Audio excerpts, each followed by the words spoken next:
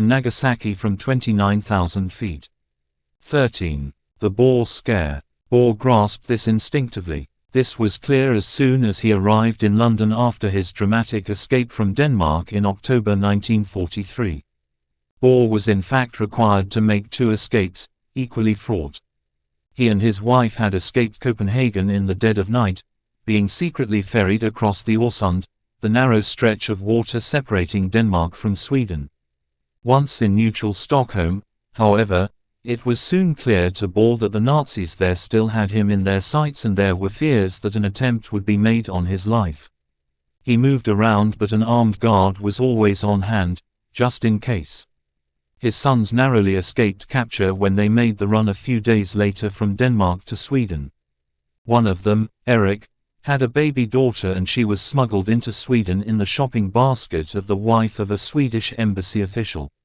Soon after the family had safely assembled in Stockholm, Boer received a telegram from London, from Lord Cherwell, formerly Dr. Frederick Lindemann and now Prime Minister Churchill's personal advisor on scientific matters. It was in effect an official invitation to come to England.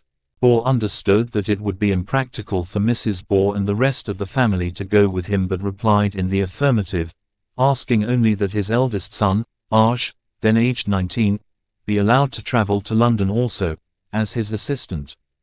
On Wednesday, the 6th of October 1943, a British Mosquito bomber landed at the Stockholm airport. This was days after Allied forces had gained a toehold on the foot of Italy, when the inhabitants of Naples, sensing their approach, rose up against the German occupiers. The Mosquito bomber carried no arms, so as not to contravene Swedish neutrality. It was made of light wood, so it would be difficult to pick up on radar, and was similar to aircraft used in commercial flights between Sweden and the UK. Boer was then flown, alone, from Stockholm to Scotland. Boer was a big man with an exceptionally large head.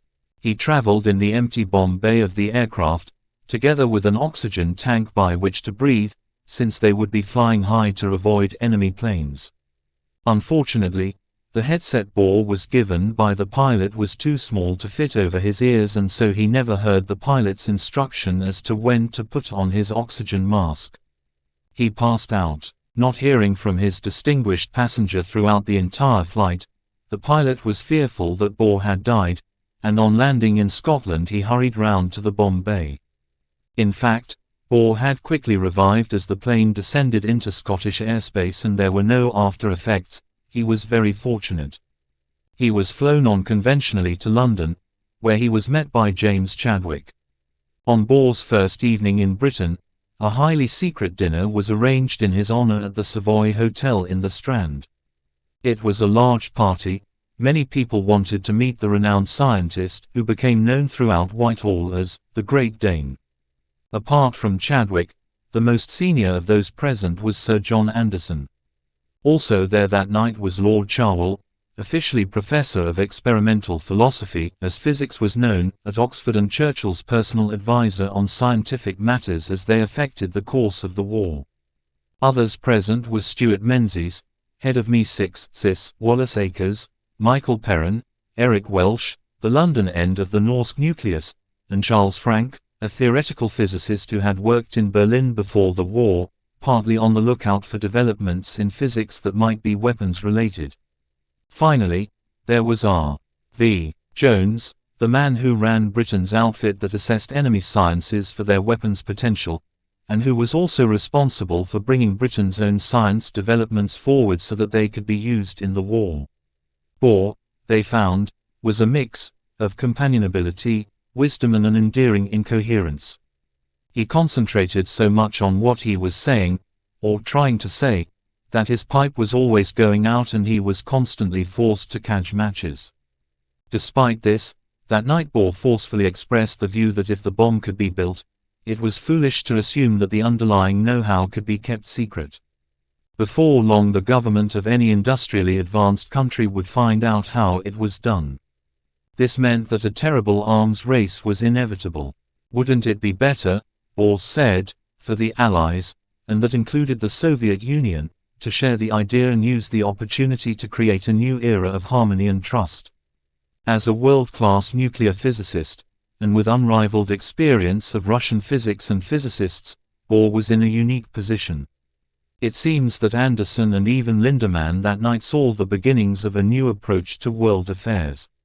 They both thought it was worth trying to have Bohr talk to the Prime Minister. One other thing discussed that night was the visit Bohr had received in Copenhagen in September 1941 from his friend Werner Heisenberg.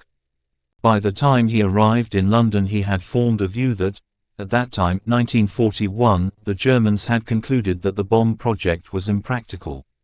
He was, however, by 1943 much less certain. The ambiguity he evinced during his journey from Copenhagen to Los Alamos, as we shall see, would play an important role in subsequent events. On the day after the dinner, Bohr was shown the headquarters offices of Tube Alloys, in Old Queen Street, near Birdcage Walk and St. James's Park. He was given a ration book and used it to go shopping for clothes. He spent some weeks in Britain visiting the various sites, Liverpool, Birmingham, Oxford, Cambridge, where early work was going on. By then, over 18 months, Perls and Frisch had worked out just how big the U-235 bombs needed to be. Francis Simon, at Oxford, had done much the same for a gaseous diffusion plant, estimating manpower and costs, which underlined just how massive any bomb project would have to be. At Cambridge, the French physicists von Halban and Kowarski showed that a chain reaction with uranium and heavy water was feasible, which in theory could produce the new element 94, while others confirmed that fission did indeed occur in element 94. Along the way, Bohr was filled in on what was being done in the US and he soon grasped fully that the bomb would now be built. Only technical, not fundamental, problems stood in the way. He also grasped that his escape had occurred at a critical time. The fallout between the principal allies had recently ended and a score of British scientists were in the process of being transferred to America for a concerted effort to build a bomb. He went to see the Chancellor, John Anderson, again and asked him what he thought the possession of a definitive weapon could do to the relations between the possessor and other states. Would any nation, Russia most of all, stand by without taking any action? Was the bomb bound to start an arms race?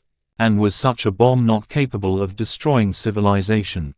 Bohr knew at first hand what it was like trying to deal with the Russians. He had tried to rescue more than one scientist in Russia and been involved in attempts to promote scientific cooperation. So he was under no illusions.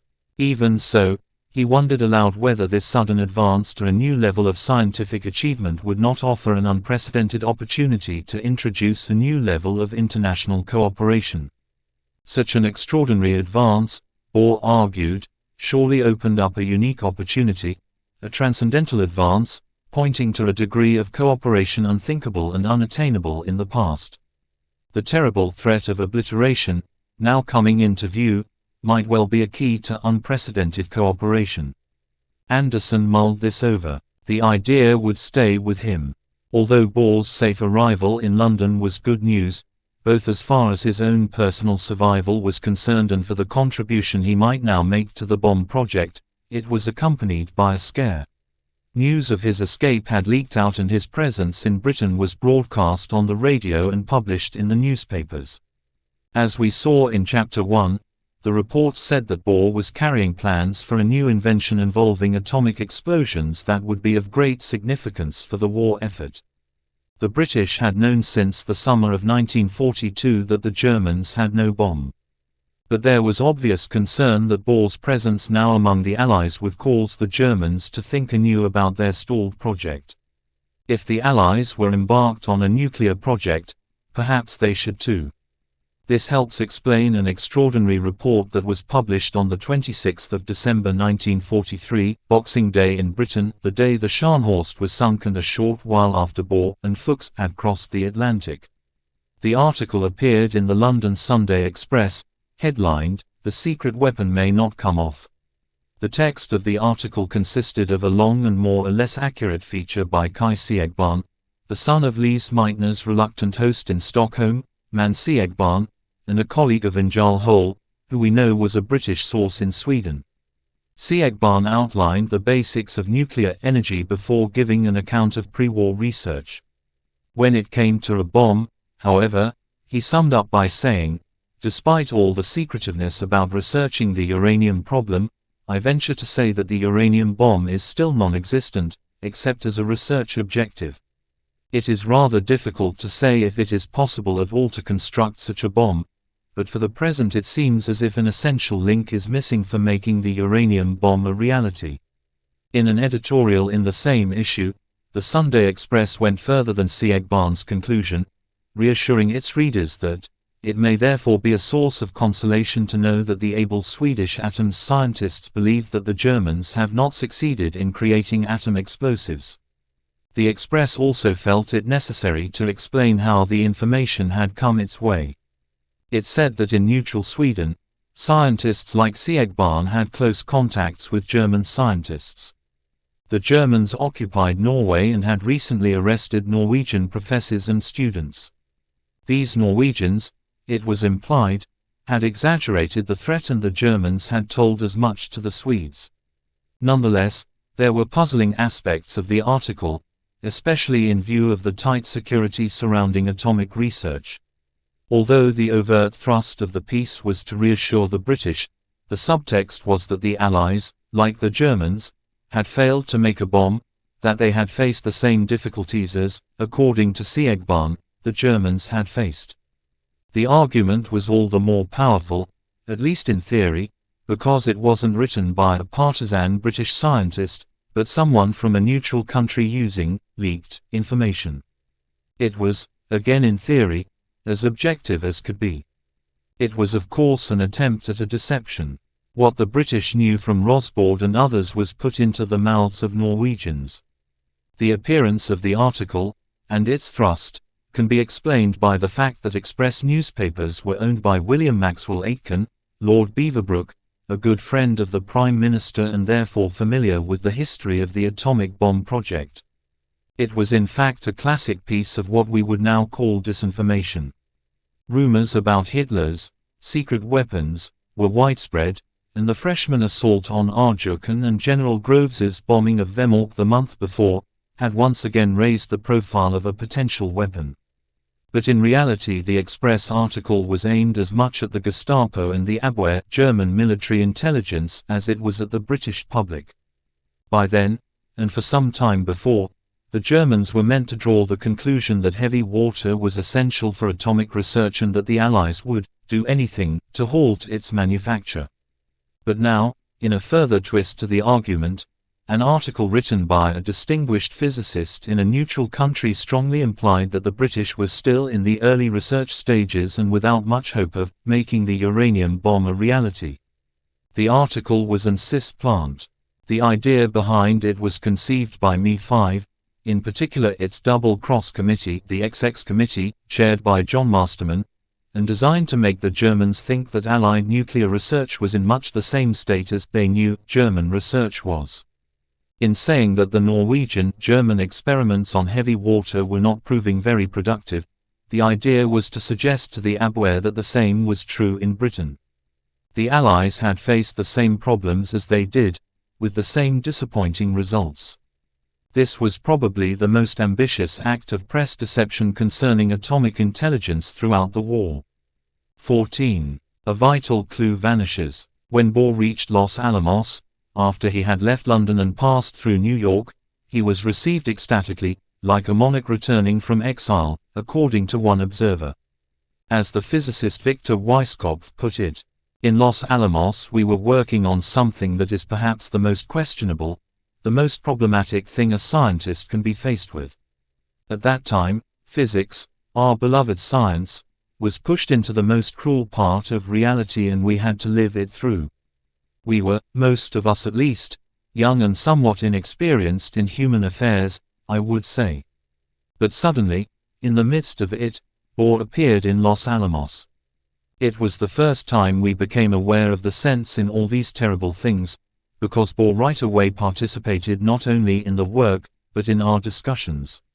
Every great and deep difficulty bears in itself its own solution. This we learned from him. Bohr had arrived at Los Alamos in the evening, and not until the following morning did the magnificence of the location and the chaos of the work going on fully reveal themselves.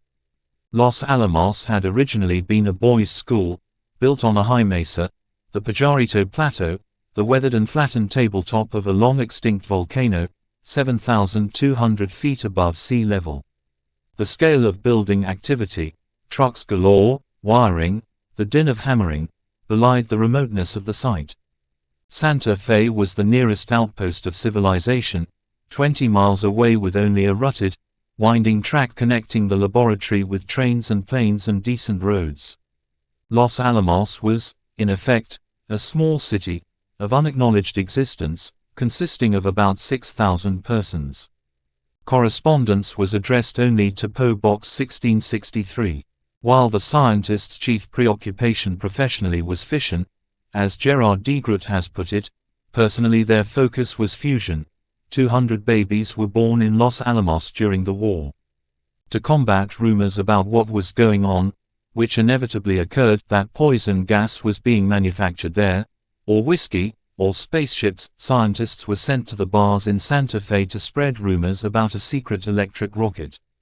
The laboratory was where more of the thinking about atomic and nuclear physics went on, but it was also the place where the purifying of plutonium would be carried out, the plutonium itself being produced at a vast site at Hanford, in Washington state.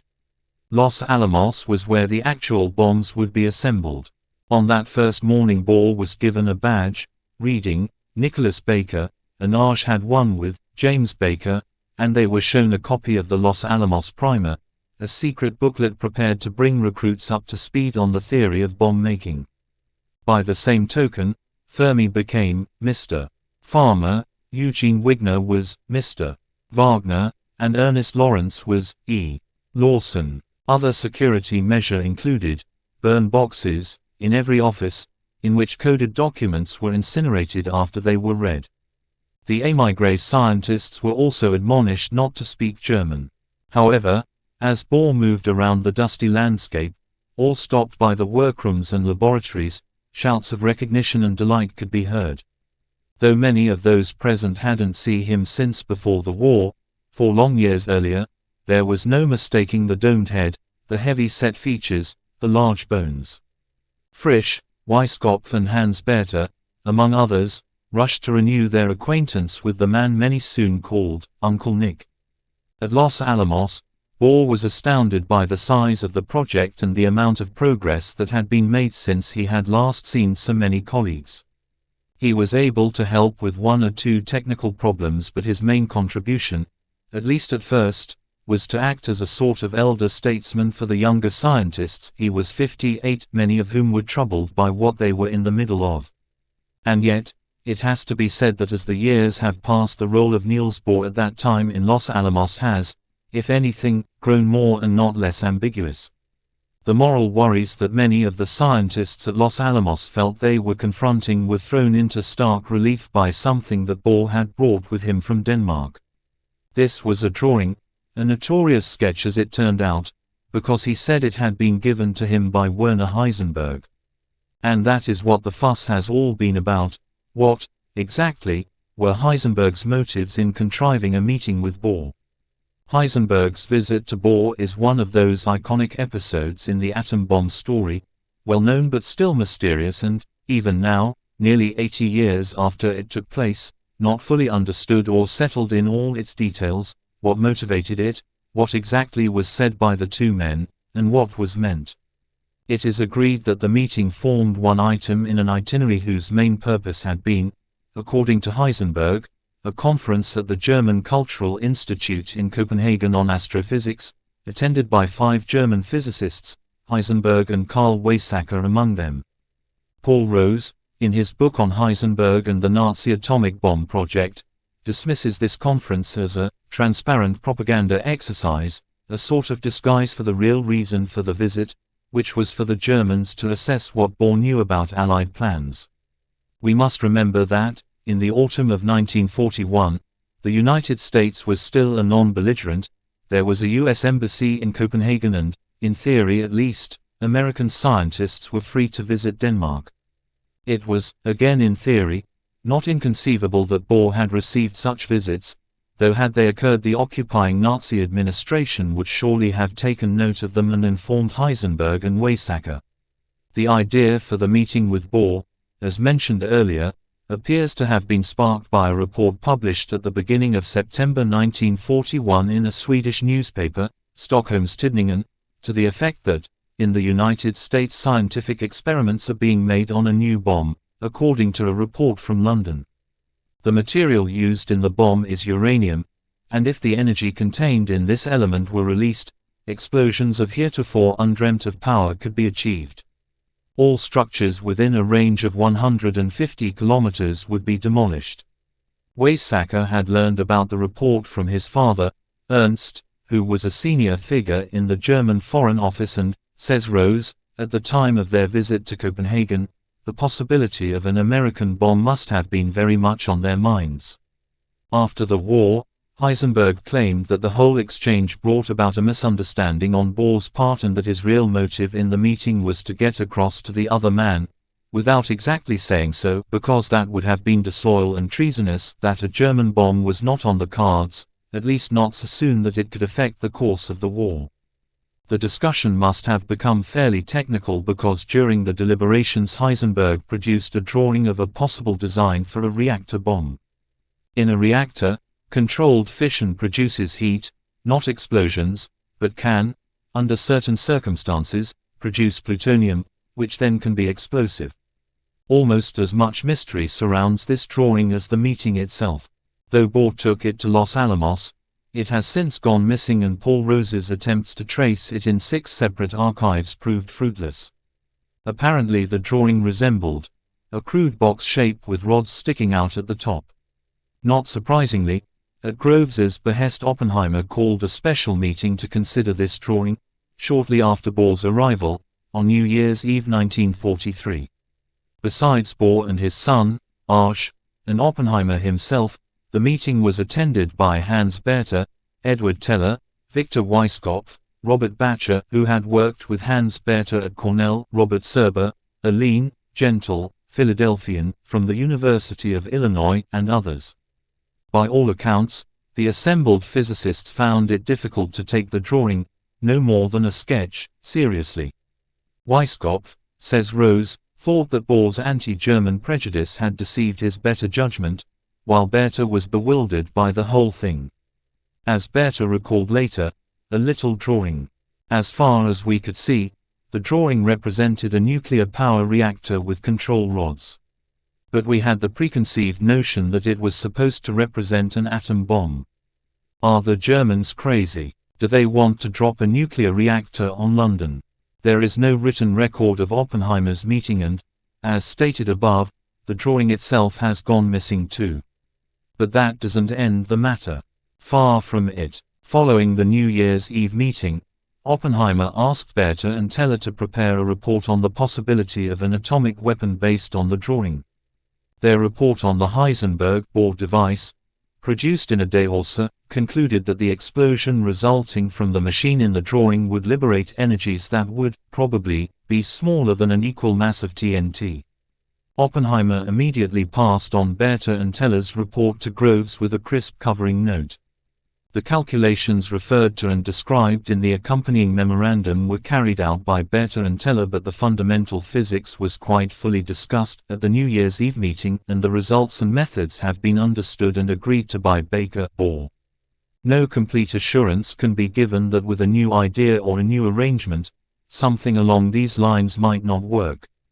It is, however, true that many of us have given thought to the matter in the past, and that neither then nor now has any possibility suggested itself that had the least promise. The purpose of the enclosed memorandum is to give you a formal assurance, together with the reasons therefore, that the arrangement suggested to you by Baker, Bohr, would be a quite useless military weapon. Questions proliferate. Why would Heisenberg take the trouble to travel all the way to Copenhagen from Berlin to give Bohr a diagram of a bomb that wouldn't work? Was he really trying to show, via the drawing, that the Germans were on the wrong track, barking up the wrong tree? But this is not what Heisenberg tried to claim after the war and, as it turns out, there is much more to it than that. Thanks to no fewer than 3 remarkable acts of scholarly sleuthing, not carried out until relatively recently, we now think we have a much fuller picture of what actually went on. The first scholar sleuth was Jeremy Bernstein, a multi-talented physicist who has worked at CERN, Oxford, the University of Islamabad and the Princeton Institute for Advanced Study. Bernstein revealed his fascinating piece of detective work at a seminar that took place at the Smithsonian Institution in Washington, D.C. in March 2002, called In the Wake of Michael Frayn's play Copenhagen, which sought dramatically to recreate the September 1941 meeting between Bohr and Heisenberg. The play sparked controversy in that it portrayed Heisenberg as a hero, someone who never killed anyone, whereas Bohr, or his theories, had. Heisenberg to Bohr, "You have actually done the deed we were tormenting ourselves about, because it wasn't a toy at all." This stung the Niels Bohr Foundation in Denmark to release, earlier than had been intended, a number of letters Bohr had written to Heisenberg but never sent. These starkly contradicted the thrust of Frayn's play. We shall come to Bohr's unsent letters in just a moment, but for now let us stick with Bernstein's detective work. It began in 1977, he tells us, when he did a series of interviews with the physicist Hans Bethe, who had first mentioned the Bohr-Heisenberg meeting, which at that point was news to Bernstein. It was Bethe who told Bernstein that Heisenberg had given Bohr a drawing and he, Bethe, had seen it at Los Alamos during the celebrated New Year's Eve meeting. When Bernstein had written up his interviews for a 3-part New Yorker magazine profile, others had taken issue with the account, arguing that Heisenberg giving Bohr such a drawing would have been an act of treason on Heisenberg's part, and the German was known to be a staunch patriot, see above, page 82, making such a gesture extremely unlikely. Since the drawing had gone missing, no one could tell in whose hand it had been made. One of Bernstein's critics on this matter, Thomas Powers, a Pulitzer Prize-winning journalist, who was to write his own book on Heisenberg, had the sensible idea of asking Arj Bohr, Niels's son, himself a Nobel Prize winner, about the drawing. Arj said in no uncertain terms that the notion that Heisenberg gave Bohr a drawing in 1941 was pure fiction. He later added that if there had been a drawing in 1941 that his father had thought represented a plan for a German atomic bomb, he would certainly have used his contacts in the Danish underground to promptly transmit it to the Allies, and this he didn't do. At the same time Bethe repeated to Bernstein that, "There was absolutely no doubt in my mind," that he had seen a drawing at Los Alamos. But he did add that he couldn't say whether the drawing was by Heisenberg or made by Bohr, from memory. Bernstein was stumped. He asked other physicists who had been in Los Alamos. Weisskopf replied that he had no recollection of a drawing. Rudolf Peierls had not seen a drawing but conjectured that Bohr had kept it from Arj and the rest of his family to protect him from knowing something treasonable. Not entirely satisfactory. But then Bernstein thought of Robert Serber. Serber ended his career as professor of physics emeritus at Columbia University and had been one of those at the New Year's Eve meeting at Los Alamos. During Bernstein's subsequent conversations with Serber, Serber told him that Bohr had shown a drawing to General Groves during their 2-day train journey from Chicago to Santa Fe. It is not clear whether it was a drawing he made on the train, or something he had with him, something he had brought from Denmark. The result was that by the time he arrived at Los Alamos on that occasion, Groves was alarmed. He thought Bohr was describing plans for a German nuclear weapon. This is why he asked Oppenheimer to convene the New Year's Eve meeting, the result of which we have already seen. But that didn't end Bernstein's detective work.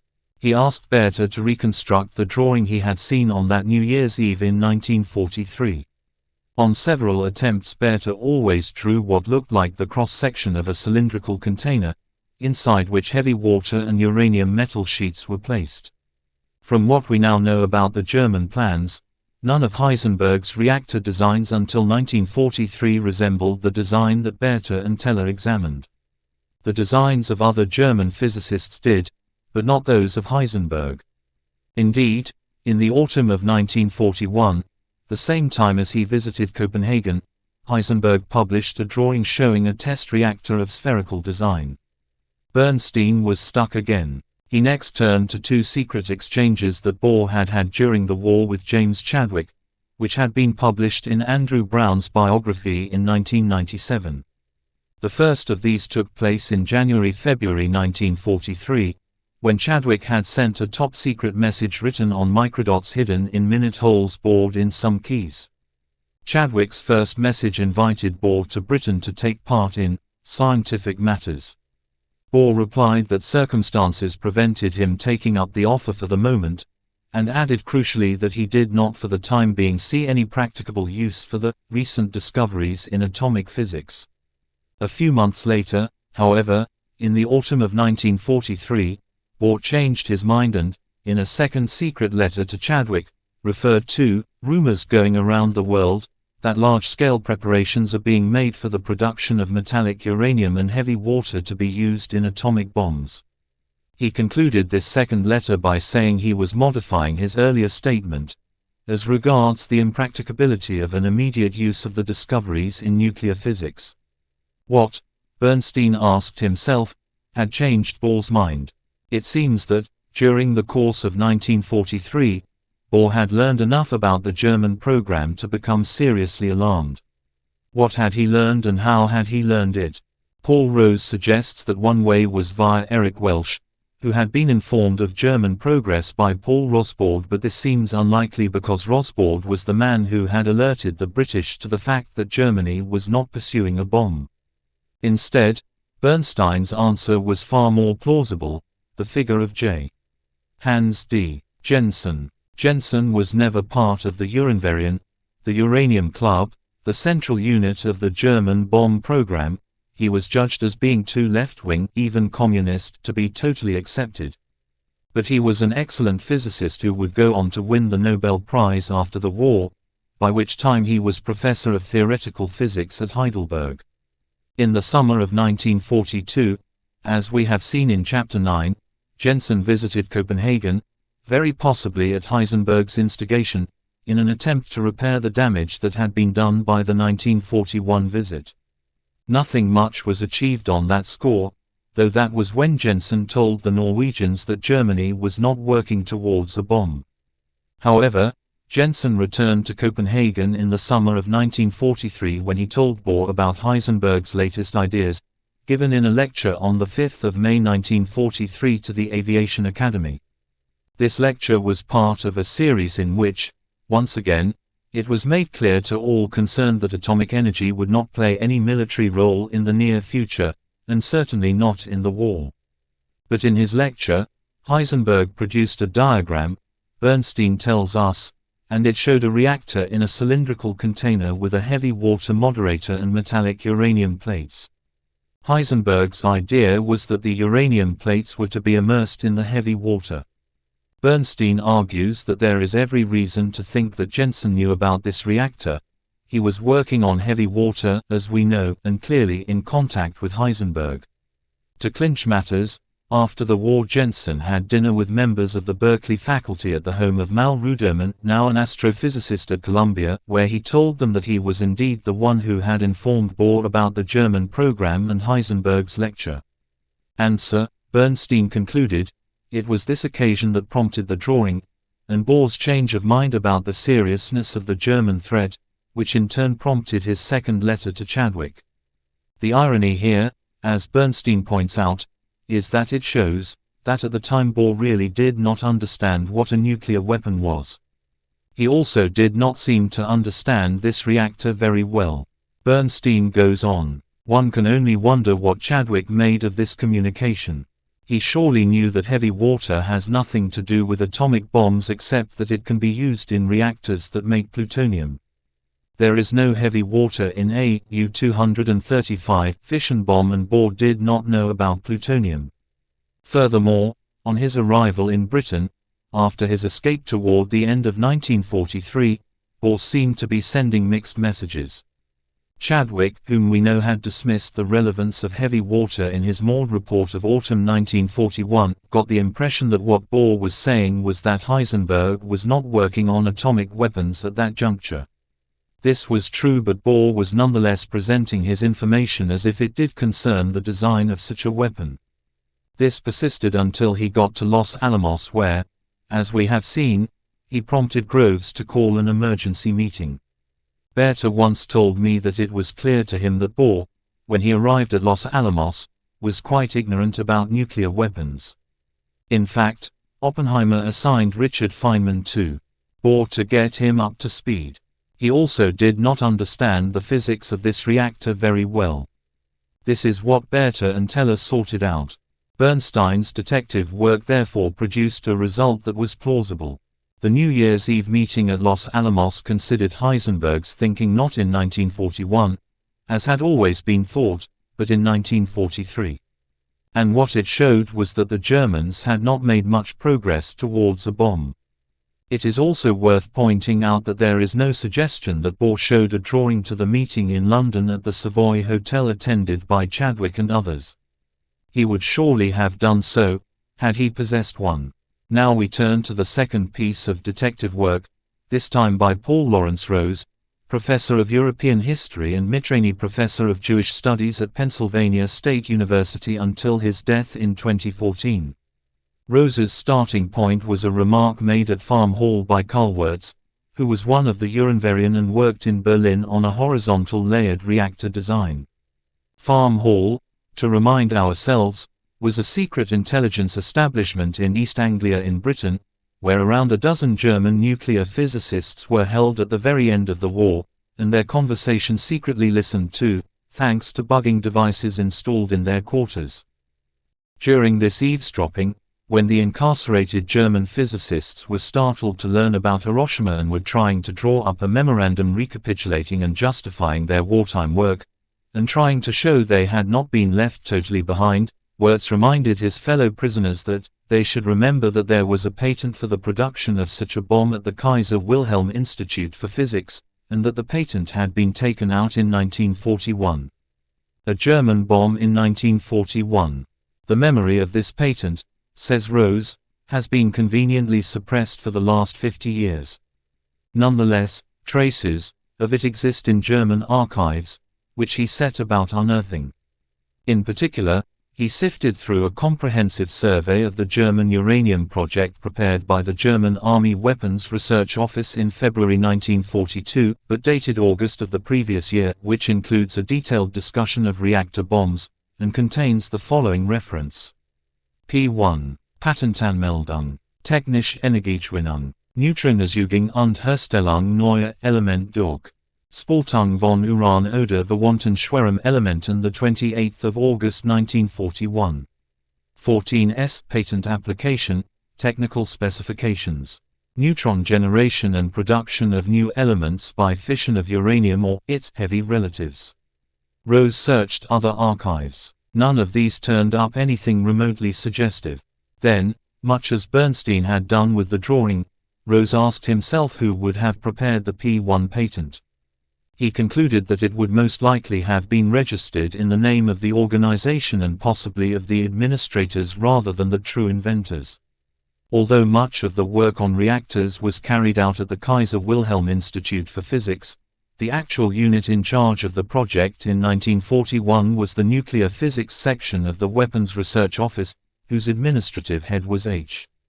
Bash and the scientific leader of which was Kurt Diebner, who had been present at the June 1942 meeting between Speer and the physicists. Following up this insight, Rose eventually came across the following report published by Diebner in 1956. T45. K. Diebner, H. Bash UA, und andere, and others. Geimpotent über Uranmaßkein mit verschiedenen geometrischen Anordnungen von Uran und Bremssubstanz. Secret patent about a uranium machine reactor with different geometrical arrangements from uranium and moderator substance.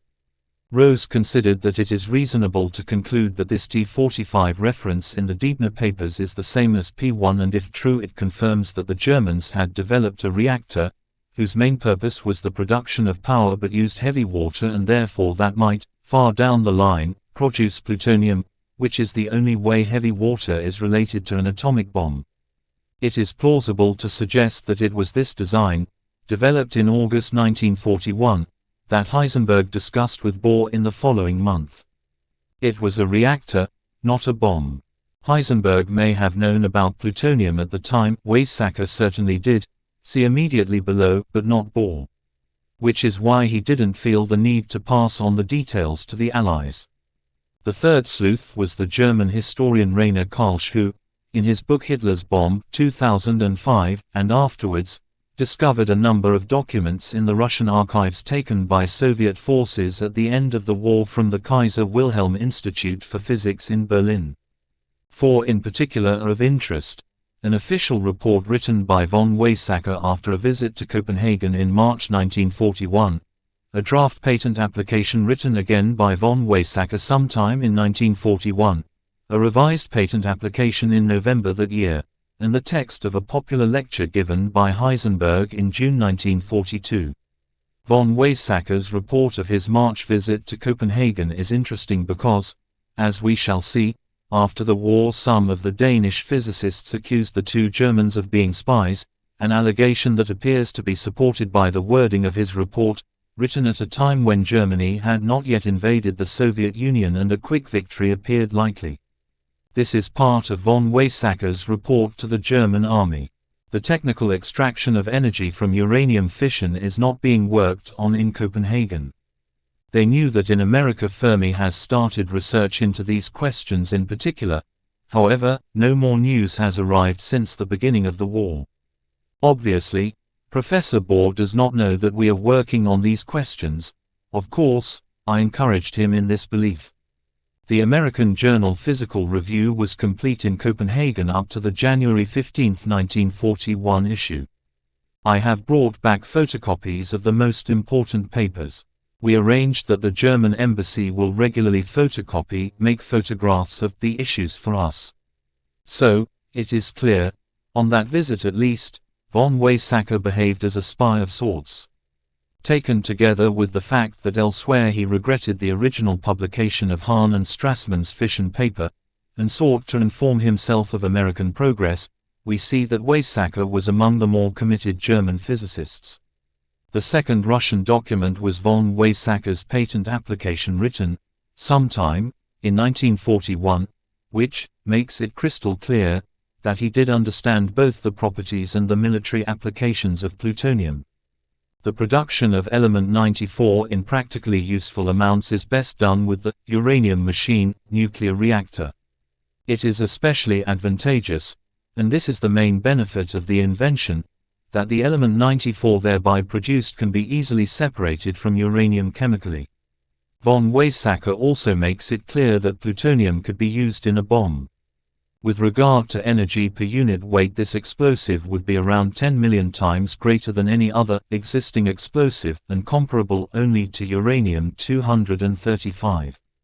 On the 3rd of November 1941, so after the September meeting between Bohr and Heisenberg in Copenhagen, von Weizsäcker resubmitted his patent with the same title, Technical Extraction of Energy, Production of Neutrons, and Manufacture of New Elements by the Fission of Uranium or Related Heavier Elements. Rainer Kalsch says this submission differed in two significant ways. First, the patent was now filed on behalf of the entire Kaiser Wilhelm Institute, instead of just von Weizsäcker. Second, every mention of nuclear explosives or bombs had been removed. This change could be put down to one of several reasons, Kalsch adds. It could reflect the change of fortune in the war. In November 1941, a quick German victory no longer appeared as certain as it had done earlier in the year. But another possible explanation is that von Weizsäcker and his colleagues had a change of heart. Perhaps their initial enthusiasm for the military applications of nuclear fission had cooled. This would support Heisenberg's and von Weizsäcker's post-war claims that they had visited Bohr in September 1941 because they were ambivalent about working on nuclear weapons. A third reason might have been that they didn't want to promise something they couldn't deliver. These various patents also show that there were, as Kalsch says, two competing groups working on nuclear reactors in Germany, one under Diebner in Gotto, near Berlin, and one directed by Heisenberg in Leipzig and Berlin.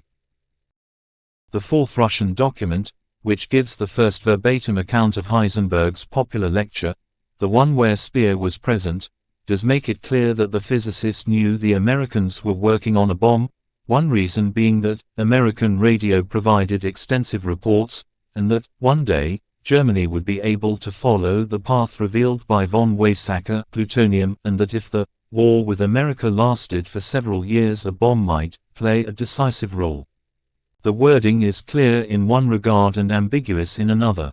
It is clear that the Germans did understand the explosive potential of both U-235 and element 94, plutonium, but it is not clear whether Heisenberg or von Weizsäcker were deliberately slowing down their own research efforts, or whether they genuinely thought that a bomb was a long shot in the current war. In support of this is the evidence, contained in several documents, that the German nuclear physicists could not believe that the Anglo-Americans could overtake them. Whatever the real reason, the result was the same: there was not enough enthusiasm to embark on an industrial-scale effort towards a bomb. Before summing up, let us turn to Bohr's unsent letters. There are between a dozen and a score of these, in various stages of completeness. There is also one from Heisenberg that he sent to Bohr, and one is written by Bohr's wife, Margrethe, also unsent. 6 things of importance emerge from these letters, apart from the fact that Bohr never sent them. 1. He insists that he remembers the encounter very well. 2. He remembers the atmosphere of the meeting as very hostile on Heisenberg's part. 3. Germany would win the war and that this would be a good thing. 4. He remembers that Heisenberg told him that he was actively involved in working on the preparation of an atomic bomb which, he was convinced, would decide the war if it went on long enough.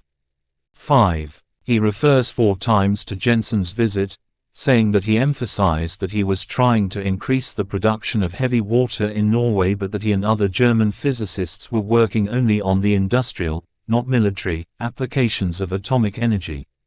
While Bohr and his colleagues felt that Jensen was telling the truth, so far as he himself was concerned, they were unsure as to how much he actually knew about an atomic weapon. 6. He wonders what authority Heisenberg had for disclosing what he disclosed. Certain observations are in order. The first is that, as Bohr points out, his father made no attempt to alert the Allies about the 1941 encounter when the US was still a non-belligerent. We may conclude, therefore, that, whatever was said, Bohr saw no imminent threat. Second, Heisenberg's statement, as described by Bohr, that he and his colleagues were actively working on an atomic bomb and that he thought nuclear weapons would decide the war, if it went on long enough, is much more ambiguous. Bohr later said that his impression of the 1941 meeting was that the Germans were not near to making a bomb, partly perhaps because he himself at that point didn't think that a weapon was practicable. Which is one reason, perhaps the main one, why he made no attempt then to report the meeting to the Allies. This would fit with what Rose found out about the reactor patent. It was essentially a preliminary, exploratory academic experiment. Bohr's behavior and moral rectitude, in strong contrast to Heisenberg's, are unimpeachable. But we do need to scrutinize this part of his memory. The unsent letters were written between 1957 and 1962. In 1941, Heisenberg and Weizsäcker felt, and had good reason for feeling, that the war would soon be over, in Germany's favor.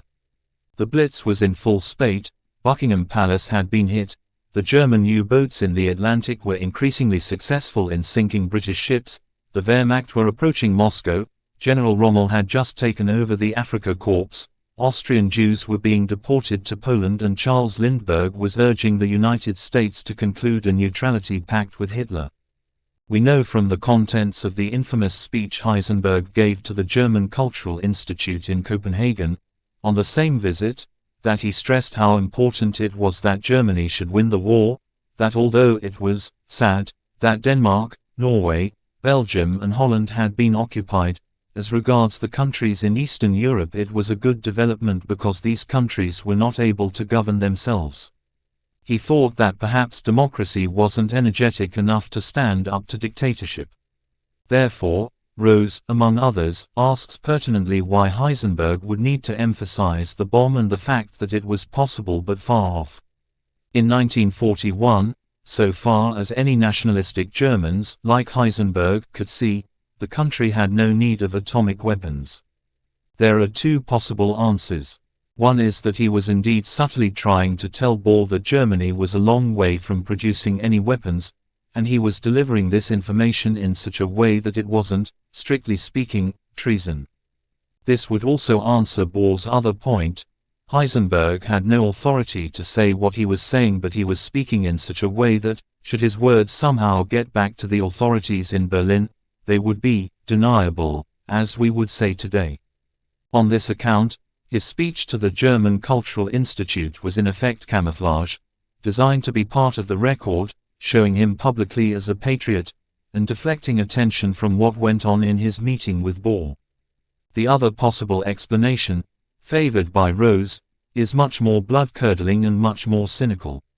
What Rose thinks Heisenberg meant was that Germany would build a bomb even after a German victory in the war, and use it to subdue, or threaten to subdue, other nations as part of a Pax Nazica.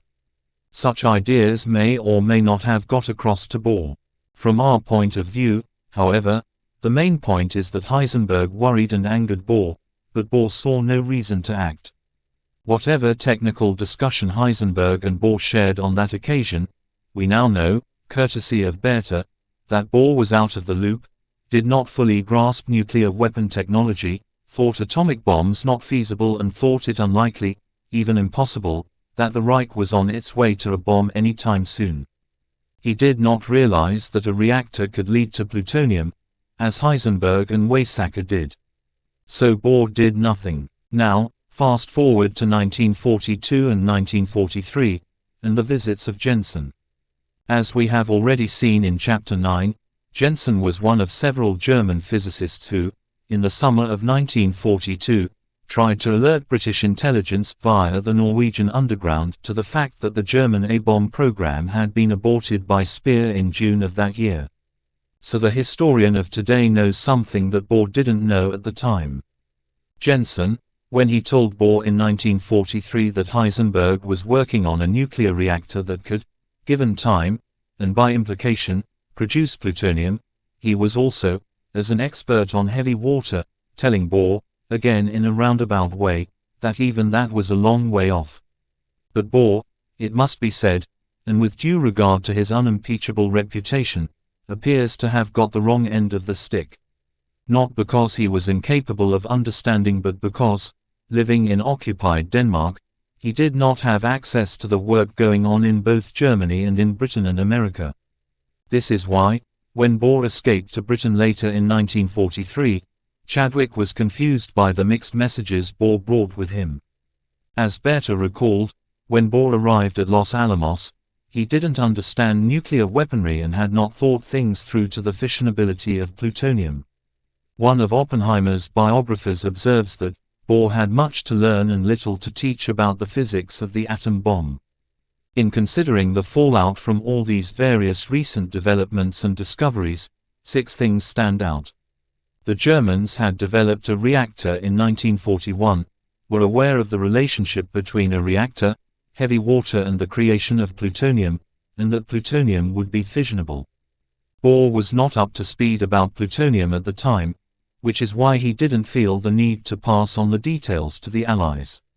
During the course of 1941, the initial enthusiasm Weizsäcker and Heisenberg had for the military applications of fission had cooled, whether they were ambivalent about such work, as they later said, or because they felt Germany was doing so well in the war that she didn't need such a weapon, or because they didn't want to promise something they couldn't deliver.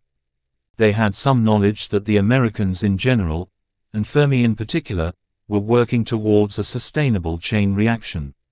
The drawing that Jensen showed Bohr in 1943, or more likely the drawing Bohr himself made as a result of the deliberations, was for a reactor, not a bomb, the design of the reactor was different to that discussed in 1941, but it was still a reactor, nothing more.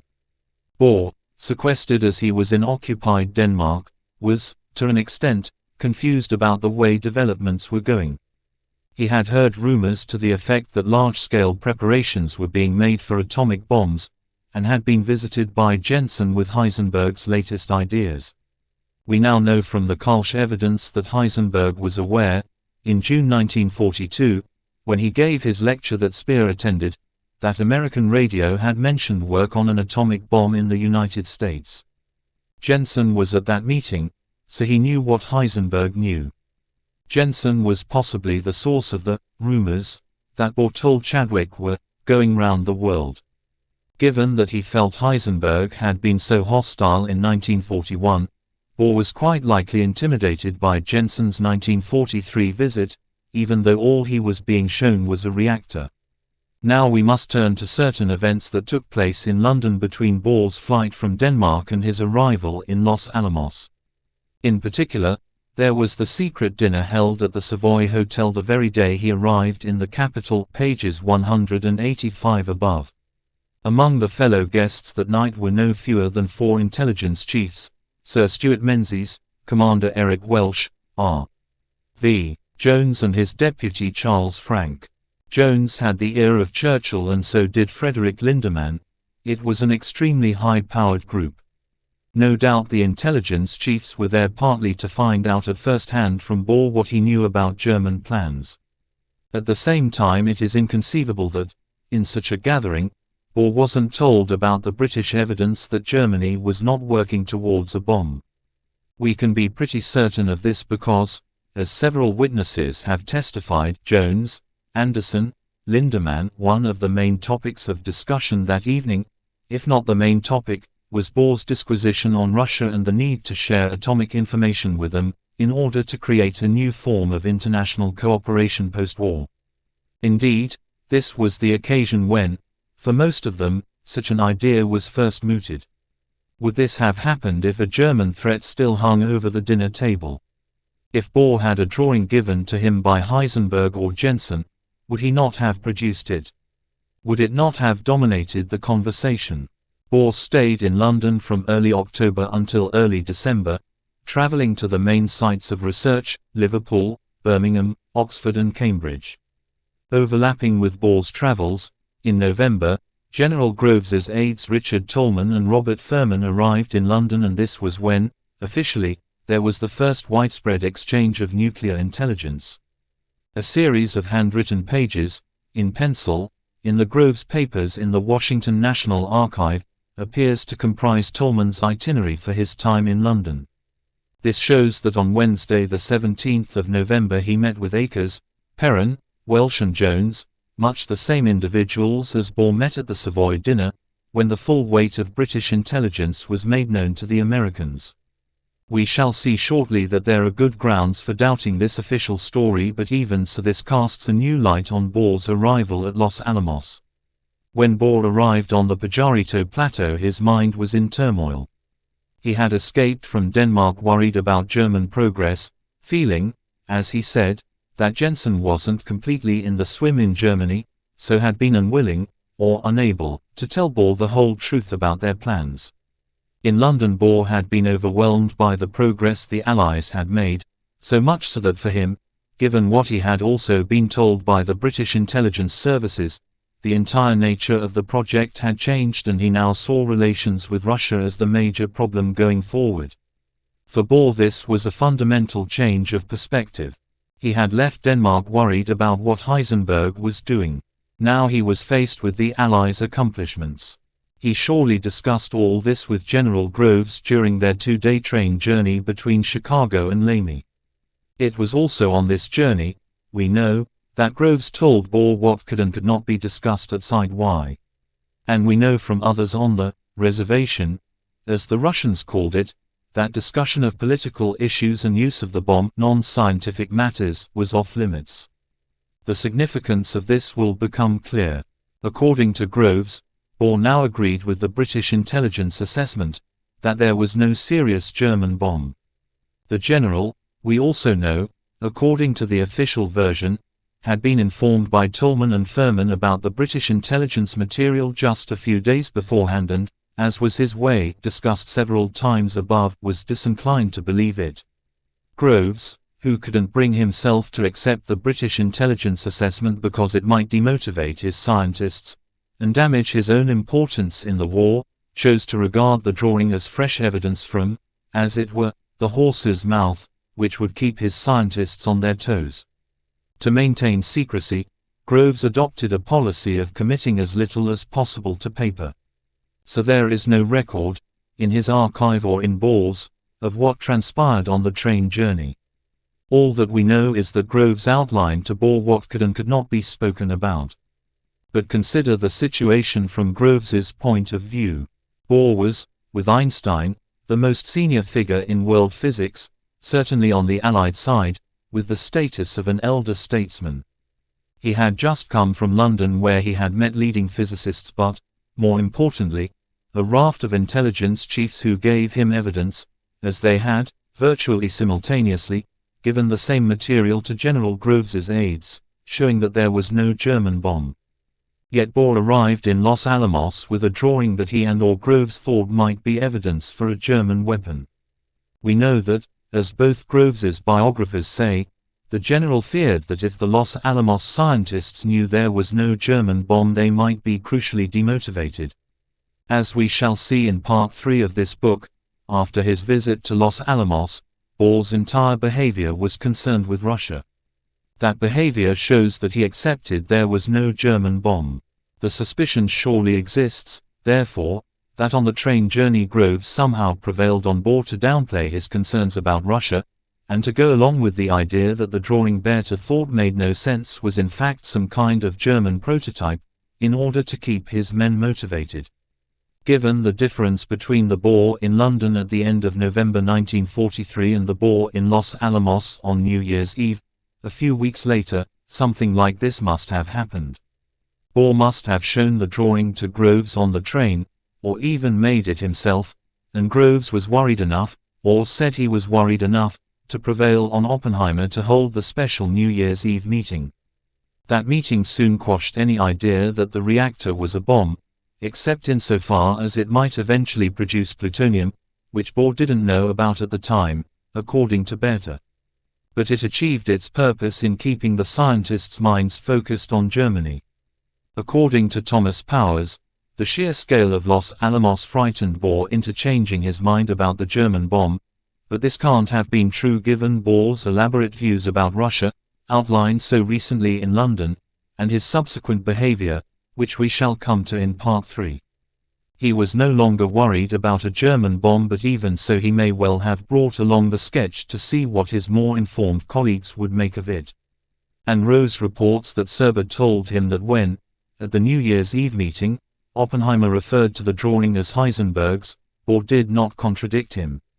Why, even if he was confused, Ball would surely have said so. He was that kind of man. Could it have been that Jensen had brought the drawing, or a set of ideas, as a basis for a drawing, to Copenhagen and Ball assumed the idea was either by Heisenberg, or a faithful reproduction of what Heisenberg then thought? On any grounds it would be good to have an insight into Heisenberg's latest thinking. The central point, however, is that the missing drawing was yet more evidence that the Germans had no bomb project. They were still experimenting on reactors for power. This in fact only added to the copious and convincing evidence that, whatever Groves might say, there was no serious German bomb program at the time Ball reached Los Alamos. Hardly less important, this intelligence information was kept from the scientists working on the Manhattan Project. Had the assembled scientists at Los Alamos known this, what would they have done? We can't be certain, but we can be sure that it would have affected both the course, and the impact, of Ball's later arguments that we shall follow in subsequent chapters. A final factor at this time concerned James Chadwick. On the day after Tolman and Furman met Akers, Welsh, Jones et al. In London, Tolman's penciled diary shows that he met Chadwick. No doubt some of the previous day's talk was repeated. Chadwick thought that Heisenberg was by far the most dangerous German physicist, because of his brainpower. Chadwick, as well as being the most senior British physicist in the atom bomb project, was also one of the most down-to-earth and realistic. Shortly after his meeting with Tolman, he left for America. He spent the next few weeks traveling across the U.S., acquiring a virtually complete picture of the Manhattan Project. What especially impressed him was the Oak Ridge site in Tennessee. Despite the fact that this secret city did not exist officially, it measured 16 miles by 7 miles, contained dwellings for 13,000 people, and by then was dominated by a gigantic factory, itself more than a mile long, designed to house Lawrence's electromagnetic separation plants. The gaseous diffusion plant occupied a 5,000-acre site in one corner of the reservation. Francis Simon had originally conceived the British site at 40 acres. 17 cafeterias served 40,000 meals a day. The plant had its own cattle and chicken ranches. 800 buses carried the workers, and the specially built hospital had 337 beds. All this brought home to Chadwick two things of importance. The sheer scale of the site was so staggering that he wondered why he had ever thought it could have been carried through in Britain, and, second, that a place like Oak Ridge was impossible to camouflage from aerial reconnaissance. He concluded that unless the RAF discovered huge new industrial sites being built in Germany, the threat of a Nazi atomic bomb was non-existent. By the end of 1943, hardly anyone in the swim at senior levels on the Allied side thought Germany had a bomb program. That included Leslie Groves, but not his scientists at Los Alamos. 15. Don't bother me with your scruples. The loss of innocence. We can now add to this an account by Joseph Rotblat about an encounter that took place in Los Alamos a few weeks after Bohr arrived there, in spring 1944. Rotblat was a Polish physicist who had been on a scholarship, studying with James Chadwick in Liverpool in 1939 when war broke out, and had been unable to return home. Documents show that he arrived in America on the 16th of February 1944 to join the Manhattan Project. According to an account he wrote after the war, he had at first stayed in Los Alamos with his old Liverpool professor and his wife, in the Chadwick's house on the site, before moving into the building where single men were housed, known as the Big House. While he was still staying with the Chadwicks, they had given a dinner party in March where one of the guests was General Groves. During the dinner, Groves had used words to the effect that the real reason for the bomb was to subdue the Ruskies. Until then, Rotblat added, I had thought that our work was to prevent a Nazi victory, and now I was told that the weapon we were preparing was intended for use against the people who were making extreme sacrifices for that very aim. On hearing Groves's words, he says, he felt a deep sense of betrayal. Putting the chronology of chapters 8, 9 and 12 together in the way that we have, we begin to see that the purpose of the atom bomb underwent a fundamental change during 1943. And there are other details that support such an idea. In 1985, Rotblat reported that he had come across a letter that Oppenheimer had sent to Enrico Fermi on the 25th of May 1943, 3 weeks after the MPC had selected Japan as the target for the first bomb, in which he had discussed the development of radioactive poison, specifically, radioactive strontium, which he thought might be developed in secret, to be used in foods, but the technology should be given the go-ahead only if it would kill at least 500,000 people. This surprisingly bloodthirsty idea coming from Oppenheimer suggests he was no longer thinking of a bomb to serve only as a deterrent.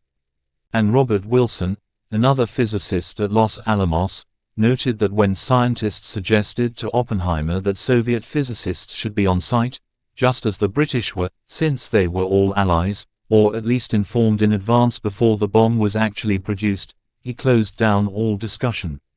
In fact, any discussion of the political aspects of nuclear weaponry and its use was discouraged at Los Alamos, and was further hindered by Groves's policy of compartmentalization, not to mention his lack of doubt throughout that the bombs would be used. Yet another tantalizing insight is provided by David Hawkins, Oppenheimer's assistant.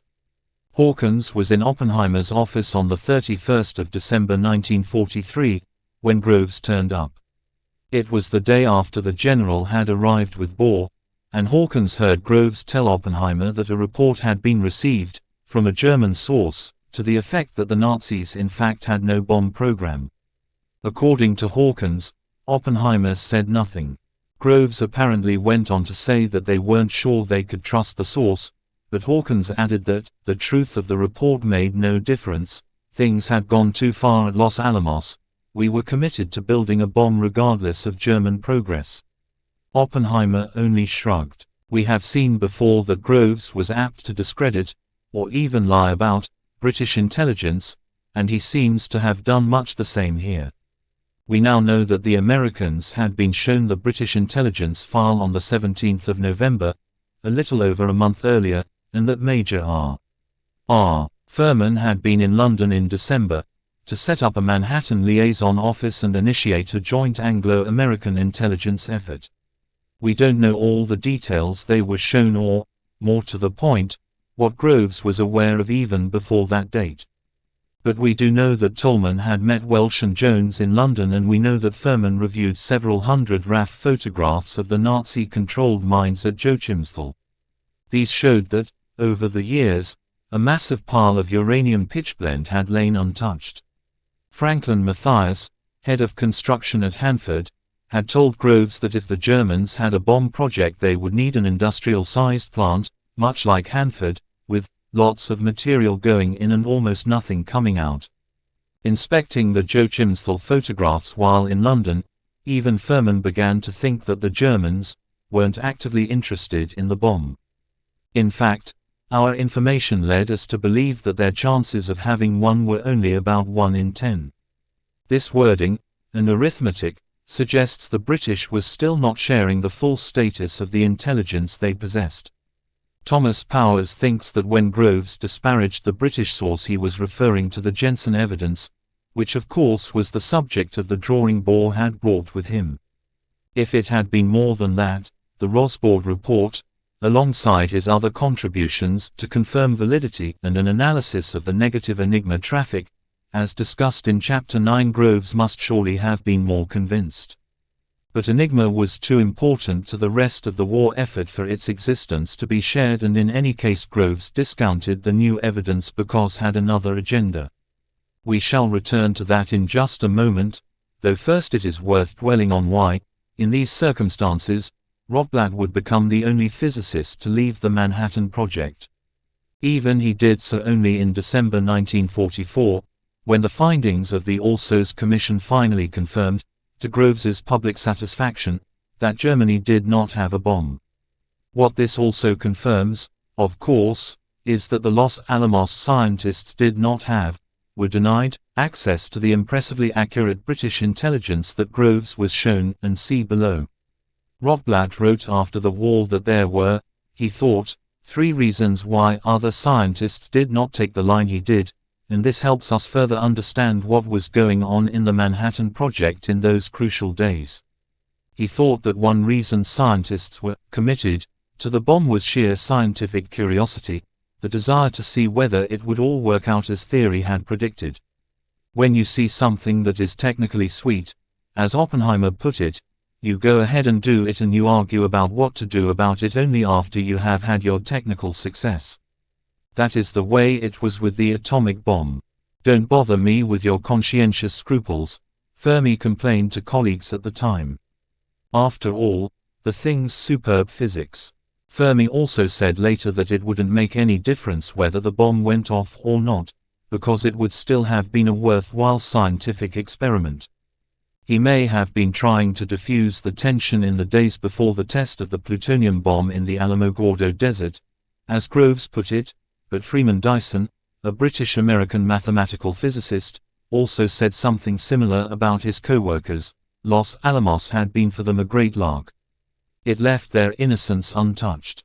David Hawkins, who had been committed to a bomb regardless, nevertheless said he was disturbed by the manic, joyous, delirious enthusiasm about the bomb, and warned that some of his colleagues had lost sight of the grave consequences of doing the job.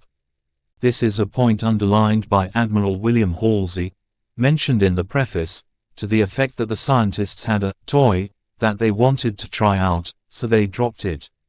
Asterisk. A second reason, which came into force later, was that if it was used against Japan it would save lives. This argument, too, has since been discredited, as also outlined in the preface.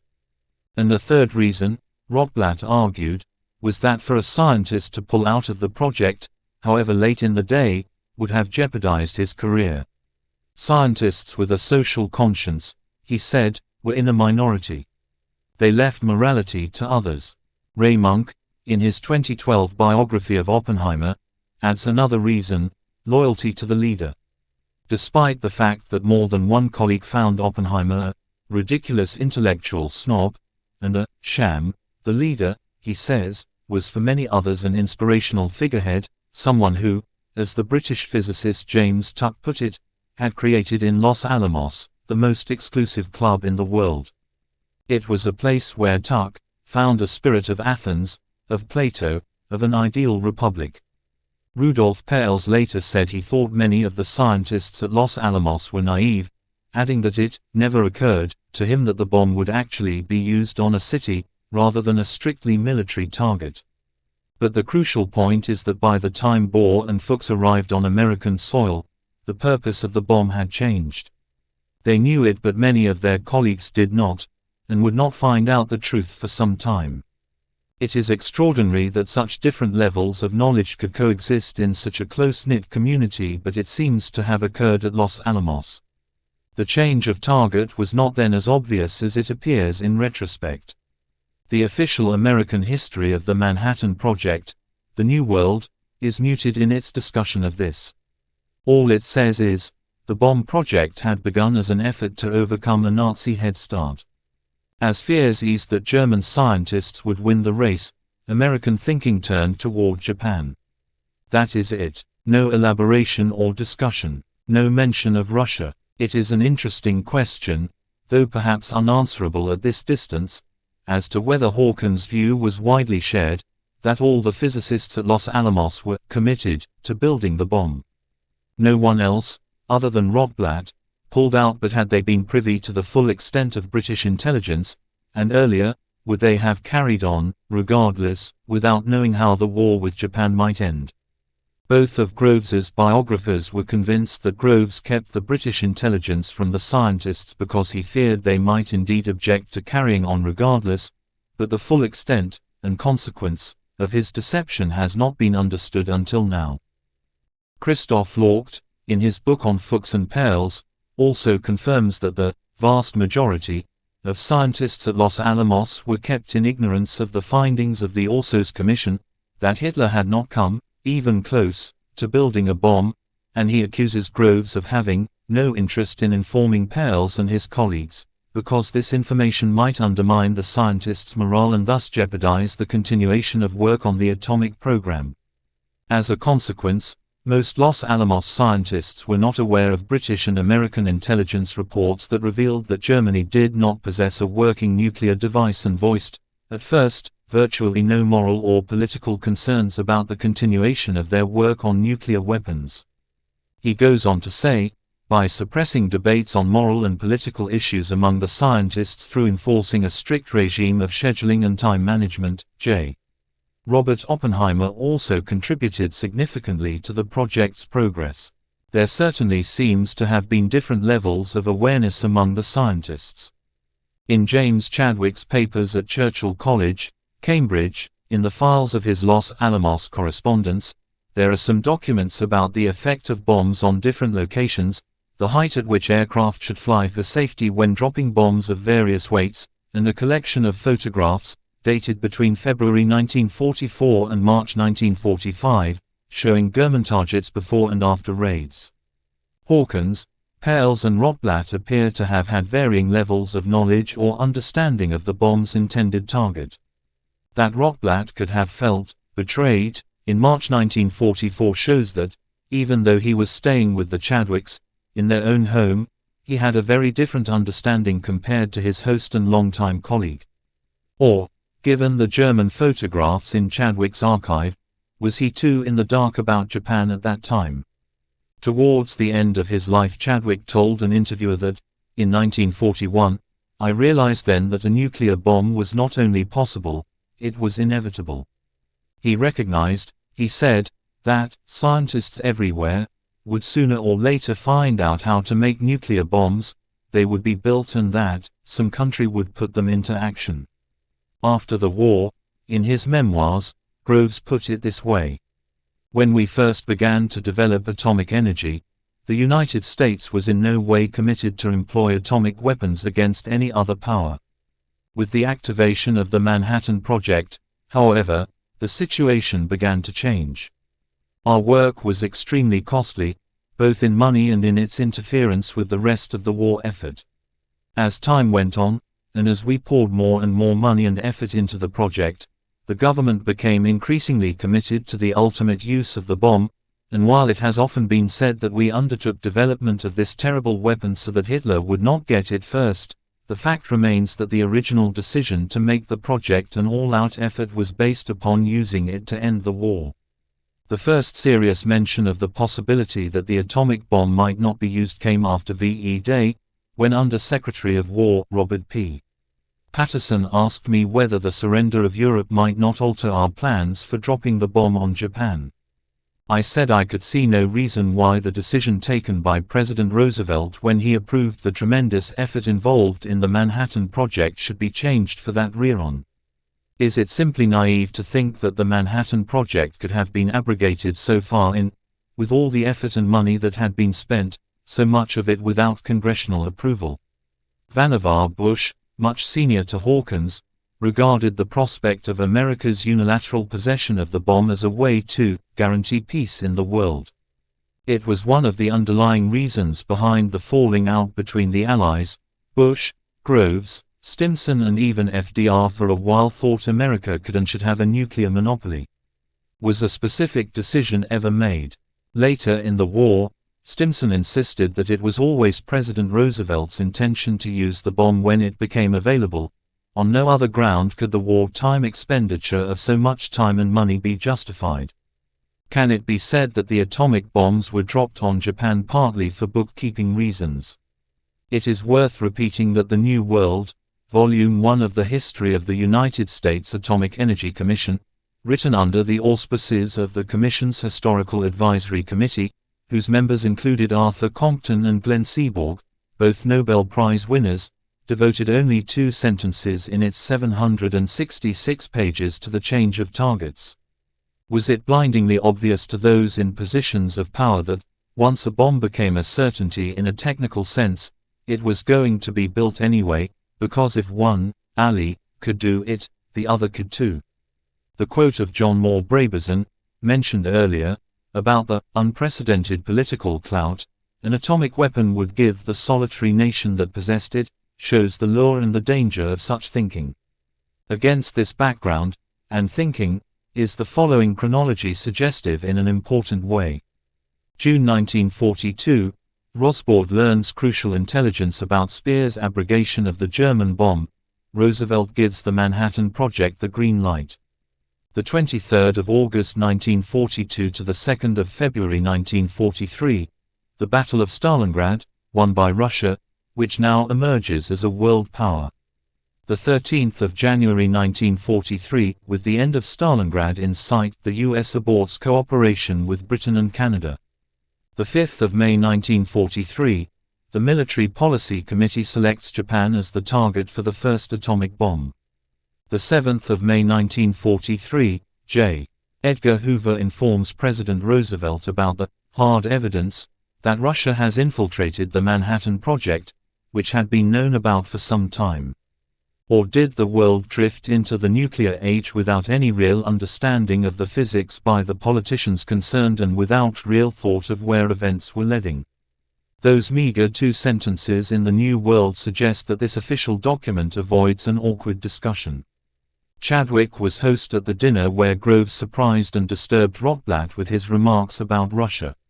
By then, as we have seen, in his heart of hearts Chadwick knew that Germany didn't have a bomb.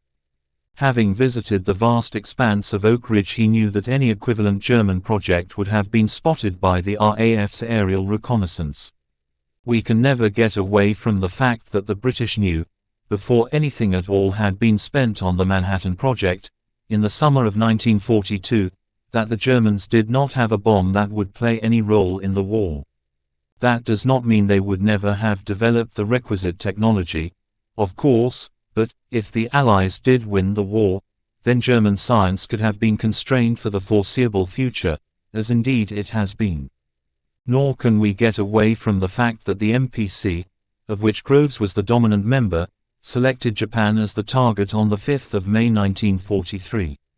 This was fully 4 months before ALSOS was created to follow the Allied invasion of Italy, ostensibly looking for a German bomb. Moreover, as we have seen, when Chadwick visited the Pentagon in September 1943, he was told by his hosts that they suspected Germany is well advanced and estimate they are near a realization of a weapon, in some form or other, than the U.S. p. 162. Something here doesn't add up.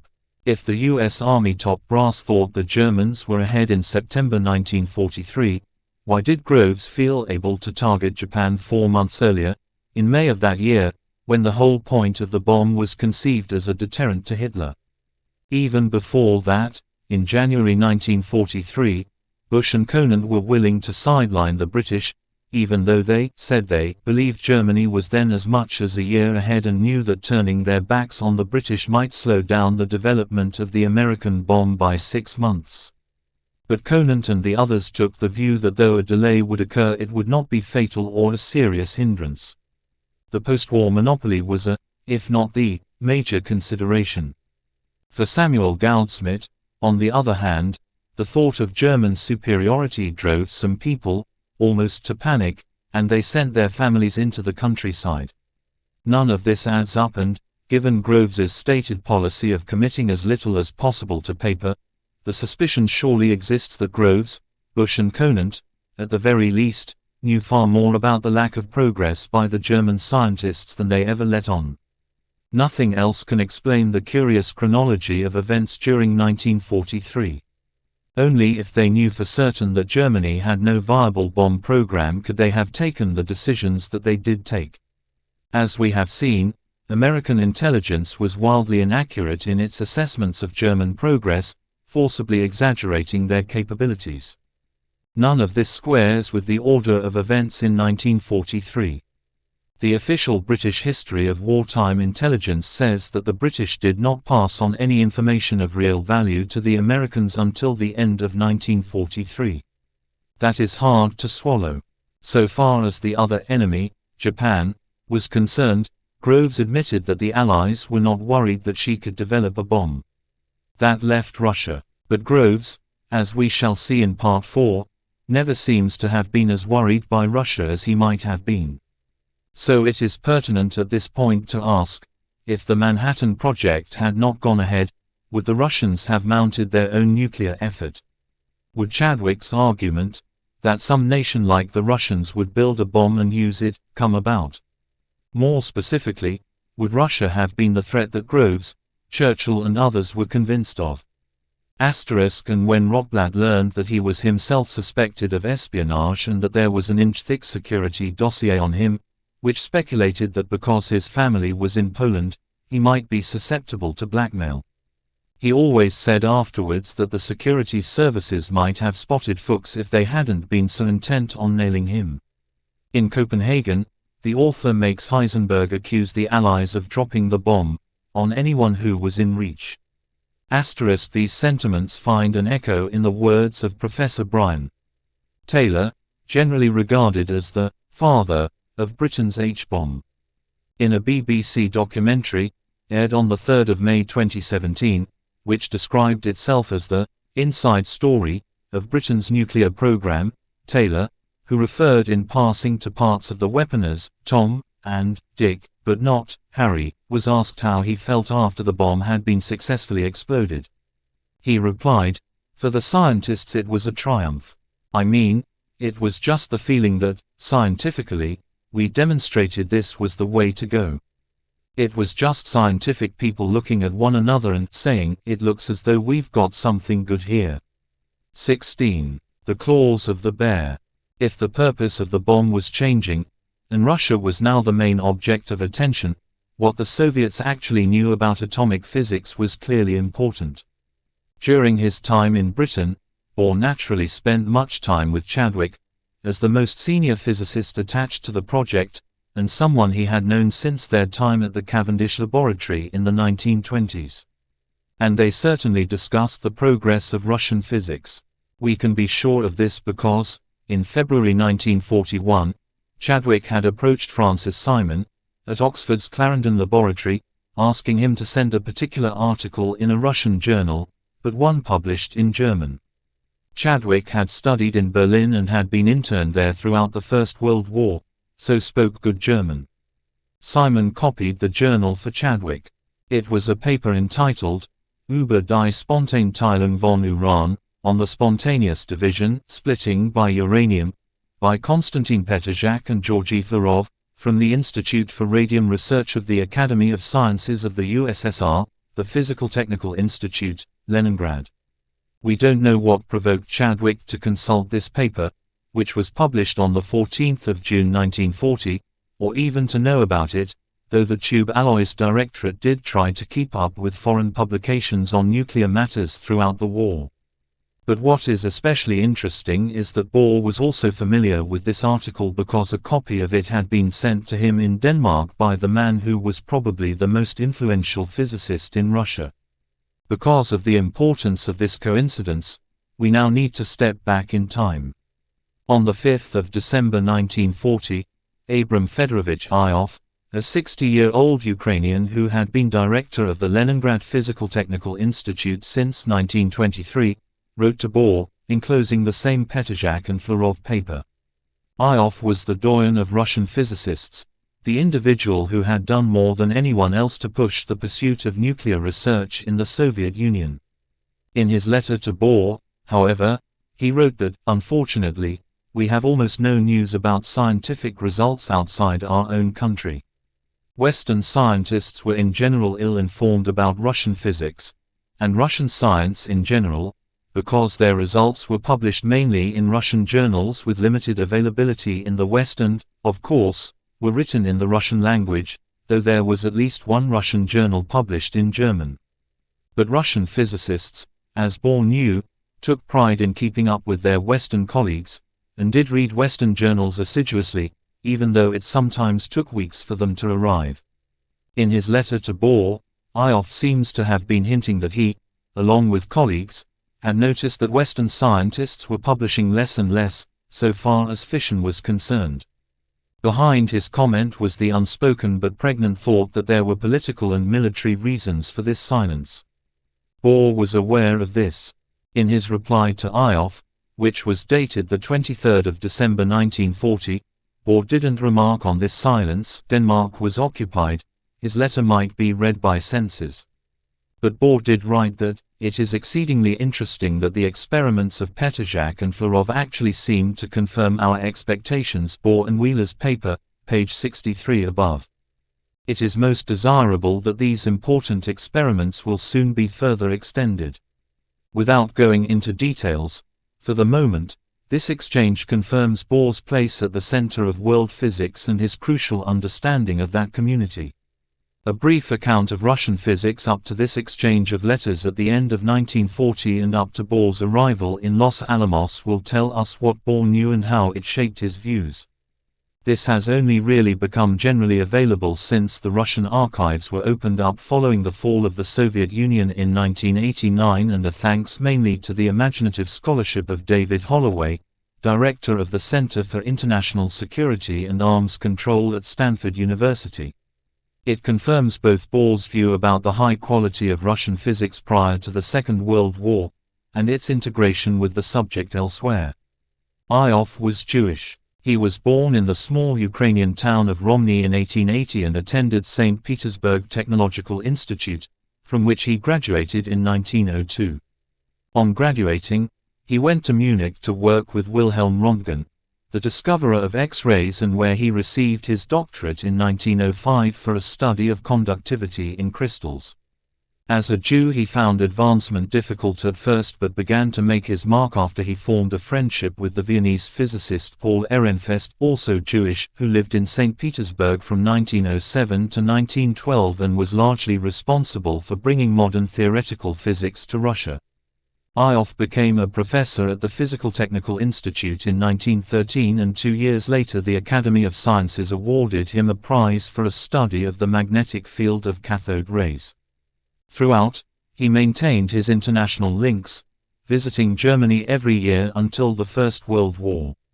As early as 1916 he had organized an influential seminar on the new physics, which was attended by well-known Russian physicists, including Pyotr Kapitsa and Nikolai Semenov, future Nobel Prize winners.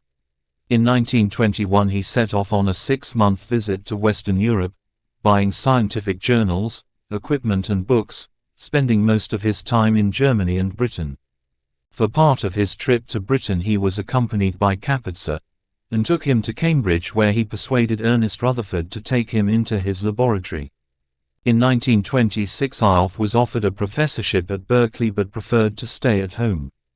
It is Ioffe, Holloway says, who deserves most credit for the continued growth of Soviet physics.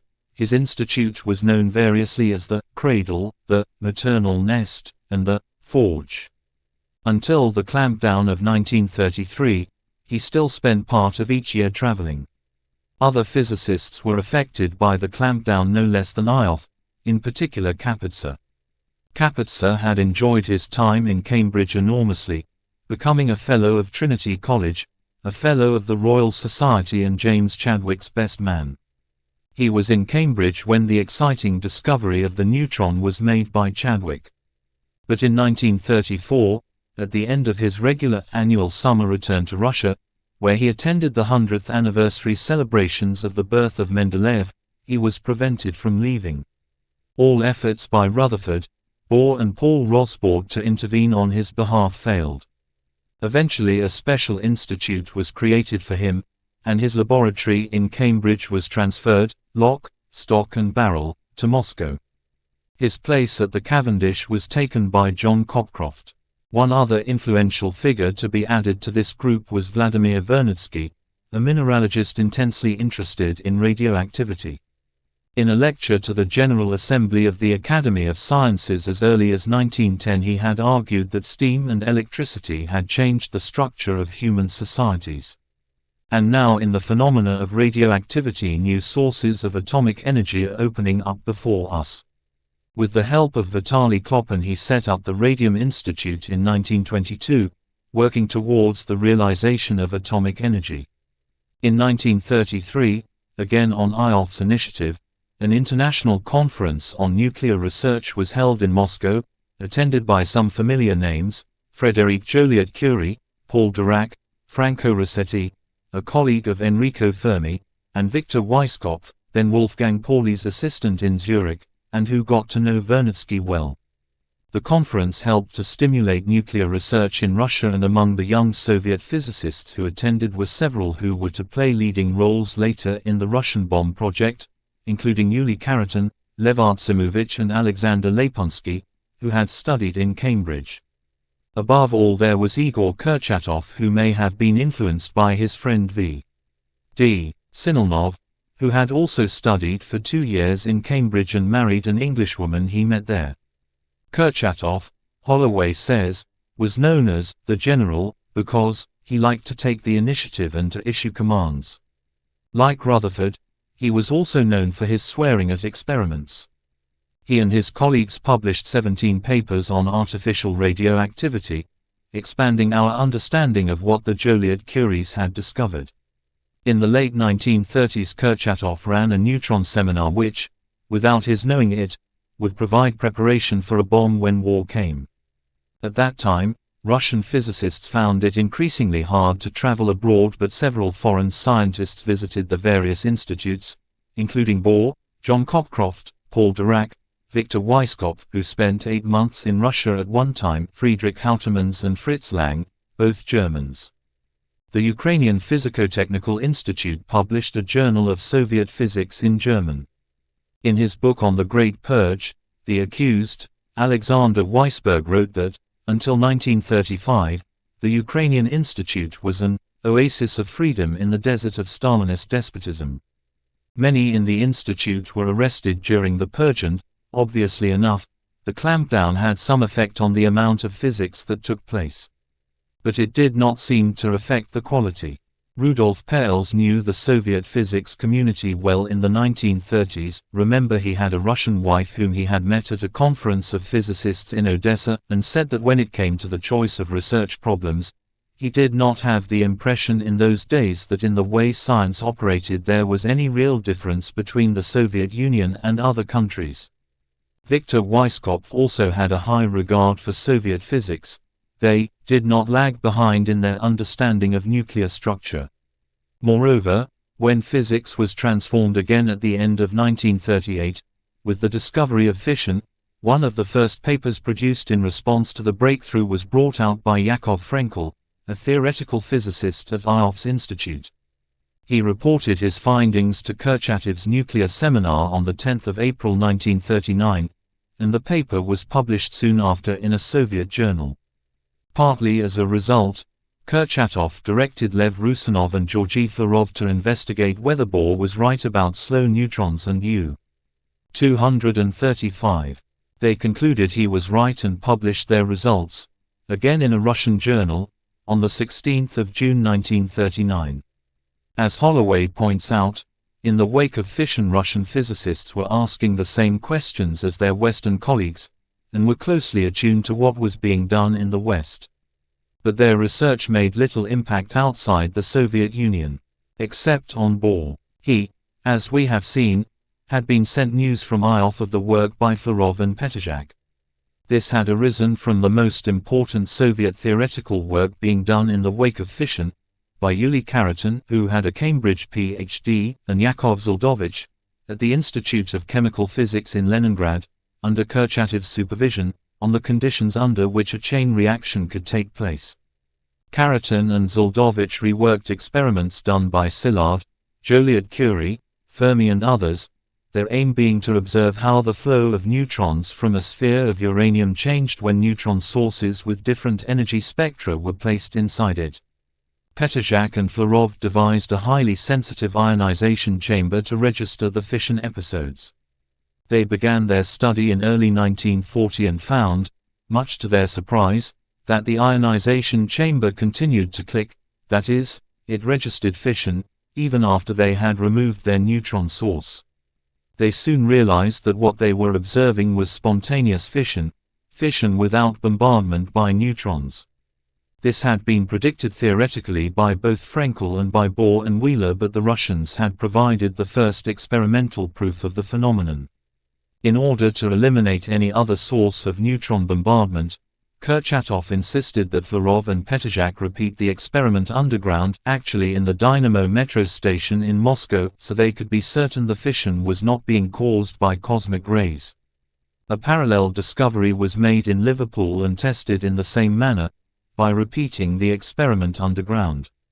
IOF's letter to Bohr was sent in the crucial window of time between the Ribbentrop-Molotov non-aggression pact of the 23rd of August 1939 and the Nazi invasion of the Soviet Union on the 22nd of June 1941.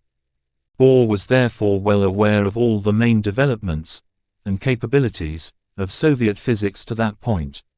And, to an extent, so were other Western physicists, because Kurchatov, conscious of the importance of the results, sent a short cable to the American journal Physical Review, which published it on the 1st of July 1940. The results received widespread attention in the Soviet Union where, says Holloway, they were taken to show that Kurchatov and his colleagues were now working on the same level as the leading researchers in the West. Bohr's and Peierls and Weisskopf's respect for Russian physics was not misplaced, but of course it was not easy or practicable for Bohr, or anyone else in the Allied countries, to follow closely what was happening in Russian physics after the Nazi invasion of the Soviet Union in June 1941, not least because many scientists were taken off the problems they were investigating and tasked with more immediate weapons-related work designed to repel the German advances. But even before that, the Soviet pact with Germany discouraged Western physicists from contacting their Russian counterparts. Here too we can see that Bohr, partly thanks to his eminence and partly to his nationality, was different, and in a privileged position. Despite their scientific excellence, the pattern of behavior of Russian physicists was different from their counterparts in Britain, the United States or Germany in one crucial respect. As Holloway tells the story, there is no evidence that Russian physicists tried to alert the government to the possibly belligerent implications of nuclear fission. They continued to publish freely and no effort was made, either by the government or by the scientists themselves, to restrict the release of information. One reason for this, as Holloway also observes, was that expressions of alarm at the prospect of a German bomb would not have been compatible with the Nazi-Soviet Pact of August 1939 or the Friendship Pact that followed it in September. In fact, no action was taken until May 1940, and only then, it seems, because of an article in the New York Times. This was the story, already described, by William Lawrence, which ran on the front page on Sunday, the 5th of May 1940, headlined, "Vast Power Source in Atomic Energy Opened by Science, CP. 82. As we have already seen, in America there was no official reaction. But there was a reaction of another kind, although the author of the article, William Lawrence, never knew about it. One of the teachers on the history faculty of Yale University, just up the coast from New York, at New Haven, Connecticut, was George Vernadsky, none other than the son of Vladimir Vernadsky, the man who had put radioactivity on the map in Russia. He immediately sent his father the New York Times article. Vernadsky was then staying at a sanatorium in Uko, the southwest region of Moscow, together with Kloppen.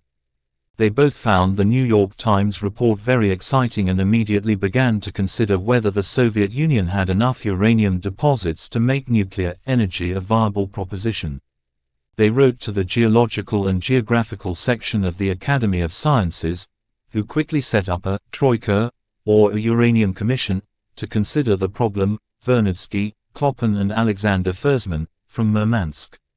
Not long after, in July, Vernadsky and Kloppen wrote to Nikolai Bulganin, Deputy Premier and Chairman of the Government's Council on the Chemical and Metallurgical Industries, drawing his attention to the discovery of fission and the great quantities of energy that could be released, and making the point that both the Americans and the Germans appeared to be working on a bomb. This was the first attempt by Soviet scientists to alert the government. Throughout the second half of 1940 there was growing awareness among Russian physicists of the possible military significance of nuclear fission, and the scope of research widened. At a meeting of the Uranium Commission on the 17th of May 1941, the sweep of research increased further, ranging from fluorescent tests for detecting uranium to methods of isotope separation, and chain reaction calculations. And then disaster struck. In the following month, on the 22nd of June, Hitler invaded Russia without warning. Stalin was taken totally by surprise. By November that year Germany had control of territory where 45% of the Russian people lived, and where 60% of its coal, iron and steel were produced. Scientists, no less than anyone else, were mobilized. Some were drafted. Institutes were evacuated from Moscow and Leningrad and reorganized to work on matters more closely related to the hostilities, radar, armor, rocket artillery, the demagnetizing of ships. Kurchatov dropped his work on fission and his laboratory was disbanded. He himself worked on demagnetizing. The Uranium Commission ceased to function. Vernadsky was evacuated to Borovo, a lakeside resort in Kazakhstan, 2,500 miles to the east. In the middle of July he recorded in his diary the fear that Germany might use gas or uranium energy in the fighting, but in a letter to his son in New York, written on the day before he was evacuated, he wrote, "I am profoundly glad that we are now indissolubly linked with the Anglo-Saxon democracies. It is precisely here that our historic place is." He was not alone in this feeling.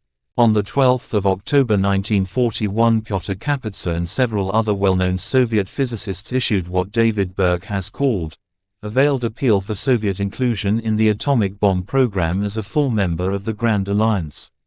A day later, the London Daily Telegraph published a sympathetic article under the headline, "Soviet Call to World Science," which reported on an appeal issued by 20 world-famous Russian scientists, and called on scientists of the world to concentrate on discovering new methods of warfare to be used against Germany. Quoting Kapitsa personally, the Telegraph article discussed the possibility of the future development of an atomic bomb by the Allies, although it was skeptical that such a weapon could be ready for use in the current war. A hint of a new explosive was given by Professor Kapitsa, who for many years worked on atomic problems with Lord Rutherford at Cambridge. In principle, we can foresee another increase of the demolition power of explosives by about 100%. New possibilities are also opening. Thus, for instance, the use of subatomic energy. I believe, however, that the chief difficulties in the use of this energy are today still so great that the probability of an atomic bomb being used in this war, unless it lasts a very long time, is small. It is worthwhile mentioning, however, that theoretical calculations prove that if the modern powerful bomb that can destroy today a whole district is replaced by an atomic bomb, it could really destroy a large capital with a population of several millions. The crucial elements here are, first, the very fact of the appeal by Russian scientists, hinting that they knew something of what was going on among their allies, and, second, the mention of theoretical calculations, which clearly indicate that they themselves had been working towards a weapon, if only in theory. Added to what we already know, including the various intelligence leaks, the Telegraph article offered an opportunity for Britain and the United States to share what they had. It was a warning that went unheeded and contributed to the serious underestimate of Russian capabilities later on. Vernadsky and Kapitsa were senior scientists. Their more junior colleague, Georgy Flerov, then 28, born in Rostov-on-Don, in the south of Russia, but a graduate of IOF's Institute, had joined up at the outbreak of war and been sent to work on dive bombers at Iushka-Ola, Red City, 500 miles to the east of Moscow, to which the Air Force Academy had been evacuated. He was much less sanguine than his more senior colleagues, was dogged by a sense of urgency they didn't share, and he could not put nuclear research out of his mind. He contacted IOF and persuaded him to let him address a seminar in Kazan, 75 miles away, where, in mid-December 1941, he spoke to a number of physicists, including IOF himself and Kapitsa. Flerov told them that he had observed that scientists in the West had stopped publishing their work on fission, and this could mean only one thing, that both sides were working on a bomb.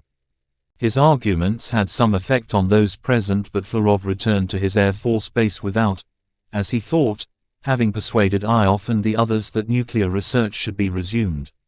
But he still wouldn't give up. He now wrote to Kurchatov a long letter covering 13 pages of a school notebook. He argued that a slow neutron chain reaction in natural uranium was impossible, but that a fast neutron chain reaction could produce an explosion equivalent to 100,000 tons of TNT, and was therefore worth the time and effort. Kurchatov didn't respond to Flerov's letter, but the young man was even now not daunted. At the beginning of 1942 his unit was moved to Voronezh, 500 kilometers south of Moscow, where the university had been evacuated, but the library was still there, and intact. Flerov used the opportunity to consult the American journals that, despite the war, had found their way to the library. He expected to find a reaction to his own work, with Petržak, on spontaneous fission, the work IOF had drawn to Bohr's attention. But Flerov found nothing. Not only that, he found no articles on nuclear fission, none at all, and remember that more than 100 articles had been published between Hahn and Strassman's discovery of fission at Christmas 1938 and the outbreak of war in September 1939. Even more to the point, there were no articles by leading nuclear scientists on any other subjects either. They had all gone very, very quiet. For Flerov this was a convincing confirmation of his argument and a major example, as he put it, of the dogs that did not bark. It was clear to him that nuclear research in the United States and Britain was being carried out in secret. More worrying, such reasoning also applied to German scientists. Germany, he knew, had significant supplies of uranium ore, a heavy water plant that they controlled in Norway, and preeminent experts on separating isotopes. Now on a crusade, Flerov wrote to Sergei Kaftanov, the State Defense Committee's plenipotentiary for science. He drew the minister's attention to the absence of publications on fission in the international journals. This silence is not the result of an absence of research. In a word, the seal of silence has been imposed, and this is the best proof of the vigorous work that is now going on abroad. He floated the idea that the powers that be simply asked the Americans and British, now their allies, what they were doing. The earlier Kapitsa appeal, in the Daily Telegraph, had produced nothing. Despite the fact that he followed his letter with 5 telegrams, he received no reply from Kaftanov. A lesser man might have given up, but, still undaunted, his next move was the only one left to make. In April 1942 he wrote to Stalin. In his letter he called for a high-level meeting of all the leading nuclear physicists in the Soviet Union. He said he hoped that Stalin would himself attend, to gauge properly the threat that he, Flerov, was outlining.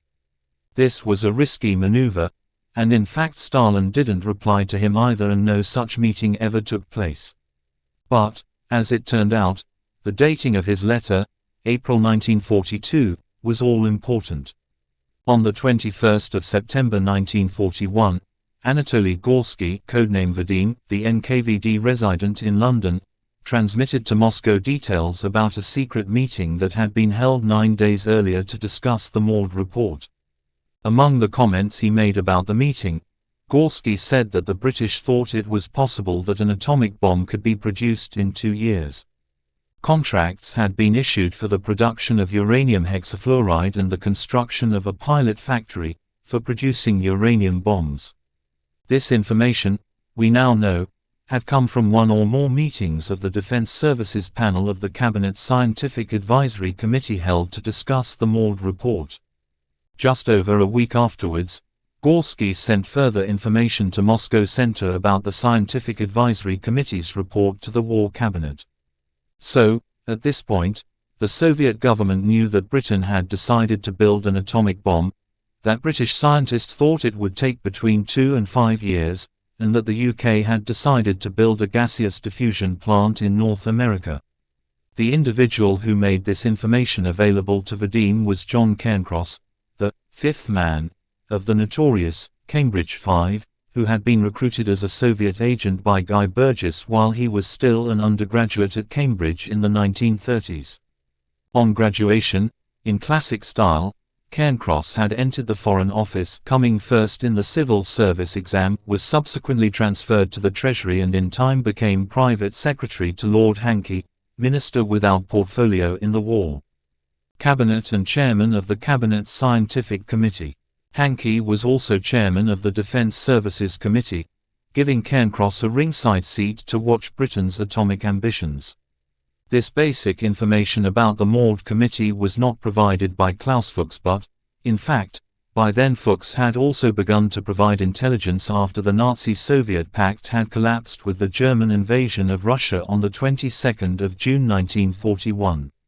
Before Fuchs went to the US at the end of 1943, he had some 6 meetings in Britain with his Soviet control, Ursula Kuczynski, codename Sonia, revealing details mainly of the gaseous diffusion aspect of isotope separation, though he also told her about a pilot plant in Anglesey, North Wales to test the process, and that the US and UK were collaborating. David Holloway says that the information Gorsky supplied to Moscow, and by implication that of Fuchs, had no immediate effect.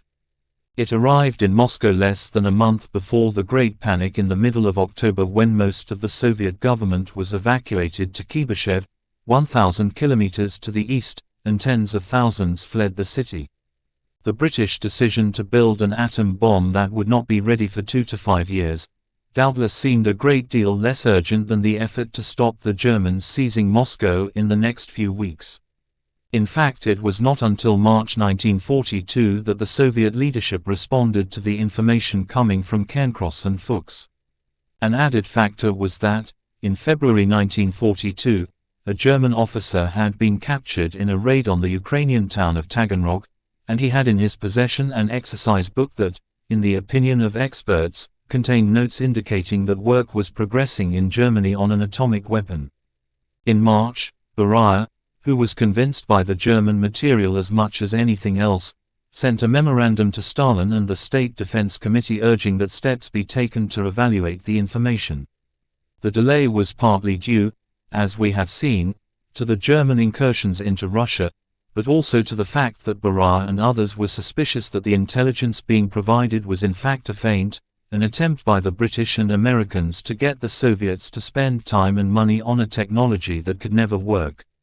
To address this, Beria proposed two courses of action. One was to create an authoritative committee, which could organize research. The other was to acquaint selected scientists with the intelligence that was being received.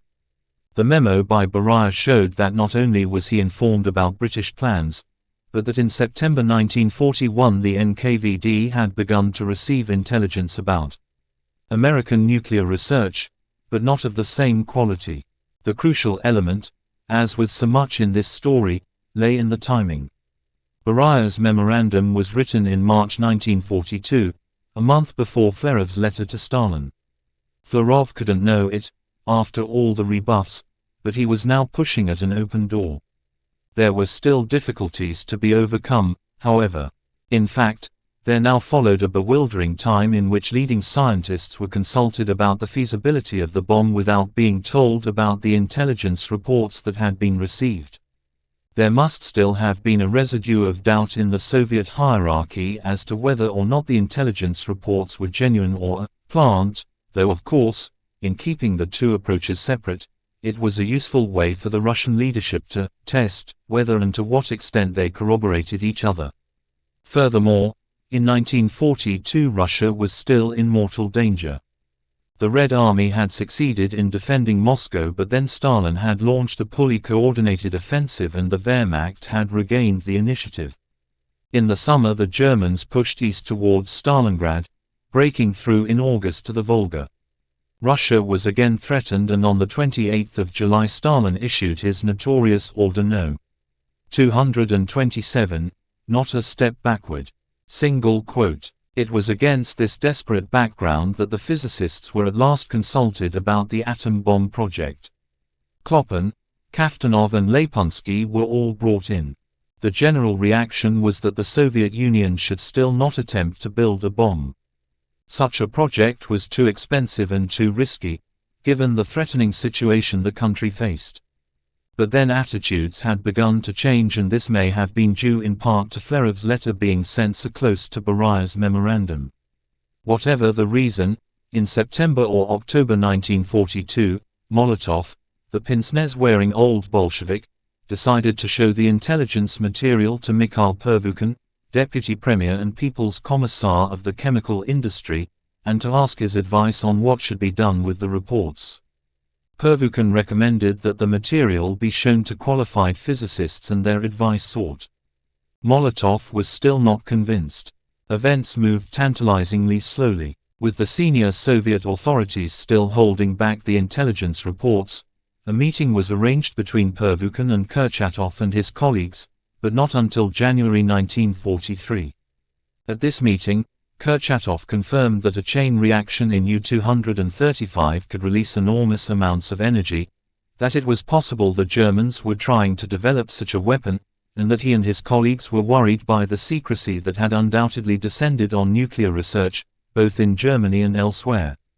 Pervukhin asked for a memo on the subject, which was quickly prepared by Kurchatov and the others, and the deputy premier passed it to Molotov.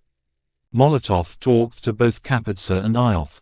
Kapitsa said he thought the atom bomb was a weapon for the next war, so distant did its prospects appear, and Ioffe was also doubtful. Molotov needed more enthusiasm than they were able to offer, and therefore he appointed Kurchatov, the youngest and least well-known physicist, to run the project, under the supervision of Pervukhin and Kaftanov. Two things may be said about this decision. One is that when Kurchatov went to Moscow for his meeting with Pervukhin, the Battle of Stalingrad was entering its final phase. The Red Army was closing in on the Germans, who would surrender on the 2nd of February. This was a major turning point in the fortunes of both sides in the war, when confidence in an Allied victory grew and, no less important, it marked the beginning of the Soviet Union's emergence as a world power. The second thing was that in February 1943 Kurchatov told Molotov that he was not sure that a bomb could be built or, if it could, how long it would take. And he added that there was a great deal that was unclear to him. And that was when Molotov at last decided to show Kurchatov the intelligence materials that had been received. As Molotov said later, Kurchatov sat in my office in the Kremlin for several days studying those materials. Some time after the Battle of Stalingrad in 1943. This, one might say, was when the claws of the Russian bear began to sharpen. Kurchatov was now wearing a beard and had been nicknamed Boroda by his Russian colleagues. He was following an ancient Roman practice, he said, and, although it made him look like an Orthodox priest, he vowed not to shave it off until Fritz was beaten. He was hugely impressed by what he read in the intelligence files. He compiled an extensive 14-page memorandum for his immediate superior, Pervukhin, which he wrote by hand, for reasons of secrecy, and he said the files had huge, inestimable significance for our state and science. On one hand, the material has shown the seriousness and intensity of research in Britain on the uranium problem. On the other, it has made it possible to obtain very important guidelines for our research, to bypass many very labor-intensive phases of working out the problem and to learn about new scientific and technical ways of solving it. He said there were some overlaps between Soviet and British work, but that the British had also broken new ground. The most interesting thing, he said, was the research that proved that a chain reaction was possible in a mixture of uranium and heavy water, and he noted that the intelligence material indicated that an isotope of element 94, with a mass number of 239, might be used instead of U-235 in a bomb. This suggests that information about the 1942 seminar, hinted at in Steve Nelson's bugged conversation, had indeed reached Moscow. p. 145. Kurchatov said that the work appeared to have been carried out by major scientists and, he had the impression, that it was genuine. This was important, he added, because, owing to the lack of a technical base, Soviet scientists were not in a position to check some of the British results. Two other things came out of the intelligence reports. In the first place, the Soviets received, via Fuchs, details about German progress in nuclear research. Fuchs, as we have seen, had become involved in 1941 and 1942 in making assessments of German achievements. Before he left for the United States at the end of 1943, the details he had passed to Moscow had confirmed, in the words of Fuchs's KGB controller in London, that, first, the corresponding research in Hitler's Germany had reached a dead end, second, that the USA and Britain were already building industrial facilities to make atomic bombs. This is a most important insight for our story. The second thing to come out of the intelligence material was that it persuaded Kurchatov that the plutonium path to the atomic bomb was the most promising one. The material directed him back to the most recent papers published on the subject in Physical Review, which gave him what he called a new direction. This new direction, it is now generally conceded, would accelerate the Soviet program by a full 2 years. It also led him to a series of scientific questions to which he needed answers that could only be provided from America, because, in the wake of Barbarossa, the code name for the invasion of Russia, and Stalingrad, Russia's damaged cyclotrons would not be up and running again until the summer of 1944. Kurchatov therefore provided a list of the laboratories in America, where the corresponding work might have been done. The radiation lab at Berkeley stood at the top of the list. Pervukhin sent Kurchatov's list to Geik Overkimian, deputy chief of the Foreign Department of the NKVD Chief Directorate for State Security, who was instructed to pass on Kurchatov's questions to agents abroad. On the strength of all this, Molotov introduced Kurchatov to Stalin. They appear to have got on. Kurchatov received every kind of support, Molotov later said, and we began to be guided by him. He organized a group and it turned out well.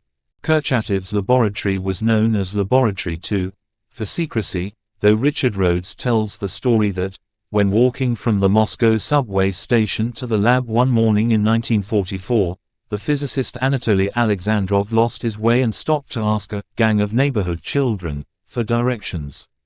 "It's over the fence where they're making the atom bomb," one of the children told him. The lab was authorized by the State Defense Committee via the Academy of Sciences on the 12th of April 1943.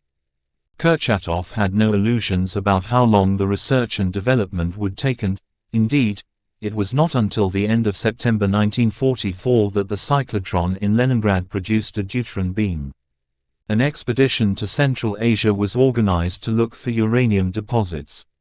The metal was found, but its mining had a low priority, and Kurchatov calculated that it would take almost 5 years to amass the amount he needed for his pile. This was when the Soviet government sent a request to the Lend-Lease administration in Washington, D.C. for 10 kilograms of uranium metal and 100 kilograms of uranium oxide and uranium nitrate. General Groves approved the request, as we have seen, fearing that a refusal would alert the Russians to the American project or excite curiosity in Washington. Delivery was not made until months later, however, and Groves made sure the metal was of poor quality. He also entertained hopes that if he could somehow track the shipment to Russia, he might get some idea of Russian progress towards a bomb. That didn't happen, but intelligence continued to come in. We now know that, at the end of 1942, Pyotr Ivanov, an official at the Soviet consulate in San Francisco, contacted George Eltonton, a British engineer who had worked at the Institute of Chemical Physics in Leningrad and was now living in the Bay Area, to ask if he could obtain information about the work of the radiation laboratory in Berkeley, which was top of Kurchatov's list. Eltonton in turn sought help from Haakon Chevalier, who was a close friend of J. Robert Oppenheimer. Chevalier got nowhere with Oppenheimer, but Ivanov didn't give up.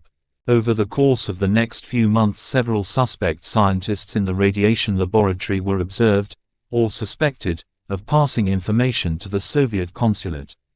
No charges were ever brought, since that would have drawn attention to the whole matter, so they were quietly relocated by the army to places where they could do no damage. Much the same was true of the metallurgical laboratory in Chicago and the isotope separation plant at Oak Ridge, where, again, suspected offenders were quietly dismissed or relocated. But the Americans didn't spot everyone, not by any means. The size of what they missed may be judged from the fact that, according to Holloway, Kurchatov compiled another memorandum for Pervukhin in July 1943 in which he reviewed a list of 286 reports on various topics: methods of isotope separation, the uranium heavy water and uranium graphite piles, transuranic elements, the chemistry of uranium. This information, Kurchatov said, was not of the same quality as the information received from Cairncross and Fuchs in Britain in 1941 too, except for the research on elements 93 and 94, in particular the work of Glenn Seaborg and Emilio Segre at Berkeley on the fast neutron fission of element 94. We also know now that, later that year, in November 1944, the NKGB had amassed 1,167 documents on nuclear research, perhaps as many as 10,000 pages, of which 88 documents came from the United States and 79 from Britain and appeared to be of particular importance. The Russians not only had inside knowledge, but they clearly understood that this was something the Allies wanted kept secret from them. That is, the Allies were not acting, in all respects, like allies. It is worth saying that neither the British nor the American scientists thought, or appear to have thought, to focus on Russian physicists, their whereabouts and their publishing activities the way they had done with the German counterparts. True, they didn't know Russia like they knew Germany, but Pales and Weisskopf had spent time there, and were familiar with Russian physics and physicists. Piles's wife, Genia, was a Russian physicist. Had they been more assiduous in, for example, consulting Russian journals, they would have discovered, at the least, Petržák and Flerev's spontaneous fission paper, which had been abstracted in Physical Review, Zuldovich and Karatan's work May 1940 on the chain reaction, the account of Kapatz's speech to the rally of scientists in Moscow, published in a journal in 1941, where he discussed the power of atomic bombs. It is very probable that there are great possibilities. And then publication stopped, as it had in the West, and British and American scientists would have been well placed to draw the correct conclusions. But it didn't happen, and this despite the fact that the Physikalische Zeitschrift der Sowjetunion published articles in German, French and English throughout the 1930s. This imaginative lapse was both a cause and a symptom of the underestimate of Russian physics, which forms part 4 of this book. Of course, by the time Bohr and Fuchs arrived in America, Russia, Britain and the United States were allies, so there was not the same concern with their progress, or lack thereof, in nuclear matters as there was with German progress. Except, of course, that this was less than the whole picture. By then, Groves, Lindemann, Bush and Churchill at the least had identified Russia as the main long-term rival. Still, Bohr saw further than the others, and, as he arrived first in Britain, and then America, and saw the progress that the Allies had made, and grasped fully the lack of progress the Germans had made, he quickly saw that Russian physics would then become a major element in the political calculations, going forward. The fact is, Bohr knew more than anyone in the West about Russian nuclear capabilities and, through IOF, he anticipated they had some idea of what was happening in the West. He was now ready to use his unique level of knowledge. As for Fuchs, he knew now that Germany did not have a bomb. He had been one of those carrying out the research that revealed the true picture. Many of his colleagues in New York and then Los Alamos, especially the Americans, did not know what he knew, or hadn't taken on board the changed circumstances as he had. They were still working to beat the Germans to the punch. He realized that they were being misled and, as the purpose of the Manhattan Project began, in an unspoken way, to change, his original decision to help the Soviet Union was reinforced. He knew too that when it came to Russia, America and Britain were not acting, in all respects, like allies. How good were the Russian scientists and how much of a threat did they represent at the end of 1943? This brief survey shows that the nuclear physicists were of the first rank but, owing to the war, they lacked many technological capacities. We can also say that these would not have been complemented by Western intelligence, as they were, if the Allied project had itself not gone ahead, because that science wouldn't have been carried out in the first place, so that Fuchs and the other atom spies would not have been in a position to convey the secrets they did. And so ravaged by war was the Soviet Union that it could not have begun to mount a project of its own, starting from scratch, for years and years. And by then, without the Nazi threat, once Hitler was defeated, would the appetite for a bomb have existed? Physicists everywhere were aware of the dangers of nuclear fission, but their main motivation for working on a bomb, to a man, was to prevent Hitler getting one first. So it is surely by no means true that James Chadwick's realpolitik view, that once a bomb could be built, it would be built, would necessarily have prevailed. Groves himself admitted as much when he told General George Marshall, when he was Secretary of State under President Truman, it was a project that would only be carried out in wartime. The Brookings Institution has calculated that the Manhattan Project cost $23 billion at 2017 values, and employed in all 130,000 people. And we have known for years, since the summer of 1945, in fact, that the bomb was not needed, as Groves wrongly insisted, to end the war with Japan, as was discussed in the preface. The best we can say, then, is this. 1. There is a good chance that, had the crucial 1942 intelligence been shared, the subsequent science simply would not have been done, not then anyway. And, once the war was over, and the world divided into two blocks, as happened, But without nuclear weapons, we are entitled to ask whether the appetite for them, knowing the damage they could do, would have still existed. Most important of all, perhaps, would the scientists have agreed to take part? Groves for one clearly doubted it. This is a crucial point. As it was, at least 9 prominent physicists refused to work on the bomb. Asterisk. Had it been known more widely that Germany didn't have a bomb, it is quite possible that a Boer led movement to refrain from work on. 2. If the chronology of events in 1943 reported here is accurate, then senior figures, military men, civil servants, science administrators, politicians, stand guilty of conniving in a conspiracy of silence, the true reasons for their actions concealed behind a supposed but in fact non-existent threat of a Nazi bomb, to secure for the Allies what they hoped would be a nuclear monopoly. Again, they could do this only by seriously misleading the scientists. Given the nightmare scenario we are now forced to live with, this is a sobering realization. And it adds to the drama that we are about to consider. The central point of this drama is, as the previous chapters have shown, that the coincident arrival of Bohr and Fuchs in America at the end of 1943 could not have been better timed. The balance of the world was itself in the balance. Both men knew it, and were determined to do something about it. One would fail, the other succeed. Asterisk. In their book, The Crown Jewels, The British Secrets at the Heart of the KGB Archives, published in 1998, Nigel West and Oleg Surev say that there were 2 other atom spies in Britain, codenamed K, and more. K began to offer his services, using Vladimir Barkovsky, a young engineer who specialized in scientific matters in London, in December 1942 and, from what they say, much of the material he offered was similar to that offered by Fuchs. Furthermore, like Fuchs, K was an ideologically committed communist, scrupulous about money, who refused to be paid what he considered excessive sums for his services. K, they say, was something of an adventurer, who filched what was kept in the safes of colleagues.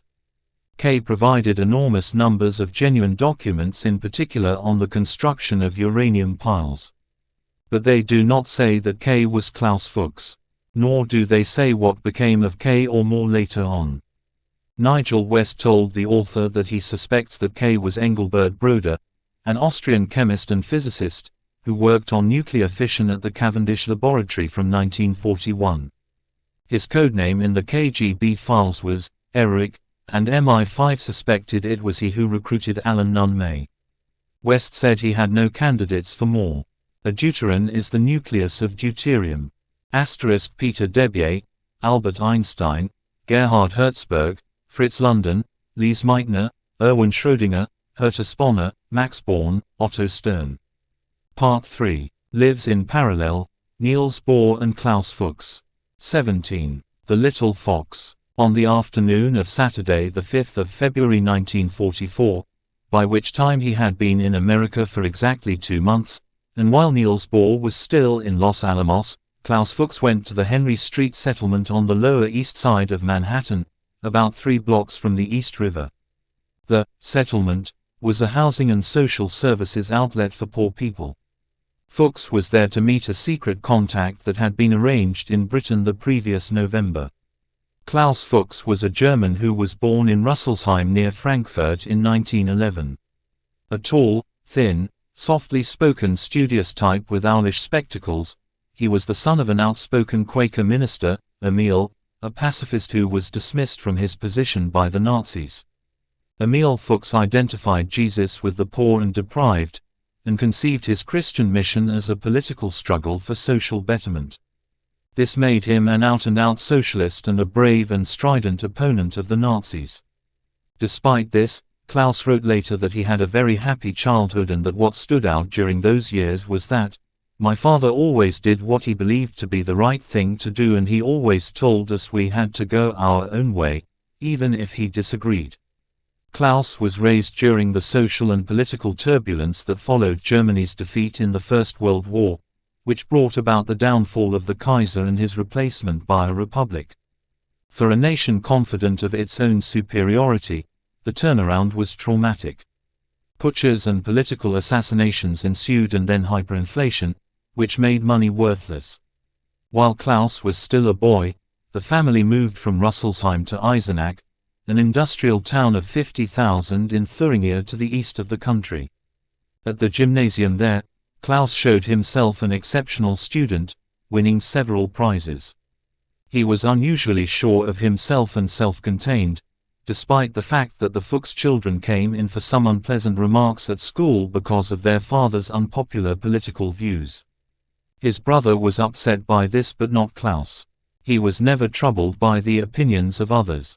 After his gymnasium he began a course of mathematics and physics at the University of Leipzig. When Fuchs was 19, he was hit by the first of several family tragedies. His mother, Else, had suffered regular bouts of depression, and, one day in October 1931, Emil arrived home to find her slumped on the floor.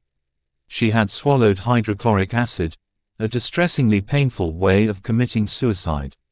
Her last words were, "Mother, I'm coming." Only when he was arranging the funeral did Emil discover that Else's mother had also killed herself. At Leipzig University, Fuchs joined the student wing of the Social Democratic Party, the SPD, and also the Reichsbanner, an SPD paramilitary outfit founded to fight the Nazis' SA, the Brownshirts. The move was also a reaction against his father's pacifist beliefs. Fuchs was slightly built, with thin arms and legs, and he wore glasses. He showed physical courage in joining the Reichsbanner, for they sometimes had to battle with the Brownshirts on the streets. The Fuchs family moved a second time, to North Germany, to the rainy Baltic seaport of Kiel. Emil was appointed professor of theology at a teachers' training college, and Klaus enrolled in the local Kiel University, where he eventually became chairman of an organization that had members from both the SPD and the Communist Party. But he broke with the SPD over the 1932 presidential election. The Social Democrats supported the old president, General von Hindenburg, as opposed to Hitler. The Communists preferred a united front with the Socialists, against both Hindenburg and Hitler, and that made sense to Fuchs also. When the CP put up its own leader, Ernst Thälmann, as a presidential candidate, Fuchs offered to campaign on his behalf and as a result was expelled from the SPD. Hindenburg won. Fuchs now joined the Communist Party, partly because by then he accepted the need for strict party discipline to manage the fight against the Nazis. His brother and two sisters also joined the party at much the same time. Fuchs was not only fearful of Nazism but also optimistic about communism. As Norman Moss, one of his biographers, says, it is important to say that in 1932 the most dramatic horrors of Soviet communism, the purges, the mass deportations, was still in the future. Russia was still regarded as the great experiment. One could have reservations about the regime and be critical of it, but there was no prima facie case for rejecting it out of hand. The Depression hit Germany especially hard, and Nazis and their opponents fought pitched battles in the streets. At the elections held in 1932, more people voted for the Nazis than for anyone else, although Hitler still did not have an overall majority of seats. Nonetheless, Hitler was appointed Chancellor in January 1933, as head of a coalition cabinet that included members of other parties. For the time being, the democratic institutions remained intact, but Hitler manipulated his emergency powers to ban Communist Party meetings and called another election for March. Fighting in the streets got worse. Fuchs bravely stood up to the Brownshirts, as a result of which he was beaten and thrown into a river. On the night of the 27th of February, a mentally unbalanced Dutch tramp with unknown accomplices set fire to the Reichstag, the parliamentary building in Berlin, and what was left of democracy in Germany was consumed in its flames. Before the fire was even out, the Nazis were blaming the communists, and a reign of terror was launched against opposition parties. 4,000 communists were arrested over the next 24 hours. By chance, the following day Fuchs took an early train to Berlin. He had moved to the Friedrich Wilhelms Universität to read maths and physics, but on that day he traveled to attend a meeting of student communists and he read about the fire in a newspaper on the train. As he recalled later, he instantly removed the hammer and sickle from his lapel and hid it away in his pocket. The meeting in Berlin was held in secret. In the course of it, Fuchs was praised for his bravery in standing up to the Nazis and was urged to go abroad to complete his studies. One day, it was said, a post-Hitler Germany would need individuals of his quality. Answer: although it had all happened in a rush, Klaus did not return to Kiel and his family. He was unable to go abroad immediately. The borders were being watched, as Leo Szilard had noted, so he hid himself in the apartment of a young female party member. From his hiding place, he could see how little opposition there was. This reinforced his conviction that liberal principles were not enough to withstand the thrust of the Nazis. From where he sat, only the Communist Party with its tight discipline could fight it effectively. Klaus remained in hiding in Berlin for 5 months. Only in August did he escape to Paris. There he attended an anti-fascist conference chaired by the French writer, Henri Barbusse. He was 21. Outside Germany, life was very different. Many foreigners felt a revulsion towards the Nazis that went with a sympathy towards the victims.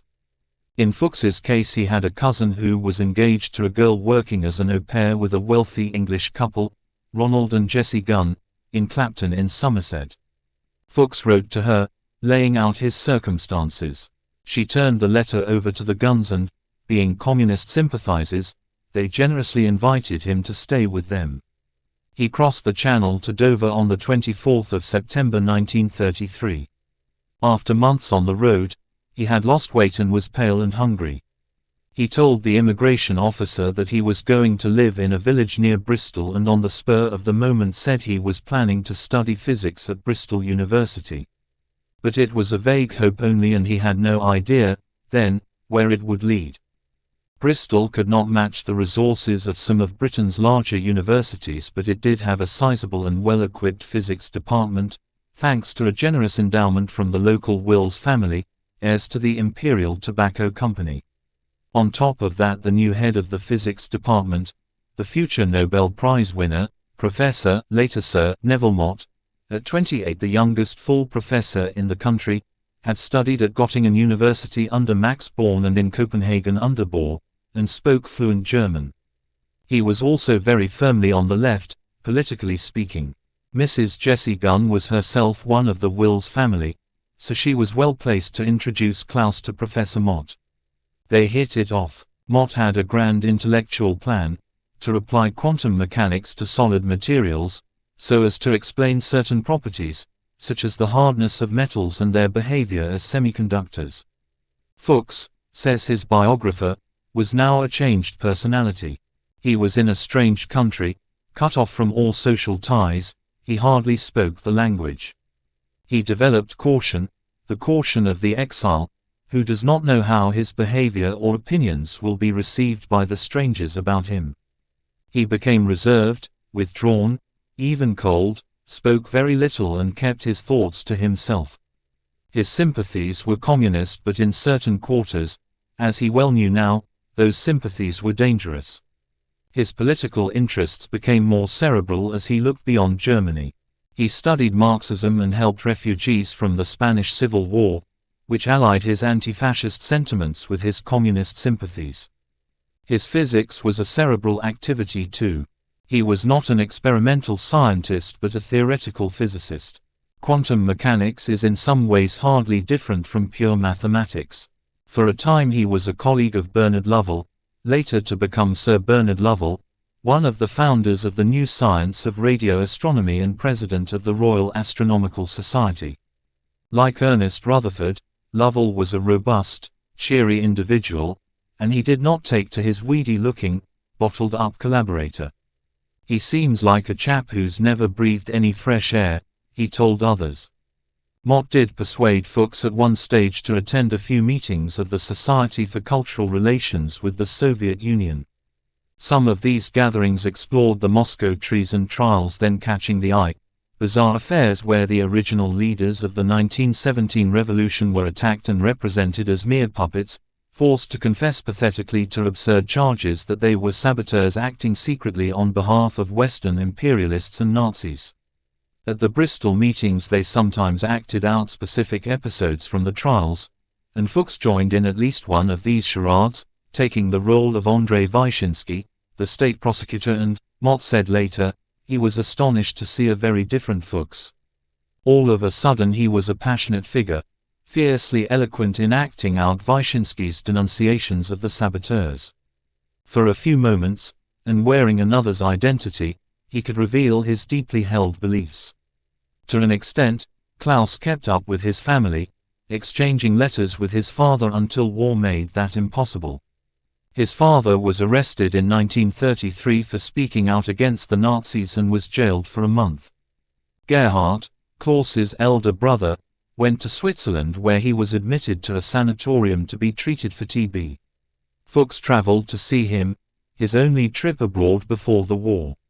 His sister Elizabeth opened a car hire business in Berlin with a friend, Kitowski, who was also a communist and whom she married. They had a son together, also called Klaus. The couple used the cars to smuggle communists abroad. Kitowski was eventually caught and jailed for 6 years in Brandenburg. But he escaped and hid in Prague, surviving the war.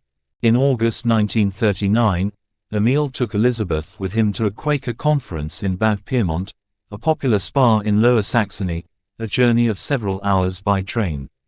On the way home she threw herself from the carriage, leaving Emil to raise little Klaus by himself. Klaus's younger sister Crystal was awarded her teacher's diploma and in 1936 emigrated to America where she enrolled at Swarthmore College. What was left of the family did their best to keep in touch, but, one way or another, the Fuchses had suffered terrible blows. Despite the tribulations that his family had suffered, and however much he was enjoying his work with Neville Mott, Fuchs was still a political animal. He made contact with the German Communist Party that had formed among exiles in Britain. In particular, he contacted Jürgen Kuczynski, a German communist of Polish parentage, who had arrived in Britain in 1936 and been instrumental in putting German communist refugees together. Fuchs's biographer says that Klaus probably did not know that Kuczynski was an agent of GRU, the overseas intelligence branch of the Soviet Army. He had been recruited during a visit to Moscow, and his sister Ruth was also an agent. In 1934 Fuchs wrote to the German consulate in Bristol, asking for his passport to be renewed. This request was peremptorily refused, the local consul insisting he was entitled only to a temporary one-way travel document allowing him to return to Germany. The consulate also took the opportunity to tell the British police that Fuchs was a communist. Some months later, Fuchs received a demand from the consulate to report for military service, which was now compulsory in Germany. He did nothing. His professional advancement continued, however, and after 4 years he earned his Ph.D. By then he spoke good English, albeit with a German accent that he was never to lose. A paper of Fuchs's on quantum mechanics was published in the Proceedings of the Royal Society in February 1936. He was proud of his achievement and wrote to his father, giving him the news.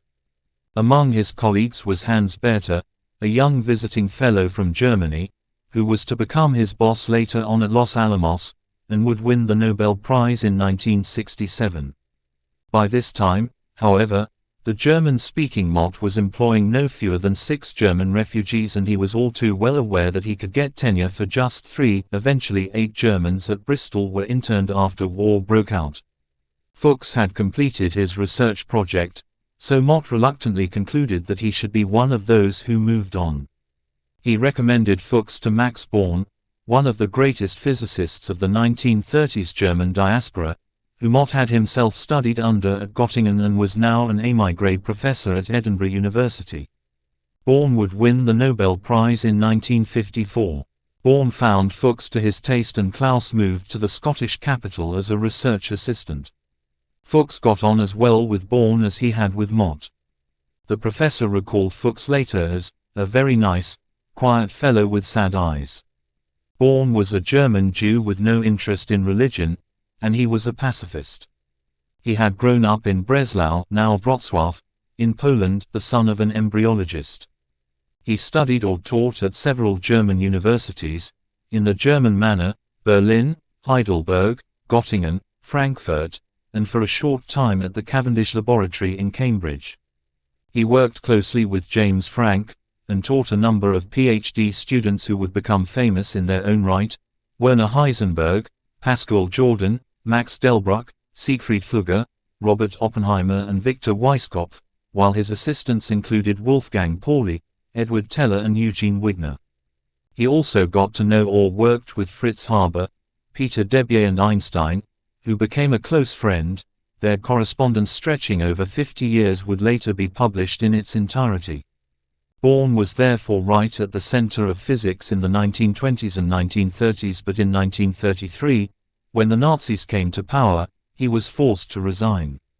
He was showered with job offers and chose to go to Cambridge where, shortly afterwards, Charles Darwin, the grandson of the great naturalist and someone we have already met, asked him if he would like to follow him as professor at Edinburgh. Bourne leapt at the chance, since it would provide a stable base from where he could organize the safe escape of friends and family from Germany. Fuchs's gifts as a mathematical physicist complemented Bourne's, and together they explored several different areas of theoretical physics, jointly publishing 2 papers in the Proceedings of the Royal Society. At Edinburgh, Fuchs earned a DSc. His biographer says he was a little less of a loner in Edinburgh than he had been in Bristol. He helped circulate some German Communist Party leaflets, but he had no close relationships with women. His principal achievement was learning to live without other people rather than learning to live with them. Later, he told his Russian controller that he avoided falling in love deeply. In August 1939, the Soviet Union signed a non-aggression pact with Nazi Germany, a bewildering shock to anyone with communist sympathies. Although Fuchs went so far as to defend Russia openly in an argument with Bourne, stressing that the pact was a preemptive maneuver in preparation for a wider war that Russia expected, in that same month he took the momentous psychological and political step of applying for British citizenship. His application was still in the administrative works, however, when, the following month, war broke out, and overnight he became an enemy alien. Everyone had to appear before a tribunal, but in Fuchs's case Bourne reassured them that his assistant had been in the SPD in Germany between 1930 and 1932. Fuchs himself told the tribunal he had been a communist, using this as evidence that he was a sincere anti-Nazi. He was allocated AC classification, the lowest risk. Fuchs was sent to an internment camp on the Isle of Man in 1940. Together with thousands of others. He was not even given a chance to tell Bourne he couldn't come into work, but his time there didn't last long. On the 3rd of July he was taken onto the liner Ettrick in Liverpool, destined for Quebec. Fuchs was sent to a camp at Sherbrooke, outside Quebec City, with spectacular views of the St. Lawrence River Valley. Regarded as prisoners, they were treated meanly by the guards. Fuchs later said that, despite this, most of the refugees knew that their relatives at home were faring even worse. The food they ate was better than in Britain, where rationing was in force. Added to which, musical entertainment was quickly installed and a camp university established. One inmate was elected a Fellow of Trinity College, Cambridge while there, and another received his PhD. Fuchs gave lectures on physics. These were lucid and well received, and he became known as Fuchslane, Little Fox. In Sherbrooke, Fuchs was more fortunate than most, in fact, because he was also in touch with his sister, Crystal, now living not far away in Cambridge, Massachusetts. She had a raft of communist friends, including a few in Canada, and they sent Fuchs reading material. All this while, Bourne had not been inactive, pressing the Royal Society to agitate for Fuchs's release. The pressure worked. 6 months after they arrived, on Christmas Day 1940, 287 inmates of the camp were freed and sent back to Britain. Fuchs was one of them. Not too long after his return, in the spring of 1941, Fuchs received a letter from the professor of mathematical physics at Birmingham University, Rudolf Peierls. They knew each other slightly, having met in both Bristol and Edinburgh. By then, Peierls and Frisch had made quite a bit of progress in their calculations regarding the feasibility of an atomic explosive, but it involved more work than they had bargained for, and Peierls decided he needed help. He recalled reading some of Fuchs's published papers, which showed the man's mathematical skill, but also a flexibility of mind that appealed to Peierls because he and Frisch were entering unexplored territory. In the first place, Peierls approached the Ministry of Aircraft Production to see whether Fuchs was eligible for employment. The ministry referred his inquiry to MI5, the Domestic Counterintelligence Service. MI5 had a file on him with two items of interest. One was the 1934 report from the German consul in Bristol advising that he was a communist. This was hardly objective, given the circumstances. The other was more recent. It was an account from an anonymous informant in the German refugee community, again to the effect that Fuchs was a known communist. As a result, an official wrote to Peierls, saying he could employ Fuchs, provided he told him only what he needed to know for the problem he was working on, a British form of compartmentalization. Peierls replied immediately, dismissing any such notion. Any assistant he hired, he insisted, would have to be taken fully into the picture. The ministry dropped the objection. Peierls offered Fuchs the job. He didn't say what the nature of the work was, only that it was related to the war effort, but Born's biographer says that both Born and Fuchs knew it involved atomic work. Fuchs accepted and took the train south, through blacked-out Britain. Because of the Blitz, housing was not easy to come by in Birmingham, and Rudolf and Genia Peierls tactfully invited Fuchs to share their large house in Culthorpe Road in Edgbaston. He took the room Otto Frisch had vacated only recently. Rudolf and Genia Peierls were complete opposites. Rudolf was quiet, self-effacing, academic. Genia was outgoing, warmly exuberant and voluble, with a heavy Russian accent. Fuchs, says Norman Moss, was easy to live with. He gave his ration book to the Peierls and ate his meals with them. He helped with the dishes, was tidy in his room and quiet. Genia's gregariousness, and despite the fact that her husband and she had to double up the daytime jobs as fireman and nurse, meant they often gave dinners or parties. Fuchs was always present at these events but rarely took a prominent part, so much so that Genia began to describe him as a penny in the slot person. As she explained, put a question in and you get an answer out. But if you don't put anything in, you don't get anything out. Fuchs was in fact largely self-contained. This was true both emotionally and intellectually. And when scientific papers came in from America, Rudolf found that the little fox could display a certain arrogance. Let's see if the Americans are working along the right lines. Now came a further irony. Fuchs was appointed assistant to Frisch and Peierls in the spring of 1941, when Britain had set up its highly secret committee of scientists and politicians to consider the Frisch-Peierls report, the Maud Committee. Fuchs was part of this team.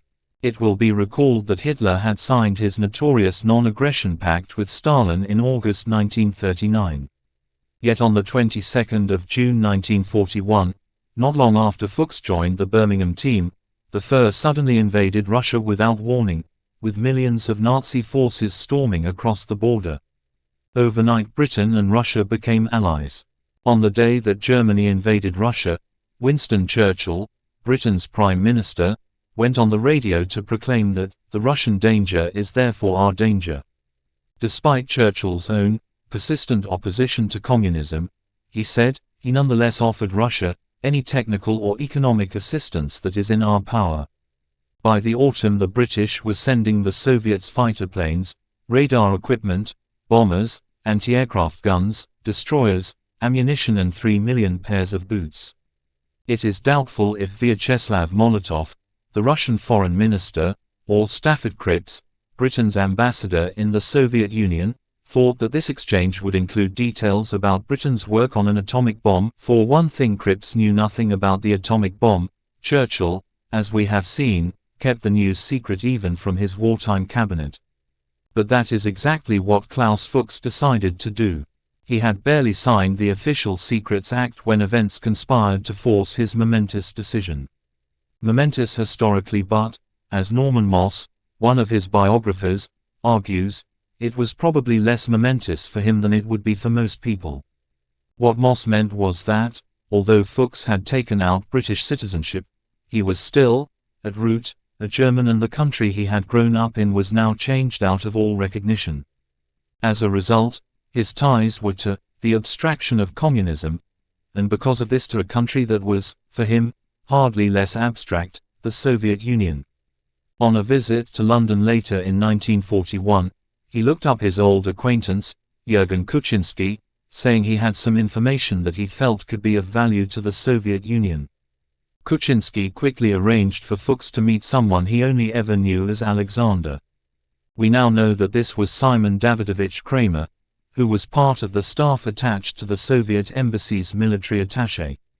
At the time he made his decision, Fuchs was working on nuclear fission and on uranium diffusion, and he took carbon copies of his typed reports, involving complex mathematical calculations, written out by hand, to his first meeting with Kramer.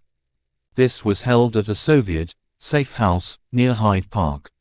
Fuchs met Kramer 3 times in the next 6 months, and each time handed over copies of his reports, some typed, some handwritten. Peierls and Fuchs were working on 2 things. One was the theoretical calculations on nuclear fission reactions, which were designed to show, crucially, how much uranium-235 would be needed for a bomb. The other was tackling how to isolate uranium-235 from uranium-238. The size of this problem was already becoming apparent. Peierls was well satisfied with his new assistant. Fuchs showed exactly the flexibility of mind Peierls had wanted. As we have seen, a tube alloys directorate was set up with a small office in Old Queen Street, London, and all the scientists working on the different aspects of the project were required to send in monthly reports. Fuchs was always prompt and his reports were always lucid. He wrote English easily by now. The growing appreciation of what Fuchs was telling the Russians became apparent in the autumn of 1942, when Kramer told Fuchs that he was passing him on to another contact, a woman he would know only as Sonia. She lived in the village of Kidlington, near Oxford, which meant they would be able to meet in Banbury, about 35 miles from Birmingham. The advantages were plain. Traveling to London was not easy in wartime, and in fact, Fuchs had to fake a number of illnesses and pretend he was seeing a specialist doctor so Genia Peierls would not be suspicious about his movements. Sonia was in fact Ursula Kuczynski, Jürgen's sister, though Fuchs never knew that. She was a seasoned Soviet agent, having previously worked in China and Switzerland. For the next 18 months, through the rest of 1942 and all through 1943, they met in and around Banbury, and each time Fuchs would hand over papers. He also told her about the general theoretical background to the work he was involved in, that it was all part of a project to build an atomic fission bomb, and that the theoretical work was being reinforced by the construction of a model diffusion plant. He added that similar work was going on in the United States and that the UK and the USA were collaborating. Kurchatov found the material to be of immense value. Its value cannot be overestimated, informing us of new scientific and technical approaches and enabling us to skip labor-intensive phases of development. Moreover, the Russian files confirm that Fuchs also, for example, provided a complete description of Francis Simon's proposed gaseous diffusion unit. This, Kurchatov judged, was perhaps the most valuable piece of information. The Anglo-American choice for gaseous diffusion as a means of separating U-235 from U-238 was unexpected. The Soviets until that point had opted for centrifuges. In 1942 Fuchs applied again for British citizenship. He needed 2 sponsors. His were Neville Mott and the Tube Alloys Directorate, which said that, although an enemy alien, he was doing work that was valuable for the war effort. Fuchs became a British citizen on the 7th of August 1942 and took an oath of allegiance to the Crown. When, out of the blue, Fuchs was asked by his Russian contacts whether he knew anything about the use of electromagnetism to separate uranium-235. It surprised him. It was something he knew nothing about. But he did know that the Tube Alloys Group in Oxford had made a preliminary examination of the matter and that Ernest Lawrence was working on an electromagnetic separation project at his Berkeley laboratory in California. So that told Fuchs that he wasn't the only physicist passing information to Moscow and that there must be some leaks from America. Towards the end of 1942, a handful of Tube Alloys scientists visited the US to see the work being done there. Pales was among them, and Fuchs knew that. We can be certain of this because crossing the Atlantic in wartime was by no means straightforward, and Pales left instructions on how his work should be continued if he should be torpedoed. So this gave Fuchs an insight into his boss's thinking about the future direction of the project.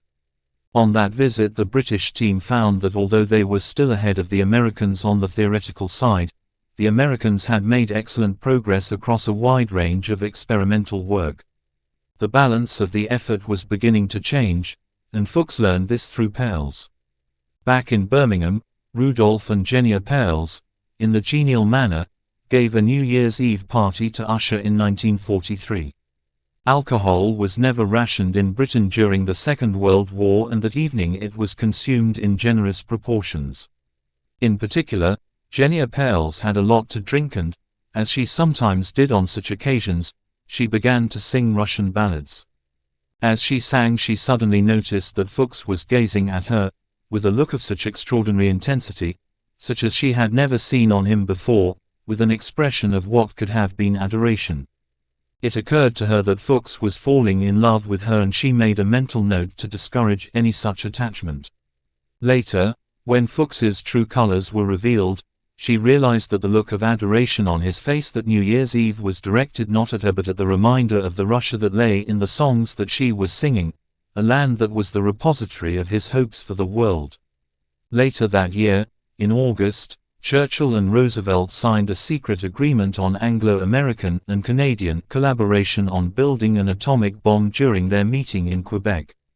Churchill, by all accounts, was on his most dynamic form, performing far into the small hours and leaving Roosevelt nearly dead. Among the give and take at the meeting, Churchill finally agreed that an Allied landing in France could take place the following year under U.S. command. He had previously sought to bomb Germany into submission, fearing an invasion would be a strategic disaster.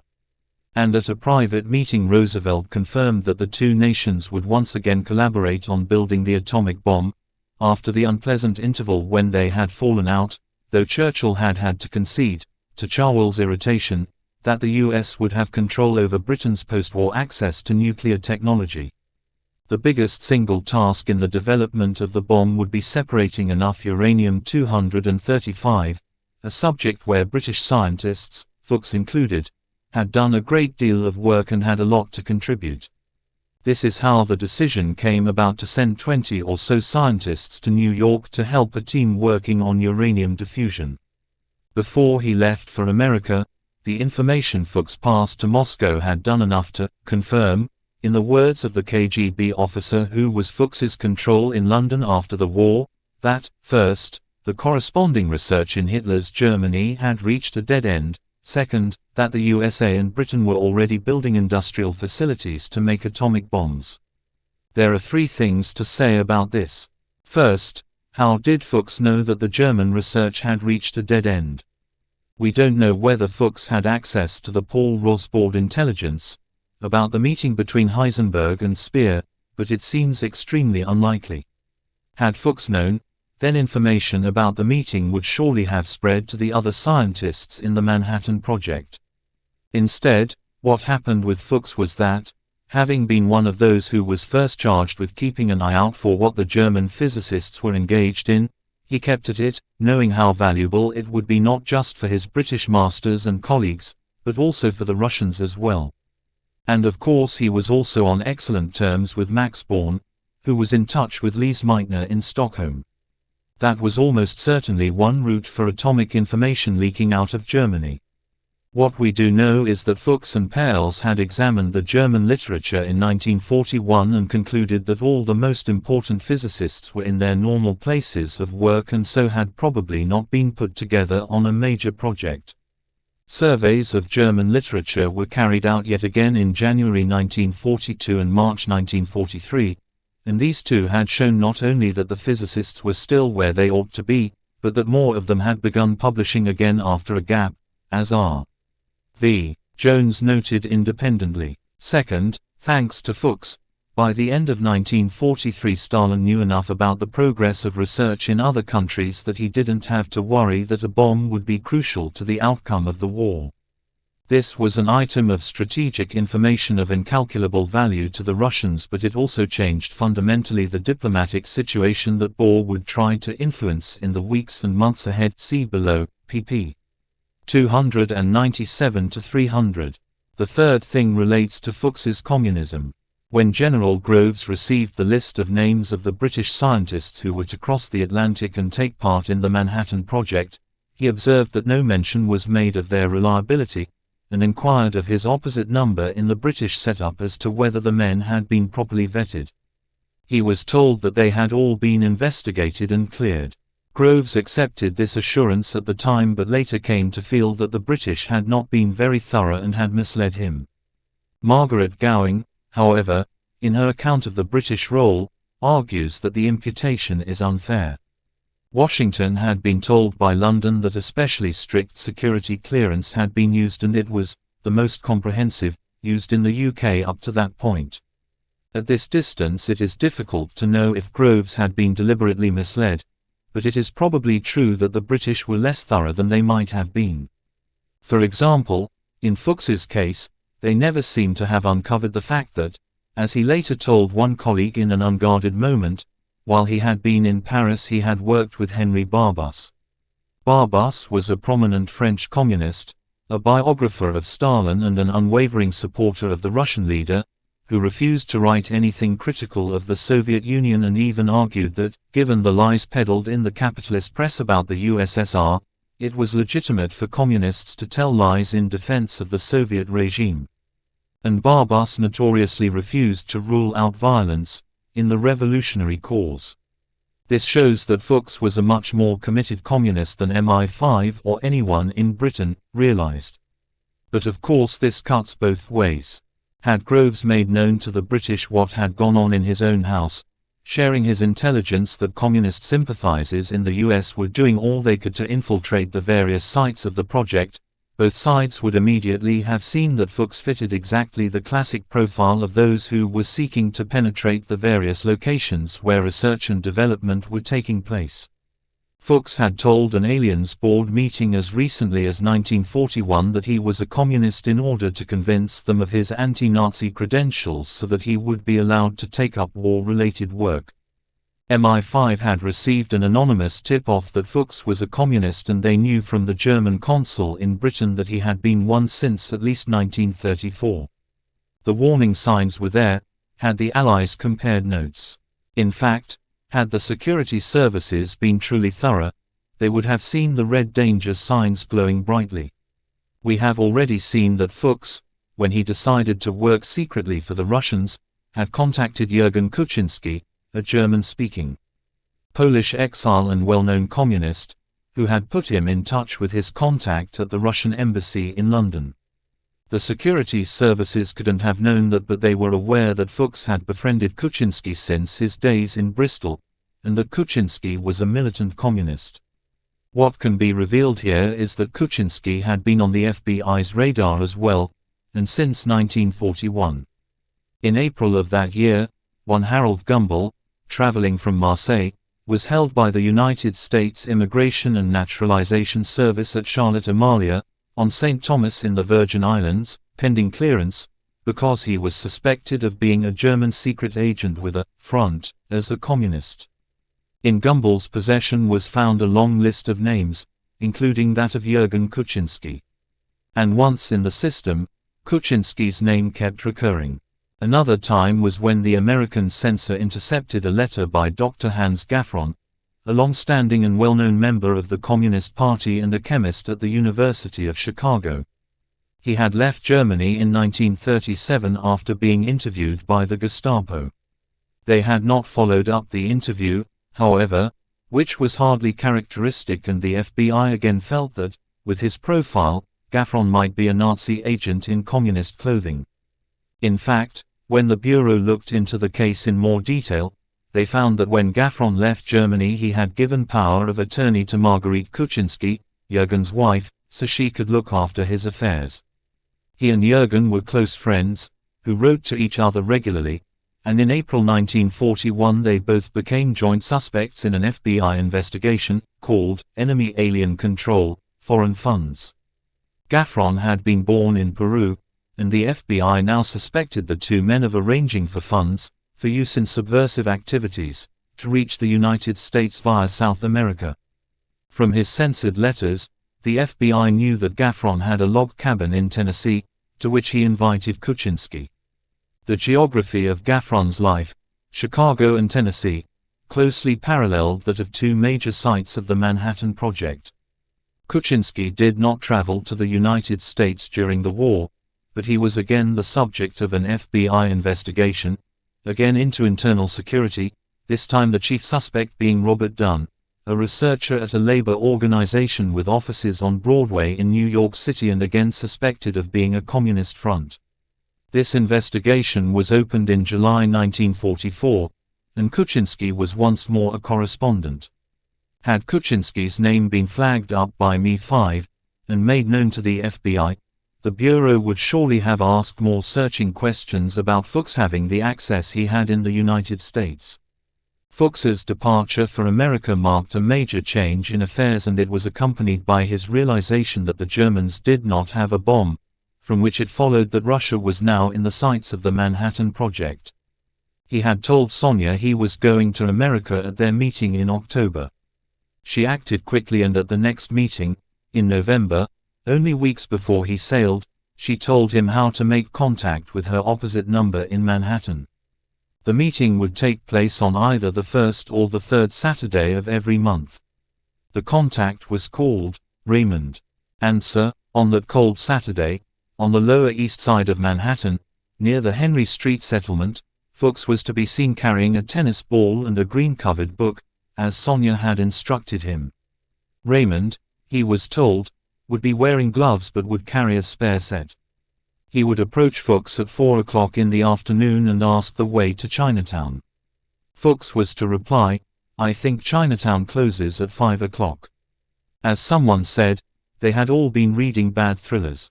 Fuchs's contact was one Harry Gold, of Russian Jewish extraction, original name Golodnitsky, who worked as a chemist at a sugar factory in Philadelphia. Turned down more than once by the military, scarred by the Great Depression, shocked by the rise of the Nazis and dispirited by the anti-Semitism he saw all around him, Gold was first persuaded in April 1934 to provide to a communist friend copies of some industrial secrets at the sugar company where he worked. After that, he was gradually drawn in classic fashion. He was a small, round-faced loner, who worked all the hours he could at the sugar factory, every so often collapsing in exhaustion.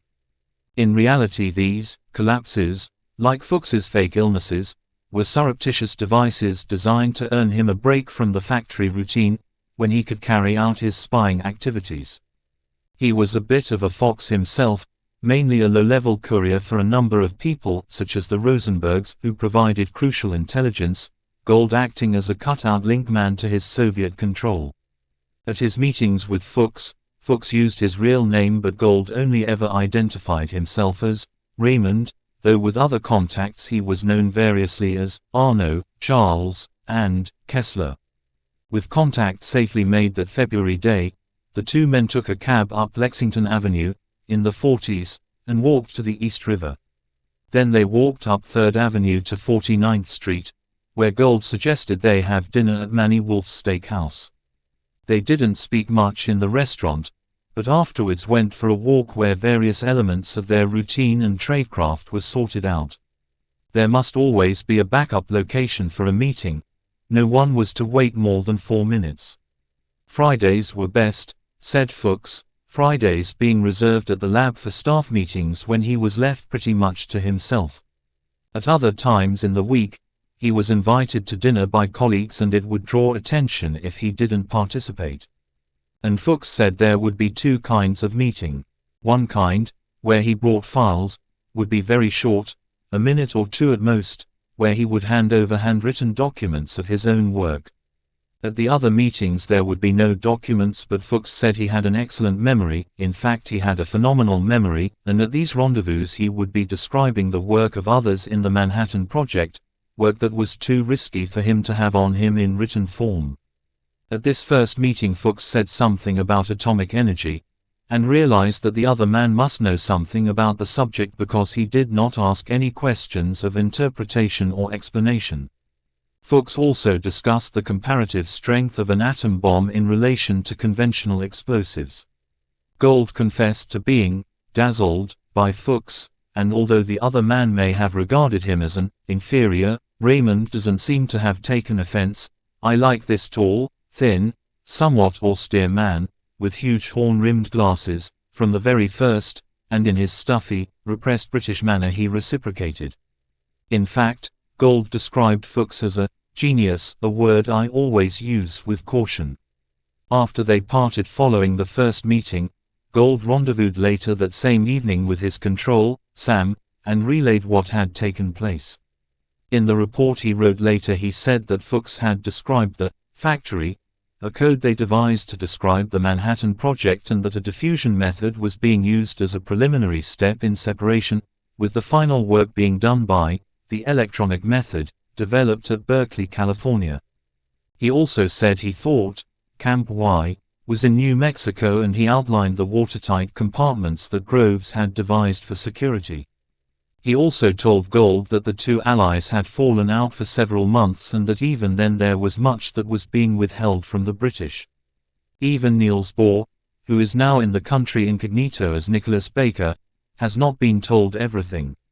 The Russians were relieved that contact with the golden source had been re-established, and his information was quickly channeled to Kurchatov, who responded by studying the information and then sending out more questions to residents in Berlin, London, New York and San Francisco. What can also be revealed here is that the American intelligence services missed a link between Fuchs and the investigations they were carrying out in San Francisco, see Chapter 11. It was a long shot, but it was there, and it was exactly the sort of trail intelligence services are set up to follow. Louise Branston, the wealthy socialite who was very close to and may have been the mistress of Grigory Kayevitz, officially Soviet vice consul, was the woman who had introduced Oppenheimer to Steve Nelson at a party in her home.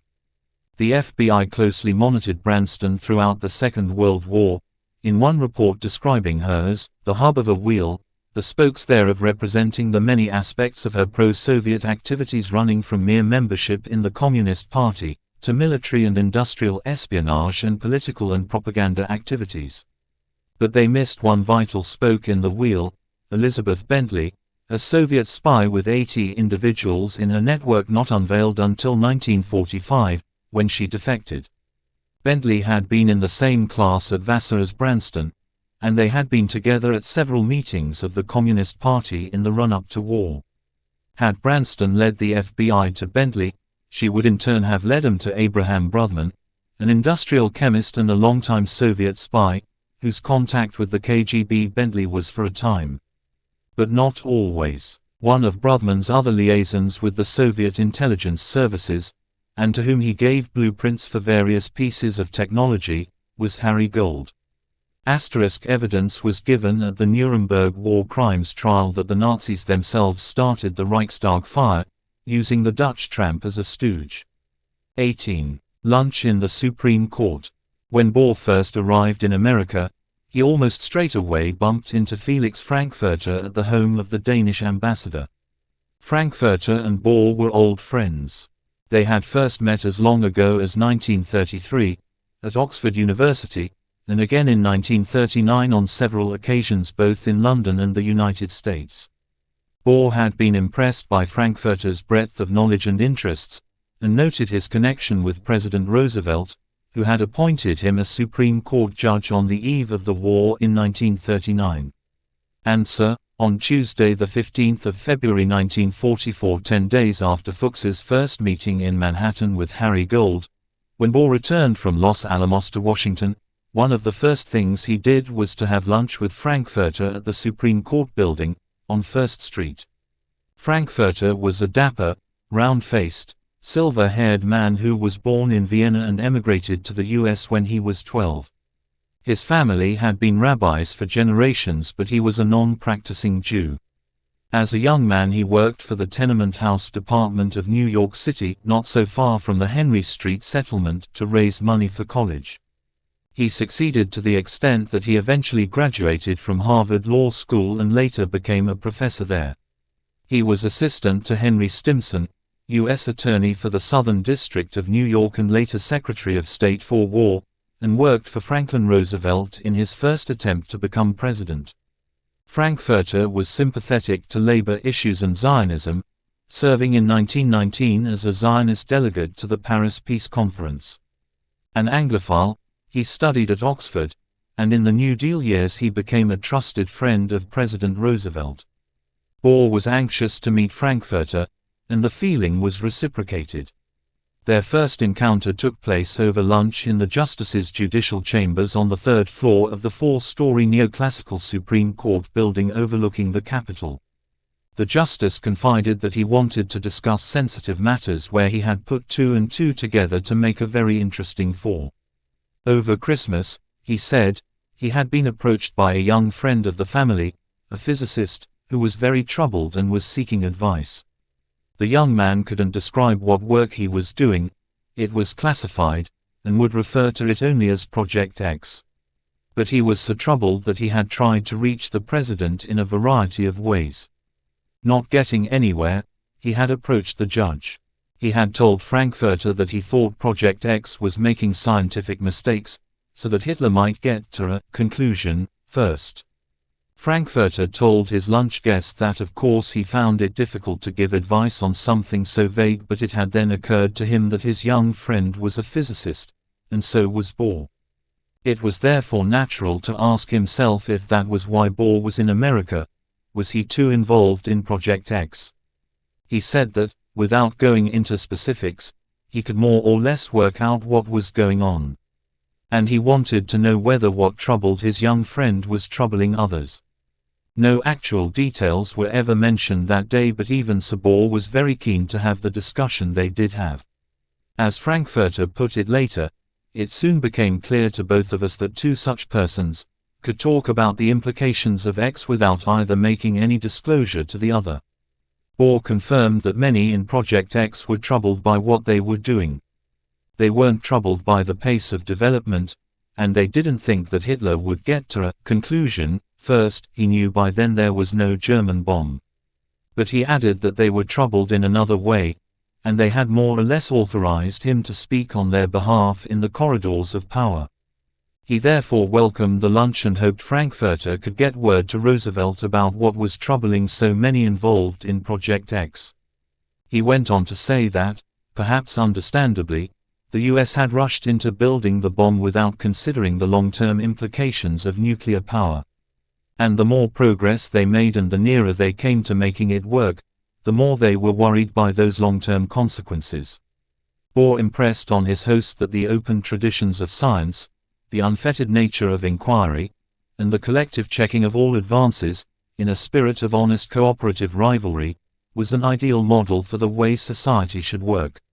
The scientific method was itself an ideal, preserving the fundamental values of Western civilization: individual freedom, rationality and good fellowship. He argued that the discovery of fission was a good example of this model.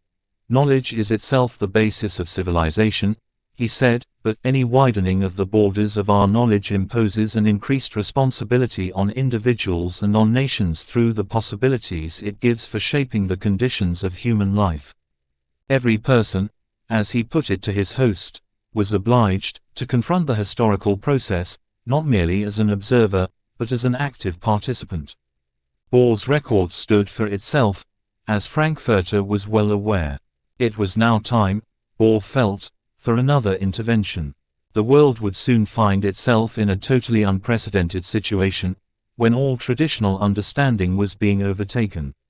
In his view, all economic, ideological, territorial and military questions needed to be reconfigured within a new framework. In short, a new international order was needed. Atomic weapons were so powerful that their control was possible only in an open world. Only with such openness could each nation be confident that its potential enemies were not engaged in amassing nuclear weapons. Scientists were always free to check each other's results. As with fission, that is how convincing progress occurred. This openness was more necessary than ever, if the recent achievements of physicists were not to destroy the world.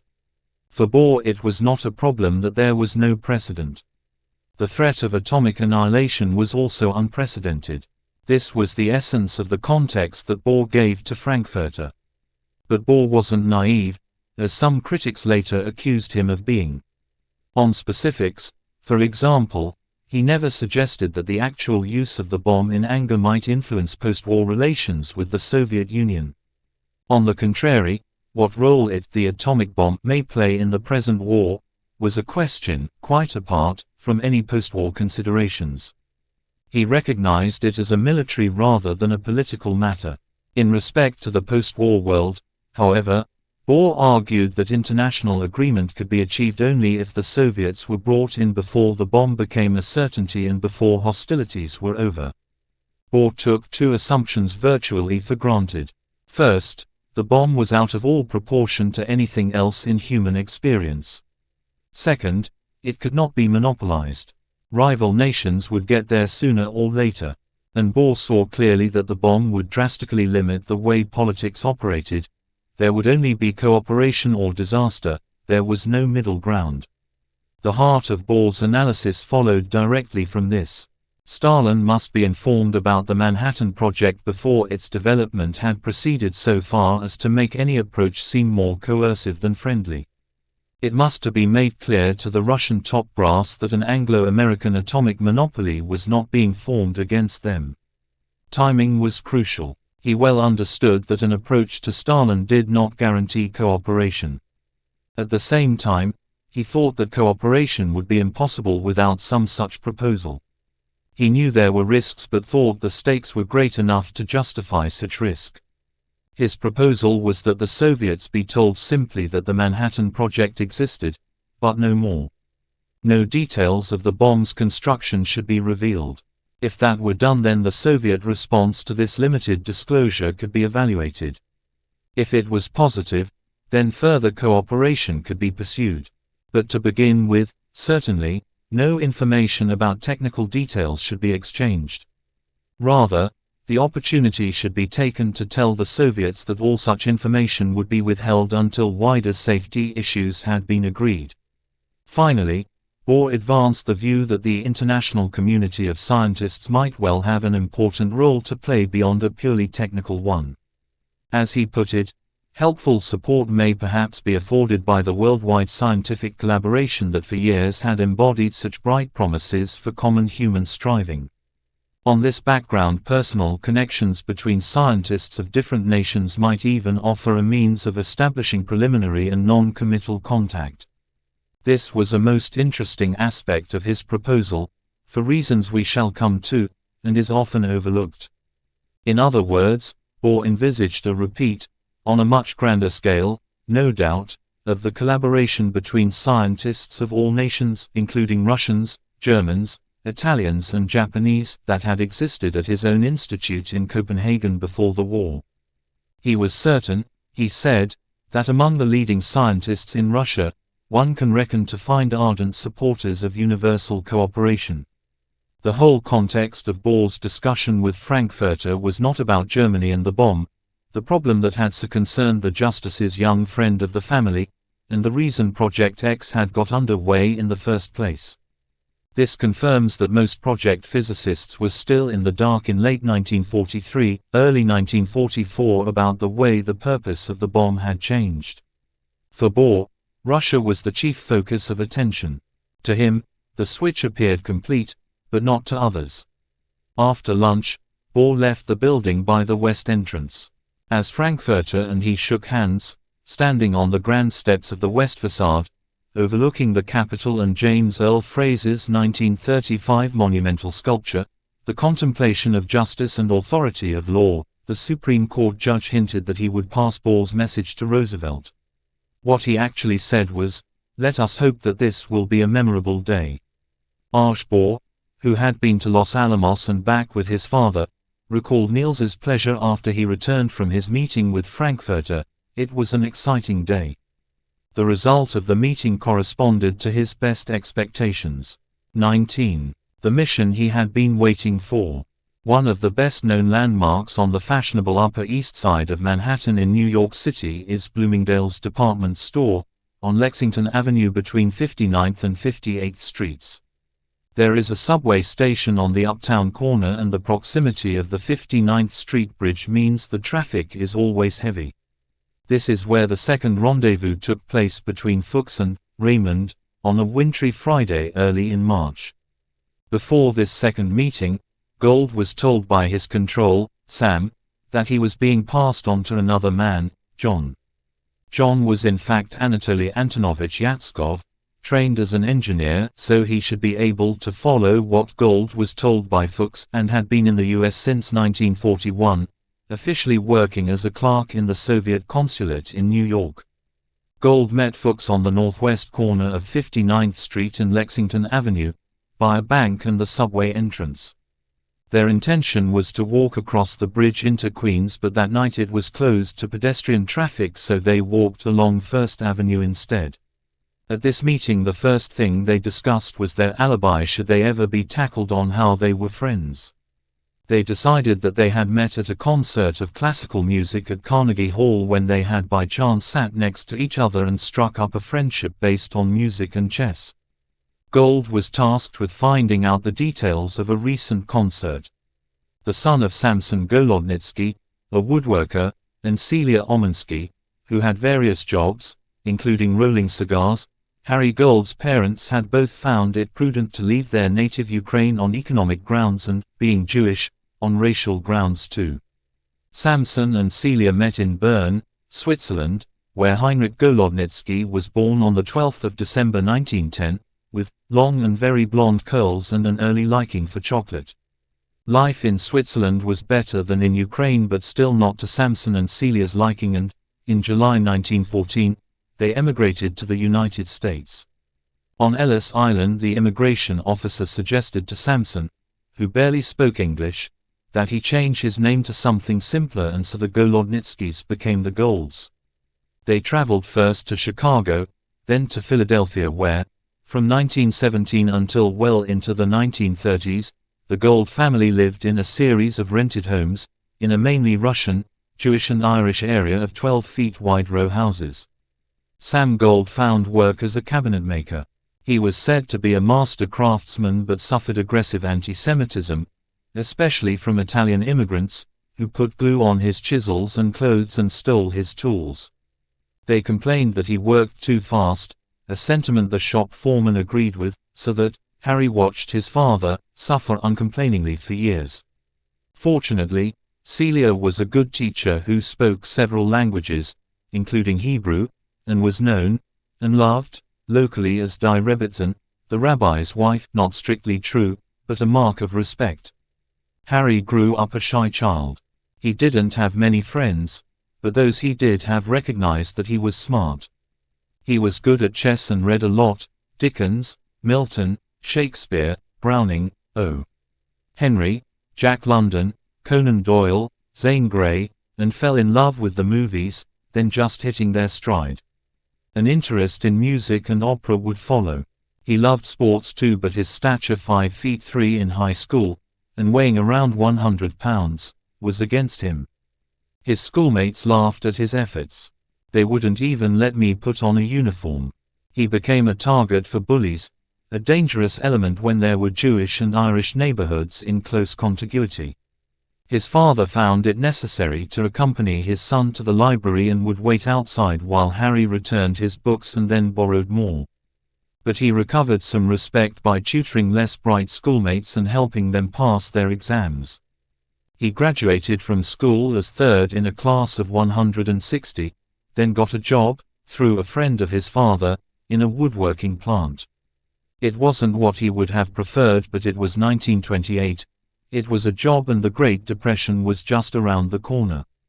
He secured a position as a laboratory assistant with the Pennsylvania Sugar Company, where some significant science was undertaken.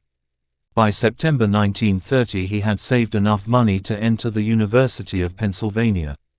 Then the Great Depression hit and the family had to dip into its savings. He voluntarily withdrew from university so he could reclaim that semester's fee, which he gave to his mother. By December 1932, just before Christmas, father and son were out of work, and they were forced to return some new furniture they were still paying for. Some families in Philadelphia, including Jews, considered going to Russia, where they had heard things were better.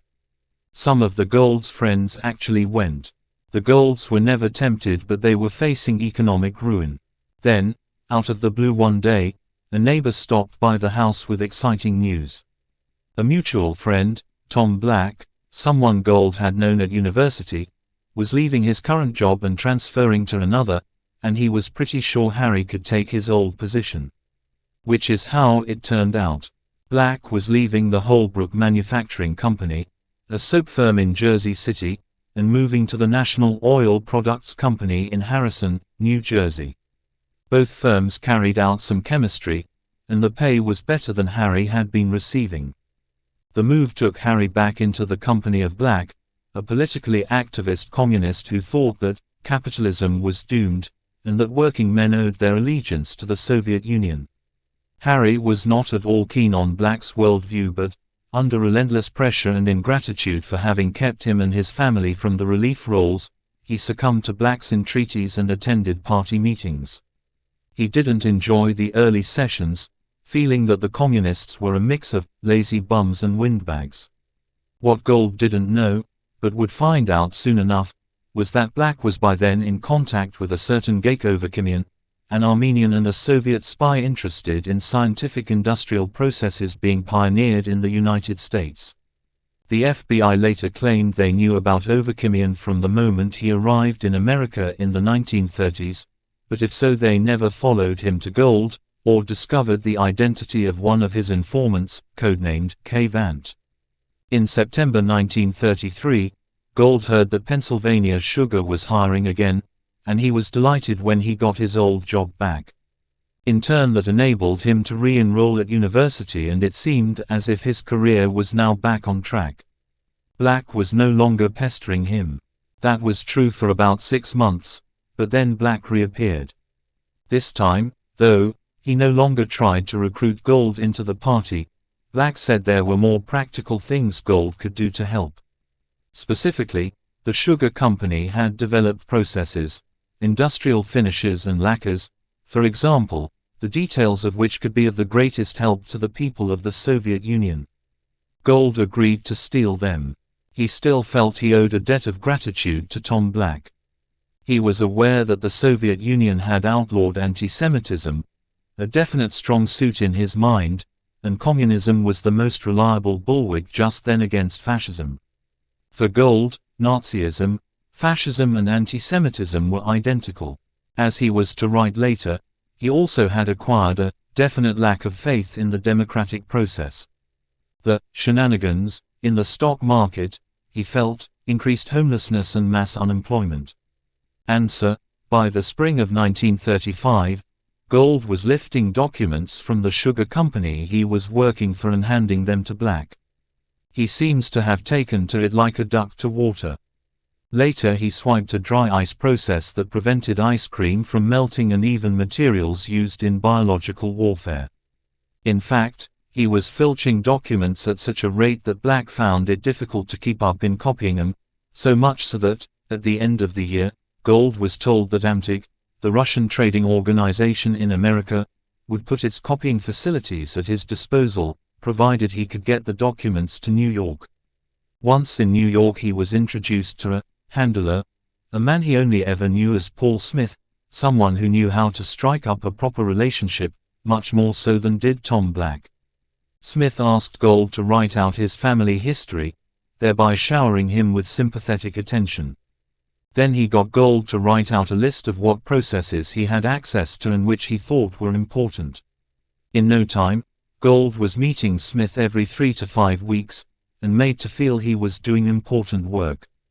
Of course, there are only so many processes, and documents describing those processes, that can be developed by any one company, and by the end of 1935 the supply of material from the sugar company was beginning to run down. This coincided with the appointment of a new handler. The new man, known as Fred, was very different from Smith. He was much less personable, a small mustachioed man in his early 30s, with black eyes and a swarthy complexion, someone moreover who appeared to have cultivated the Bolshevik virtue of tivadosed hardness. He set Harry a new task, coming up with the names of people like him whom the Soviets could recruit to secure fresh information from other companies. This was not to Gold's liking at all, and for a time he made up names to keep Fred satisfied. There then followed a number of abortive missions. One was to join a team tasked with assassinating Trotsky, a proposal Gold found absurd and loathsome. Then, in August 1940, he met yet another new handler, someone whom he only ever knew as Sam, but who was in fact Semyon Markovich Semenov, an MIT-trained mechanical engineer and mathematician, who worked for Amtig, ostensibly purchasing oil refinery equipment. Sam would be Gold's longest-lasting and most important handler. While all this was taking place, the world kept turning. Gold had been distressed and puzzled by the Molotov-Ribbentrop non-aggression pact in August 1939. Fred had laughed at Harry's naivety, saying that Russia needed time. When Germany had invaded Russia in July 1941, and America and Britain and Russia had become allies, Gold was much happier, and had consented to a series of projects to act as a liaison with certain scientists at companies such as Eastman Kodak and DuPont to obtain secret scientific processes, which he passed on to Sam. And then one day, in early January 1944, he received a phone call ordering him to New York for an important meeting. "Something has come up," said Sam, more excited than Harry had ever heard him before. The Soviet Union, Sam whispered, was assigning Harry a mission of the utmost significance and importance. He must drop everything else and apply himself, single-mindedly, to this one thing. Gold agreed immediately. Maybe, he thought, this was the mission he had been waiting for, something that would really make a difference. Sam said he would be meeting a man recently arrived from England, who would be working with a group of fellow scientists in the New York area. The man would be providing information on a new kind of weapon. In fact, devastating was the word he used. It would be Gold's job to receive the information and pass it on to Sam. The first meeting went exactly as planned. In the second meeting, during their walk up First Avenue, Fuchs explained to Gold why he was in America. It was the first time Gold had heard the words, the Manhattan Project, and Fuchs named all the members of the British mission, and some of their American colleagues, too. He explained that the project was divided into tight compartments, and that he did not have an overview, hardly anyone did, but he said that his own work had to do with the separation of the fissionable isotope of uranium-235, through either gaseous diffusion or electromagnetic separation. Fuchs added that he did not think the advances they were making were enough to build a bomb quickly enough to be ready before the war ended. But it would matter later. He informed Gold on this occasion about the role of General Groves. Fuchs had attended at least 2 meetings, on the 22nd of December 1943 and the 5th of January 1944, at which Groves presided. Just giving the Russians Groves's name would have told them a lot. Here was the man who had built the Pentagon, no secret there. The very mention of his name conveyed the sheer size of the project. By that time, too, Fuchs and Perls had attended at least 5 meetings, between 10 and the 21st of December, on plant control systems, time-dependent problems, bypass systems, all technical problems that, as the frequent meetings showed, were being urgently pushed forward. Fuchs also told Gold that the contracted entities for this part of the project were the Kellex Corporation, Columbia University and the Carbide and Carbon Chemical Company. No less important, Fuchs had attended a stormy meeting with General Groves, also in January 1944, when the British scientists had supported his proposal for a new and superior barrier material at Kellex. The importance of this lay in the fact that the preparation of the new barrier material would delay the start-up of the Oak Ridge gaseous diffusion plant then under construction, but also carried the implication, as Harold Urey independently appreciated, that the U.S. was pursuing a post-war nuclear weapons capability, not simply trying to beat the Germans to the bomb. Note that, in January 1944, Harold Urey, Nobel Prize winner for the discovery of heavy water and a senior Manhattan Project scientist, thought that Germany was the main bomb threat. At this second meeting, Fuchs described to Gold some of the problems he, and the others, faced, in particular the fact that project scientists worked in extremely tight compartments, and that one group did not know what the other group was doing. As Gold told the story after he was caught and interrogated, this I can verify by the fact that he told me that he thought there was the possibility of a large-scale installation for isotope separation projected for future development somewhere, he thought, down in Georgia or Alabama. This, of course, turned out to be Oak Ridge, Tennessee, the very plant Fuchs was helping to design. Gold knew enough chemistry to understand what isotopes were, and Fuchs came away from the second meeting believing his American contact had some scientific knowledge. He promised that at the next meeting he would deliver a package that would contain a complete written account of who was working on the project, a general physical makeup of it, and how far it had progressed. Gold diligently wrote down all that Fuchs had told him as soon as they parted. He met his new control, John Yatskov, later that evening in Midtown Manhattan and handed over his notes, keeping physical contact to a minimum. Then he took a train home to Philadelphia.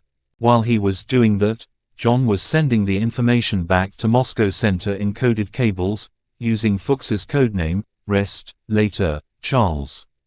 These cables were sent out over commercial telegraph lines, which meant they could be intercepted, and they were.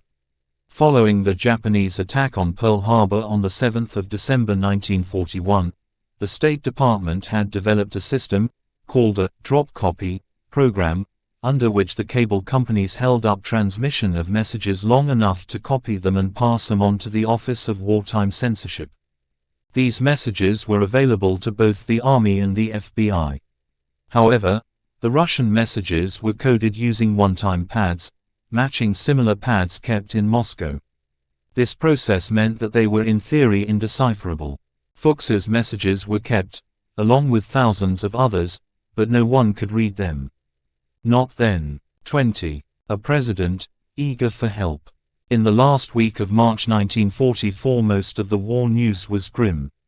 On the 24th, hundreds of Italians were massacred by Germans at the Arditine Caves in Rome in reprisal for a huge bomb that had killed many Germans.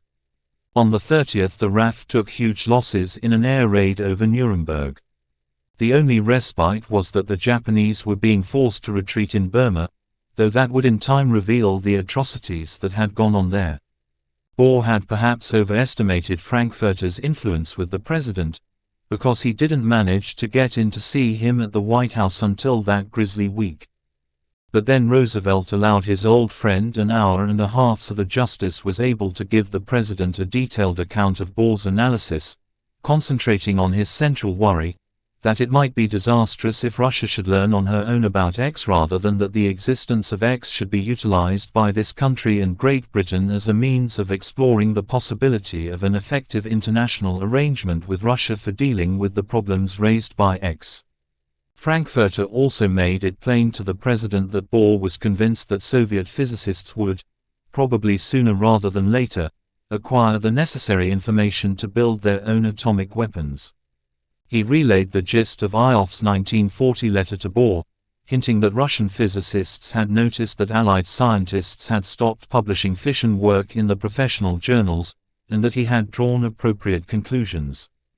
The Russians were laying out feelers, letting slip hints about what they knew. Of course, Roosevelt was not surprised by the Soviet interest in atomic science. As we have seen, he had been alerted the year before, by General Groves, who had briefed him on Russian attempts to infiltrate the Berkeley Rad Lab, Oak Ridge and even Los Alamos. The president knew about the Russian requests for uranium and heavy water. In early 1944, however, when Frankfurter went to see the president, events had moved on. The president was well aware that Germany didn't have a bomb. He couldn't know that Stalin knew it too, at the time. But he did know, or should have known, that the Russians were aware that an Allied bomb project was well underway. And he surely grasped Bohr's point, carried to him by his friend Frankfurter, that the existence of such a powerful weapon would have a decisive impact upon Soviet-American relations after the war was over. Bohr had put it clearly. The central issue was coercion. There were undoubted military and diplomatic advantages for the Allies to keep the bomb to themselves. But how long would those advantages last, and would they offset the advantages of telling the Russians in good time, with the goodwill that would theoretically bring? And if the bomb was kept secret, and the Allies secured an advantage, exactly how would that advantage work? Would the Soviets succumb to such coercion? An approach to Stalin promised benefits, at least in theory. A proposal for the international control of atomic energy could form the basis of a great power collaboration after the war. And, as Bohr had also pointed out to Frankfurter, if the Russians did not agree to such collaboration, it would at least confirm the limitations of Soviet intentions. In London, Anderson was aware of Bohr's meeting with Frankfurter through Halifax, the British ambassador in Washington. Knowing that Bohr was due back in London, he decided to set the stage and put before the Prime Minister some thoughts on nuclear strategy, but without mentioning Bohr's name. He was summarily rebuffed. When he suggested to Churchill that there should be collaboration with the Russians, the Prime Minister was crudely dismissive, circling that word in the memo and scribbling in the margin, "on no account." Anderson never told any of this to Bohr, and Sir, still kicking his heels in Washington, awaiting Frankfurter's meeting with the president, Bohr began to put his thoughts together more formally, preparing a long report for Anderson with the title, "Confidential Comments on the Project Exploiting the Latest Discoveries of Atomic Physics for Industry and Warfare." The document was marred by Bohr's lockjaw English syntax, but, as Graham Farmiloe has said, his circumlocutions contained a powerfully original argument for thinking about the Manhattan Project as a global opportunity rather than as a threat. And it concluded, such an initiative, aimed at forestalling a fateful competition about the formidable weapon, need in no way impede the importance of the project for the immediate military objectives, but should serve to uproot any cause for distrust between the powers on whose harmonious collaboration the fate of coming generations will depend. Some 2 weeks after Bohr sent this report to Anderson in London, he heard from Frankfurter. The Justice had spent an hour and a half with Roosevelt, and when he left the White House he remarked to others in the know that the President was plainly impressed by my account of the matter. He even said that when he had suggested to the President that the solution to the problem of the atomic bomb might be more important than all the plans for a world organization, the United Nations, then being mooted, Roosevelt had agreed. Frankfurter also said that Roosevelt had confessed that he was worried to death about the bomb. He was very eager for all the help he could have in dealing with this problem. Most interestingly, and most controversially in retrospect, Frankfurter also said that the President had authorized him to tell Bohr that when he returned to Britain, as was planned, he might inform our friends in London that the President was most eager to explore the proper safeguards in relation to X. In another version, Roosevelt had told the Justice he was receptive to Bohr's ideas and would welcome any suggestions to this purpose from the Prime Minister. Vastly encouraged, Bohr prepared to leave for London. He was found a seat by Lord Halifax on a military aircraft. The third meeting between Fuchs and Raymond took place at almost the same time as Bohr's second meeting with Frankfurter, except that it was late on Friday the 31st of March, at 9 o'clock in the evening. In Europe it was already April. General de Gaulle was preparing to take command of all French forces, and the Allies were beginning their bombing of Hungary and Bulgaria ahead of the advancing Red Army. It was a cold, dark night as the two men met along Park Avenue in the 70s or 80s, and Gould later remembered that they both wore overcoats. Fuchs was walking slowly north, on the west side, when Gould spotted him. He strolled up behind the slim outline and, when he drew close, the two men instinctively veered onto an extremely deserted side street and continued walking in the direction of Fifth Avenue and Central Park. There, in a matter of seconds, Fuchs handed over a very bulky package of 50 pages or so, which Gould immediately hid in the inner pocket of his overcoat. Fuchs asked how his earlier information had been received, and Gould said it had been satisfactory with one drawback, that a general guide to the overall plan was needed. Fuchs was annoyed by this, saying he had already provided that and it was Moscow's fault that they hadn't connected the different parts that he had supplied. He also complained that his work was being deliberately curbed by the Americans, who were still not cooperating wholeheartedly. The two men then parted, with hardly anything else being said. That time Gould committed a serious lapse of procedure. He took out the package and thumbed through its pages. He judged there were 20 or 25 closely written sheets with vital information about the design, progress and participants involved in the construction of the world's first atomic bomb. We now know that among the information that changed hands that night were 19 papers, at least 13 written by Peierls and Fuchs, or by Peierls, Fuchs and Skyam, on pressure problems in gaseous diffusion, formulae for the membranes used in the process, and the titles of 9 other papers by different authors. The procedure in the Kellex offices was for Fuchs to write out by hand the papers where he had done some or all of the work, and have them typed up by Mrs. Gertrude Crosby Rowan, the secretary he shared with Peierls. He then showed the typed version to Peierls for approval before it was circulated more widely. He would then take back his handwritten originals, and it was these that he passed to Gould. He didn't dare take away papers produced by others, but he could take down the titles and the names of their authors. The information disclosed that night also discussed various corrosion problems that were being encountered, and identified S50 as the code for thermal diffusion, in which, it was said, an attempt was being made to enrich uranium from 0.71% U-235 to 0.85%. These codes were crucial, of course, because other spies, elsewhere in the Manhattan Project, could use the codes to link work in different locations. By then, Fuchs had attended 3 special meetings devoted to gaseous diffusion, the latest on that same day, the 31st of March. That is how up-to-date the information was.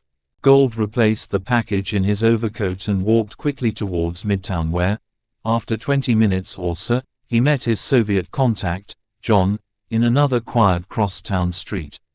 21. The letter from Moscow. Emboldened by what he now felt was his presidential mission, Niels Bohr arrived in London a few days later, in early April. Once there, however, he was kept waiting by the Prime Minister for weeks.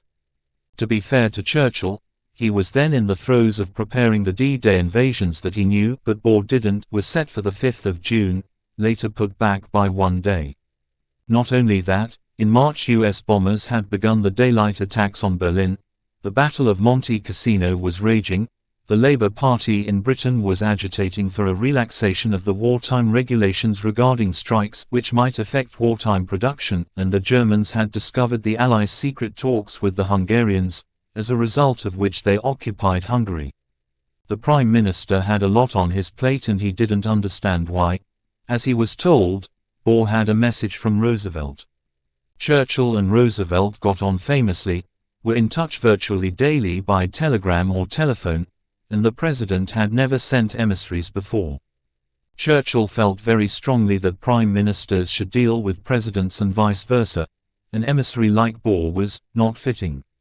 Anderson was of course well aware that Churchill's views and Bohr's hardly coincided, and he was privy to many other, non-nuclear related secrets as well, so he knew there were all sorts of reasons why Bohr was not given easy access to Downing Street.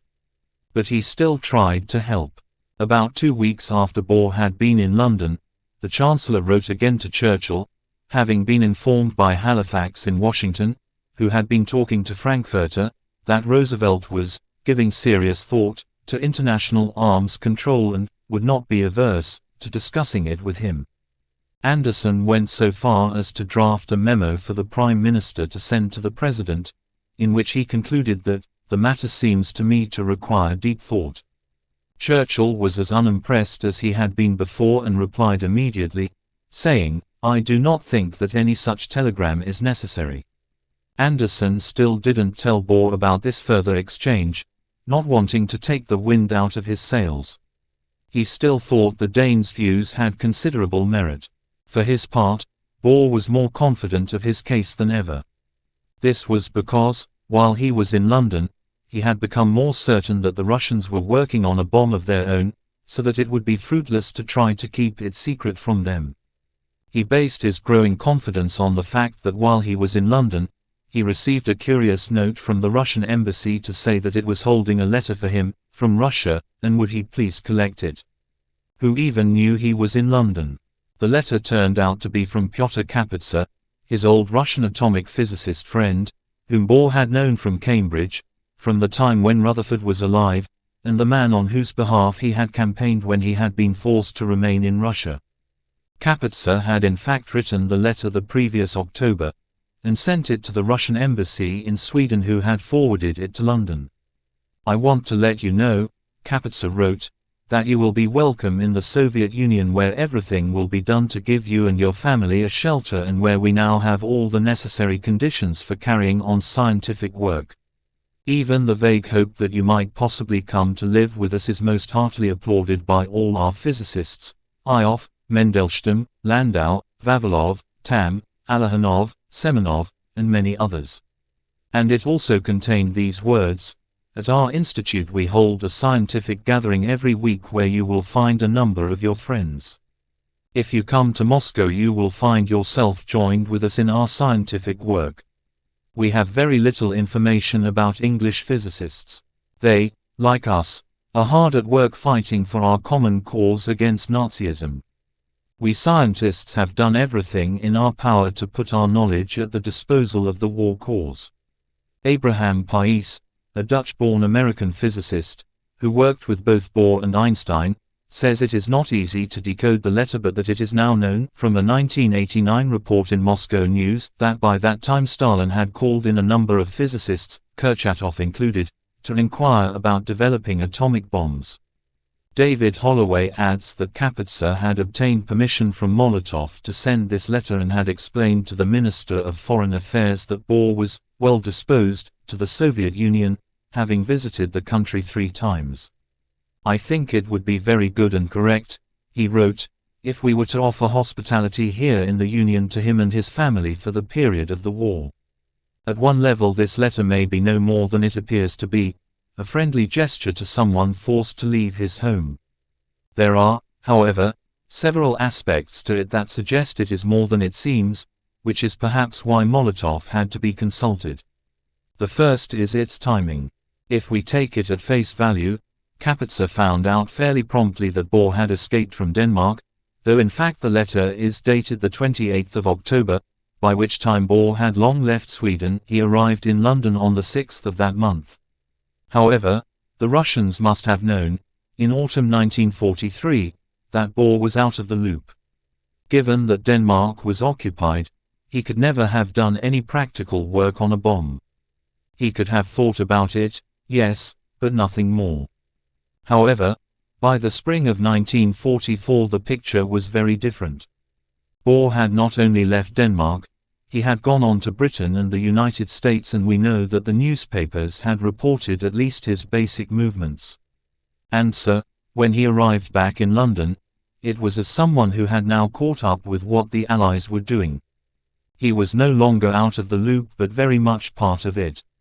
And so an invitation to the Soviet Union would now be much more likely to be useful for Russia's own atomic effort. However, a two-frontal approach might not work, risking making him suspicious. Instead, a dissimulation was needed. We only have the Soviet embassy's word that the letter was originally sent to Stockholm in October 1943. But perhaps the Russians only pretended that the letter was first sent to Stockholm, as a way to reassure Bohr that the invitation had been made before he was brought up to date on the Allied bomb effort. This is not as cynical as it at first appears because of the other elements in the letter. The second was its authorship. It did not come from Ioffe, the man who had sent the previous letter, though he was mentioned, in passing. It came from Kapitsa, and Kapitsa, it will be remembered, was the man who had featured prominently in the Daily Telegraph report in 1941, when Soviet scientists had mounted a veiled appeal for Soviet inclusion in the atomic bomb program as a full member of the Grand Alliance. Kapitsa had been quoted personally, discussing the future development of an atomic bomb by the Allies. The third element was the omission from the list of names that Kapitsa gave of Igor Kurchatov. By October 1943, when Kapitsa actually wrote the letter, or spring 1944, if the interpretation being given here is correct, Kurchatov had had months of access to the espionage files, since February 1943 in fact, so he would have known that Bohr's name hardly featured in the earlier documents. However, now that Bohr was back in London, he was fully in the picture so far as the bomb project was concerned. The timing is certainly suggestive. Is that why Kapitsa's letter reached Bohr in April, although the letter was dated October 1943? Was that the real reason he was invited to Russia? This is at least possible because of the fourth element in the letter, that it contained the phrase, "We now have all the necessary conditions for carrying on scientific work." On the face of it, this is a bland phrase.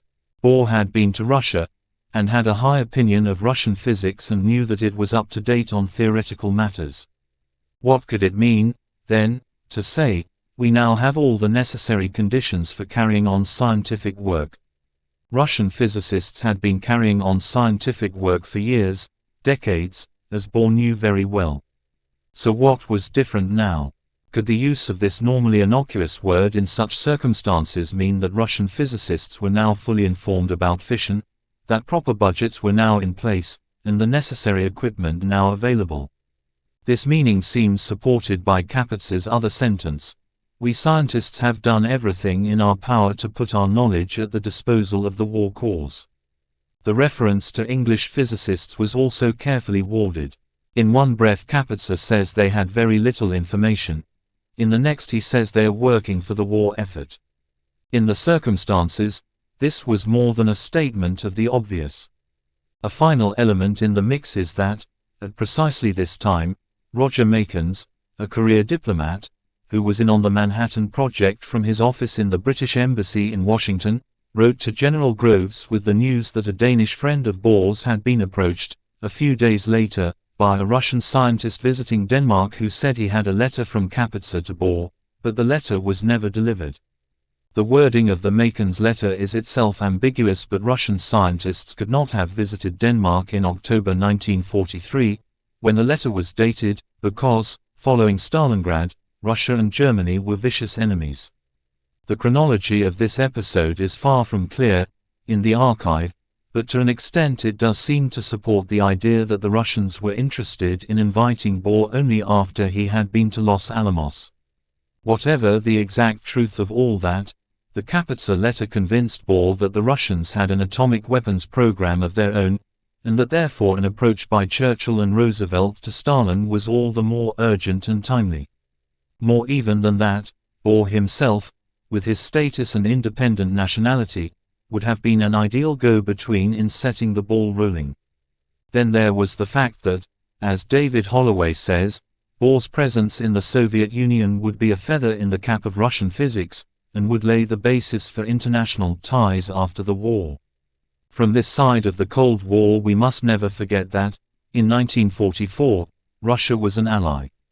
Kapitsa was one of many who wanted to re-establish contact with foreign scientists and also argued that scientists had a role to play in securing international peace, an exactly parallel thought to what Bohr had argued with Frankfurter. In a speech to the Third Anti-Fascist Meeting of Soviet scientists in June 1944, Kapitsa argued that, with the end of the war now in sight, our task, the task of all scientists, must not be limited to gaining a knowledge of nature in order to harness it for the benefit of mankind in peaceful construction. It is my opinion that scientists must also take an active part in the establishment of a sound and lasting peace. Here again the wording and the timing are what attract our attention. Kapatz's argument was published openly in Moscow and in English. Publishing Russian material in English was not unknown, of course, not by any means, but in this case is it too much to ask whether, taken alongside his approach to Bohr, Kapitsa was once again putting out feelers. Kapitsa was in good standing, having developed during the war a new technique for producing liquid oxygen for the metallurgical and chemical industries, and was in touch, and got on well, with Molotov. His phrase about the harnessing of nature suggests that he had nuclear energy in mind and was suggesting, as was Bohr, that nuclear scientists, who all knew each other, should play a central role in international relationships. Kapitsa did not have the ear of Beria or Stalin that Kurchatov did, but he would become a hero of socialist labor, the highest civilian honor, so it is certainly possible his June 1944 speech was sanctioned as a diplomatic overture, and was designed to show that Stalin had an inkling of what the Anglo-Americans were up to and was using Kapitsa's friendship with Bohr as bait. Bohr politely refused the invitation to Russia, after first showing the text of his reply to MI6. But his proposal, about sharing information, was more urgent than ever. To have any force, an approach must be made while the Allies were still ahead.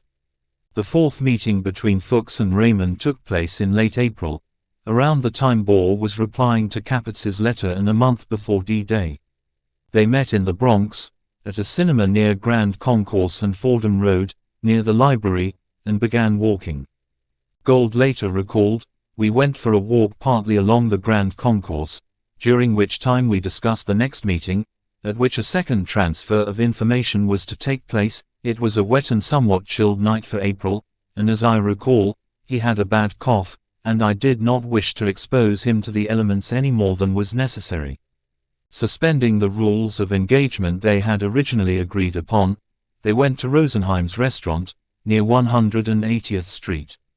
Over a light snack they discussed topics ranging from contemporary world politics to music and chess.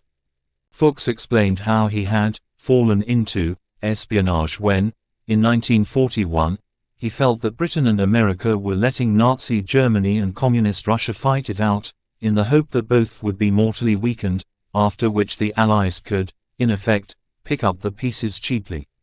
This, he felt, was unfair and he wanted to even up Russia's chances. Balance was on his mind. It was over this snack that Fuchs began to open up personally. Gold had come to know Fuchs, he said later, as a very shy, reserved individual, who never disclosed emotion. At that meeting, however, Fuchs revealed something of his earlier life, in which he had displayed strident partisanship directed against the Nazis and fascism. He told Gold how he had been lucky to escape the Nazis after the Reichstag fire, being on a train for Berlin when the Gestapo had come for him. He said that the fire was a set-up, something not generally known, that the communists had been branded as fire-setters when in fact the conflagration had been started by the Nazis themselves and used as a pretext to round up the political opponents. He told Gold about the bravery of his own father and the suicide tragedies that had befallen his grandmother, mother and his sister. We can't be certain that he told Gold about his escape to Paris and his attendance there at the International Youth Congress where Henry Barbas had been the focus of so much attention. But it is more than likely. In a sense Barbas, with his unflinching belief in the Soviet Union and his conjoining of anti-fascism and communism, was doing exactly what Gold and Fuchs would have longed to do, if they had had the chance. For his part, Gold shared with Fuchs the hatred he had for the faults of the West, the crude and vicious anti-Semitism his father and he had faced, the fact that they had briefly considered leaving America and emigrating to the Soviet Union where, they had been told, life was better for people like them. He explained how he had been drawn into the role he now occupied with Fuchs. He never told the other man his real name, or gave away any details that could be used to identify him, nothing like the names of the schools and universities he had attended, or even the name of the sugar company where he worked. They were doing something they shouldn't have done, but the two men bonded that day. They were not natural friends, neither was especially sociable, but they did have music and chess in common, as well as the lonely, secretive and dangerous world of espionage. The snack at Rosenheim's must have been one of the warmest moments they shared in their cold, isolated lives.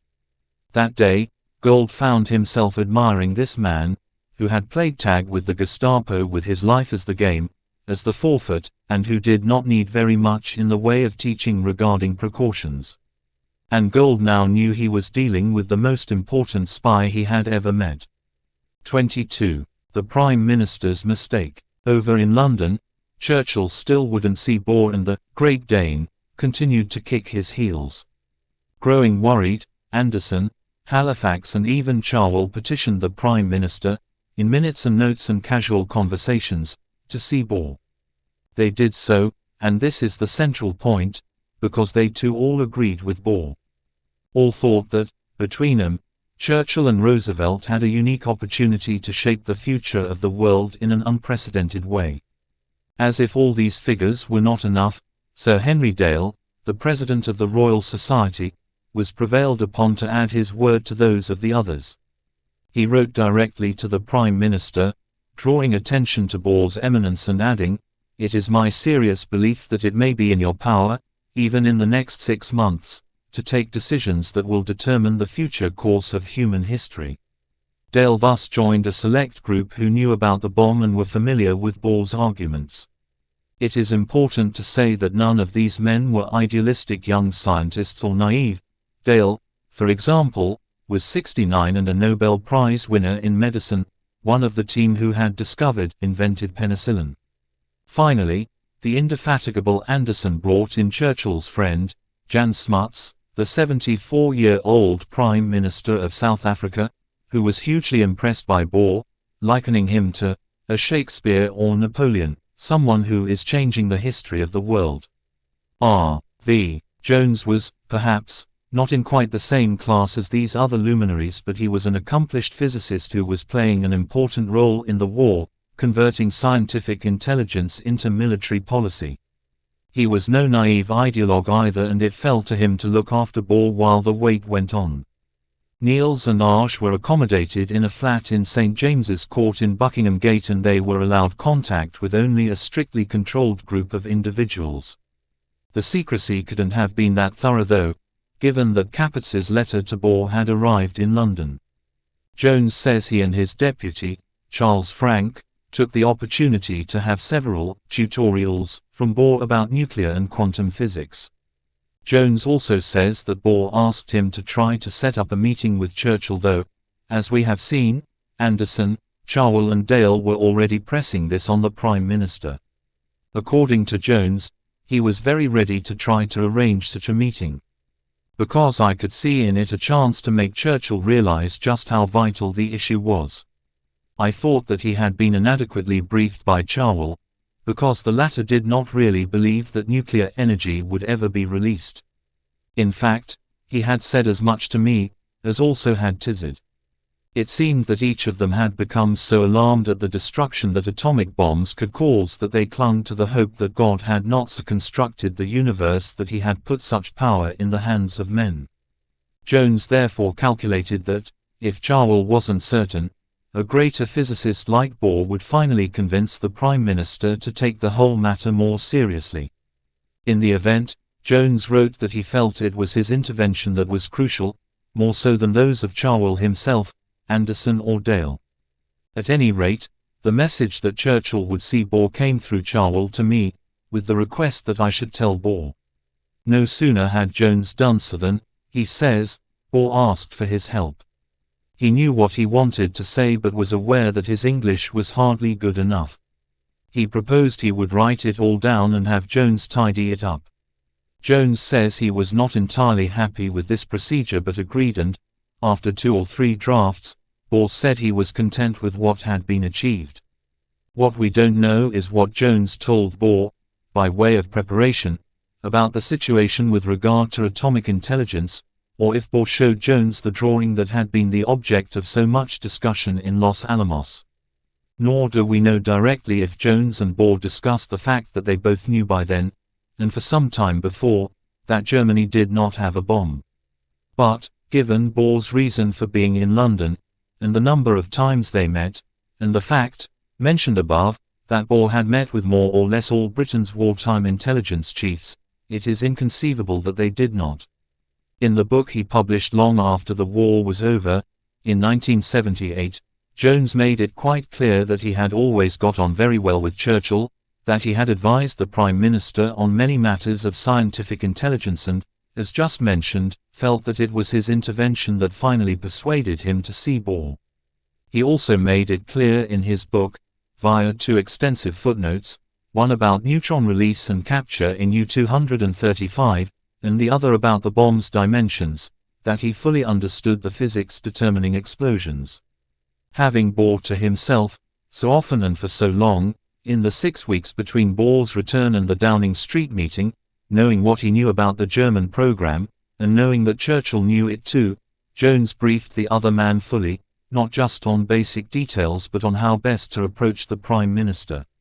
The half-hour meeting between Churchill and Bohr was finally scheduled for 3 o'clock on the afternoon of the 16th of May 1944, a Tuesday.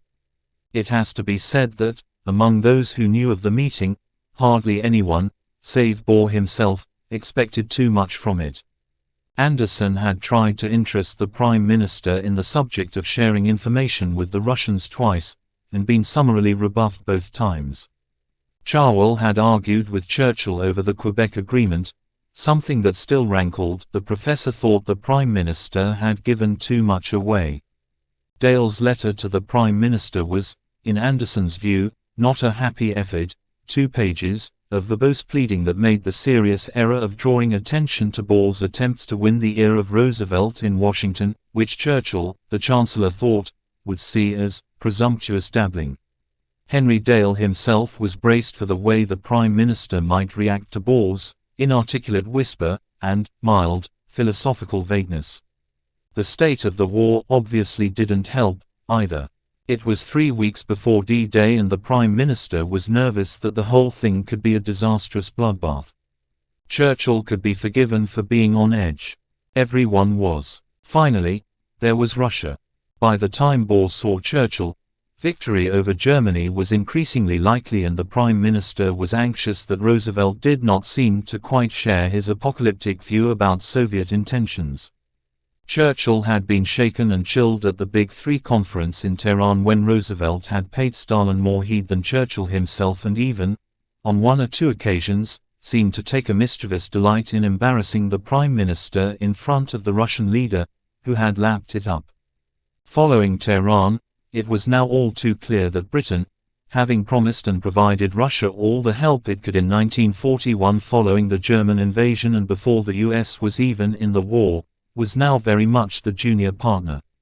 But one thing the Prime Minister still had up his sleeve, so to speak, was the great secret he shared with the President about the atomic bomb.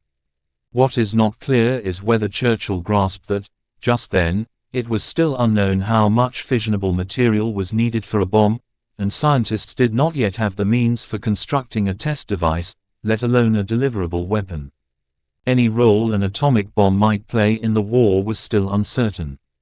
The choreography of the encounter was that, on the afternoon of the 16th of May, Jones took Bohr to Cherwell's office and Cherwell then took him on to Downing Street. The two physicists arrived a little early for the 3 o'clock start, a time when the Prime Minister would normally have had his afternoon nap. He walked in and found them sitting together. He had apparently just read, or reread, Sir Henry Dale's letter, which Graham Farmelow describes as a windy appeal on behalf of the scientific community. If there was anything guaranteed to get up Churchill's nose, it was scientists interfering in politics, despite the fact that he himself was arguably the most scientifically literate Prime Minister the country had ever had.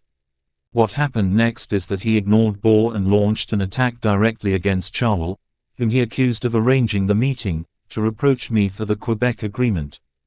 This was a reference to a fight that had been festering since the previous summer, when Cherwell and R.V. Jones, come to that, thought the Prime Minister had given away more than was justified, and allowed the President more or less carte blanche to decide just how much access to nuclear technology Britain would have after the war.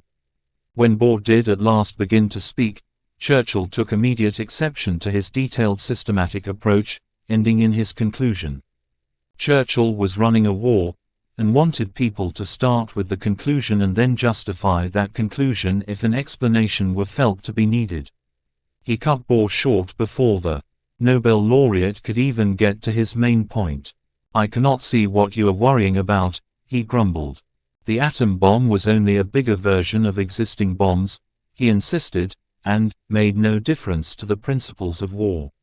And, in his first put-down, he said that there were no long-term problems with the bomb that could not be amicably settled between myself and my friend President Roosevelt. There was no discussion of the German bomb, or non-bomb, no discussion of what the Russians knew, or might know, and when they might have known it, no discussion of how the target had changed, or was in the process of change, no discussion of how scientists themselves might help initiate the process of cooperation, and no discussion of the need to avoid the appearance of coercion in relation to Stalin. At the end of the meeting, which arrived all too soon, when Bohr asked if he might write to the Prime Minister, outlining the ideas he hadn't yet got to, Churchill, in a notorious second put-down, said he would be honored to hear from the Nobel laureate, but not about politics. Bohr was devastated, and afterwards he wandered around London, like a wounded lion. At about 5 o'clock that afternoon, R.V. Jones bumped into him in Old Queen Street. Jones said Bohr had his eyes cast heavenwards, and seemed to be in a daze, so much so that he walked right past him. Fearing that something was wrong, I went back and stopped him, to ask how he got on. All he could say was, "It was terrible. He scolded us like two schoolboys."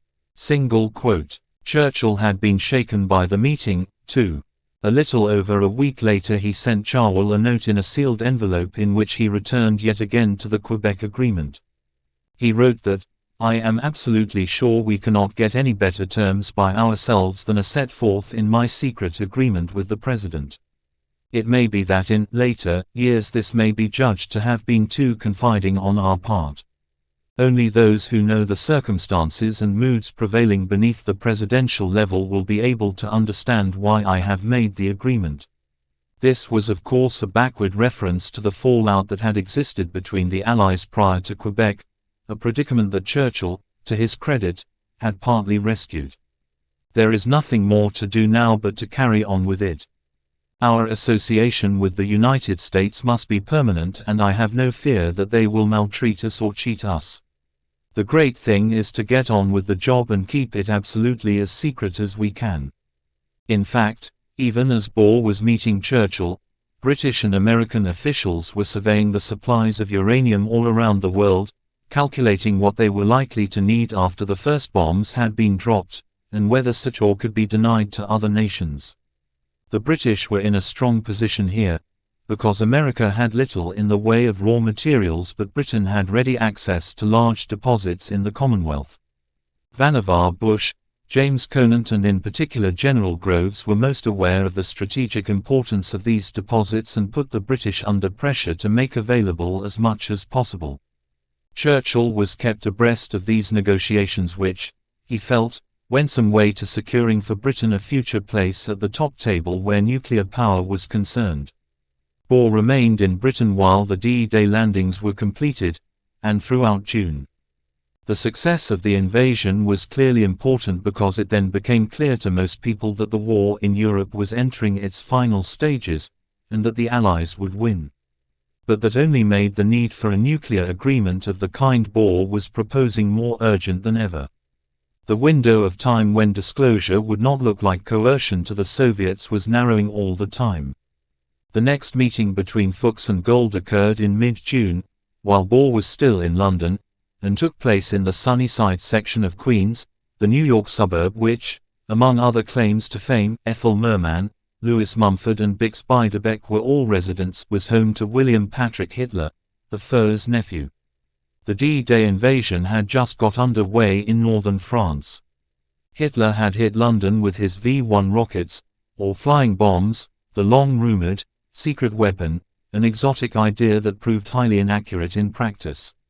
There had been fears that the V-1 weapons, V for Vergeltungswaffe, or vengeance weapon, would carry radioactive materials, but those worries proved groundless. So too did the parallel concerns that the German army would try to block the Allied invasion route with fission products. In both cases, British intelligence had shown its worth. French and Belgian resistance had identified 74 ski jumps from where the V weapons would be launched, and 66 had been bombed. Enigma traffic had shown no mention of radioactive materials, or troops being trained to use such products.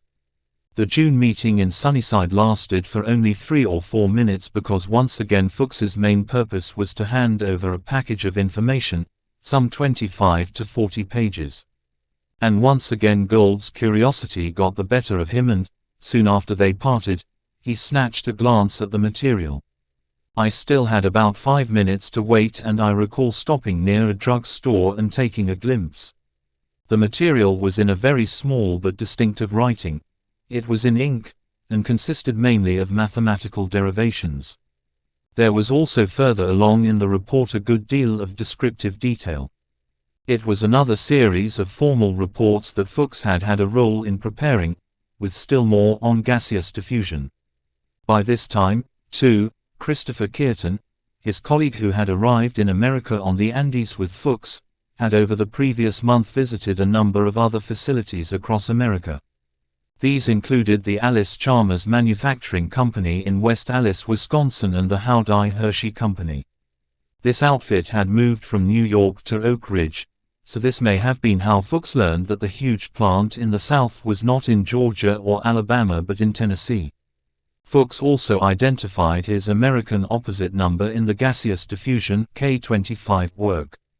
It was Dr. Carl Cohan, a theoretical physicist, who left the New York area in May 1944. This was evidence, Fuchs concluded, that Cohan was moving on to Site Y. He still didn't know where Site Y was, but it was clear the project was moving up a gear. 23. The bomb in trouble, mistakes at Los Alamos. In London, Bohr had some satisfaction at last in that he met with Sir John Anderson and the South African leader, General Jan Smuts. Although the meeting between Churchill and Bohr had gone badly, Anderson had subsequently prevailed on the Prime Minister to allow the Chancellor himself to inform Smuts about the Manhattan Project and asked the General to begin a study of post-war control. Bohr was the first person Smuts consulted. This time Bohr talked to a man willing to listen. If ever there was a matter for international control, Smuts agreed, this is it. However, Smuts felt that this control should be installed only after the war was over. He was not convinced that any immediate approach should be made to other nations, and in any case the approach should be made, when the time came, from the US President. Bohr had achieved, perhaps, a half-step forward, but no more. He now left London for Washington, half hoping that Anderson and Smuts would prevail on Churchill to change his mind, but also intending to refresh his friendship with Frankfurter. At about this time, Fuchs and Gould had their 6th meeting, on this occasion near Borough Hall in Brooklyn. This rendezvous was quite unlike any other. Fuchs talked about his sister Crystal as they walked around. Crystal, who was also a communist, like Klaus, had married Robert Heinemann, a member of the Communist Party but by all accounts not as avid politically as his wife. Her marriage was rocky, Fuchs told Gould, and she might have to leave Boston. He was fond of his sister and was exploring whether she could go back and live in Britain. Another alternative was that she should move to New York with her 2 children and live with him. Fuchs was aware also of the tendencies to suicide in the family, especially among the women.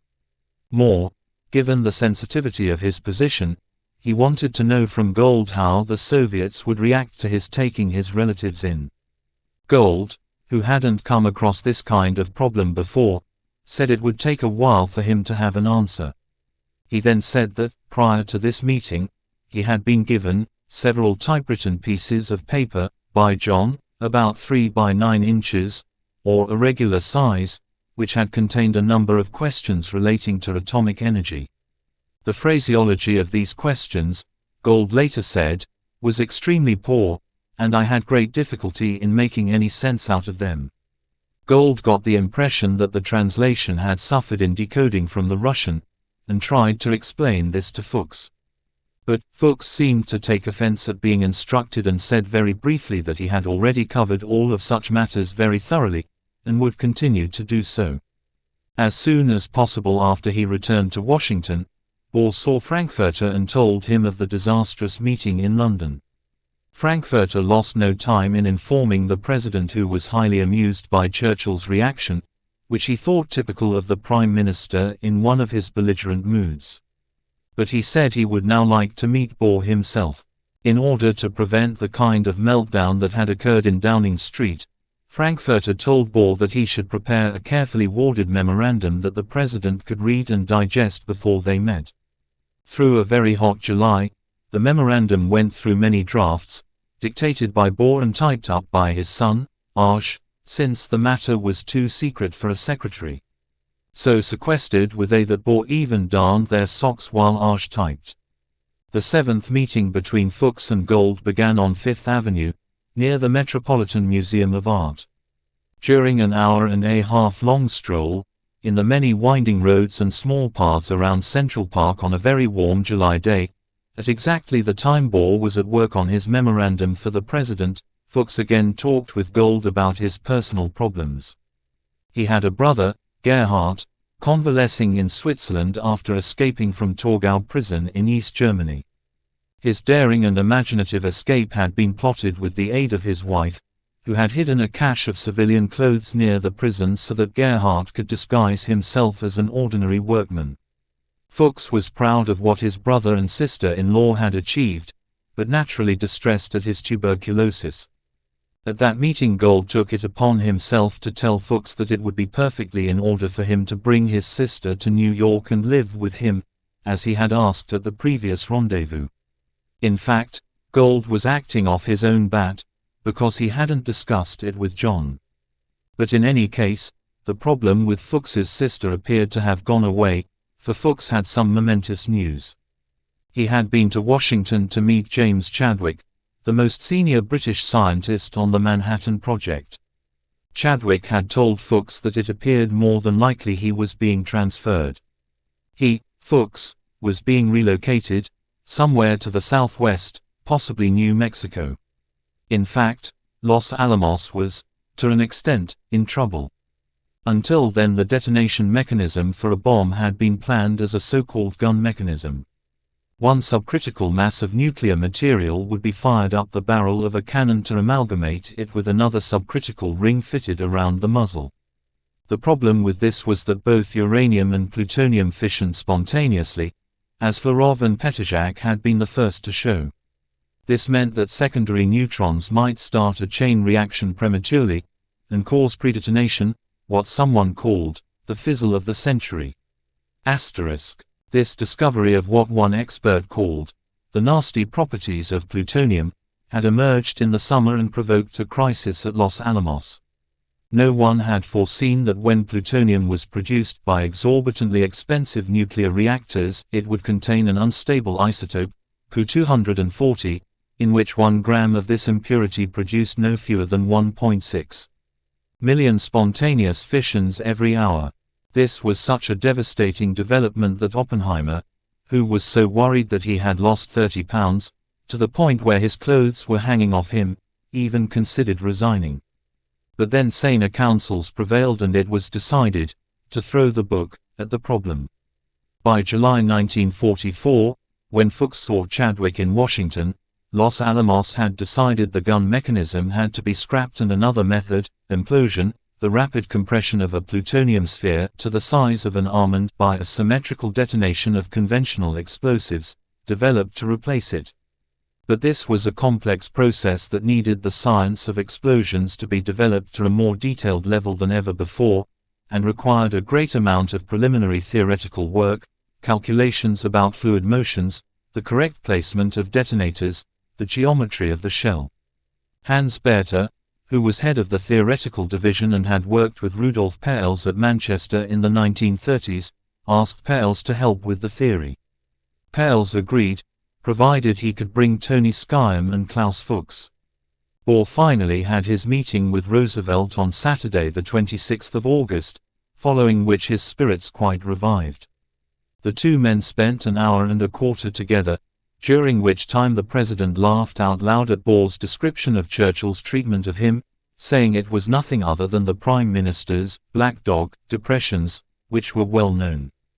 Bohr found the president very agreeable, and learned that he shared his view that contact with the Soviet Union had to be tried along the lines he suggested. The president went so far as to suggest that he was optimistic such an approach would have a good result and open a new era. He said that in his opinion Stalin was enough of a realist to grasp the revolutionary importance of the bomb and its consequences. No less important, Roosevelt told Bohr he was confident he would win the prime minister around to this view. They had disagreed before, he said, but in the end had always succeeded in resolving the differences. He suggested that he and Bohr might meet again after the upcoming Quebec Conference, the second such meeting there and codenamed Octagon, but, in the meantime, if Bohr had any further views to communicate, he would welcome a letter. In fact, the meeting between Roosevelt and Bohr was so successful that the president later told Frankfurter that the Dane was one of the most interesting people he had ever met. Reinvigorated, Bohr was therefore hopeful that Roosevelt would talk Churchill round, and convince the Prime Minister of the unique opportunity that lay within the grasp, when they had their second Quebec meeting, now not far off, in September. How realistic was Bohr being in all this?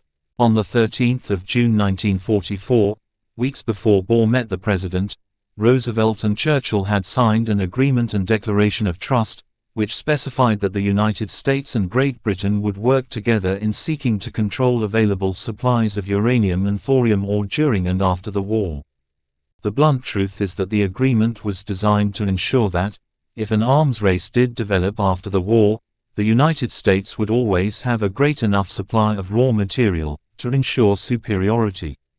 Fuchs's eighth meeting with Gold was scheduled to be near the Brooklyn Museum of Art on Eastern Parkway in exactly the same week that Bohr met the president.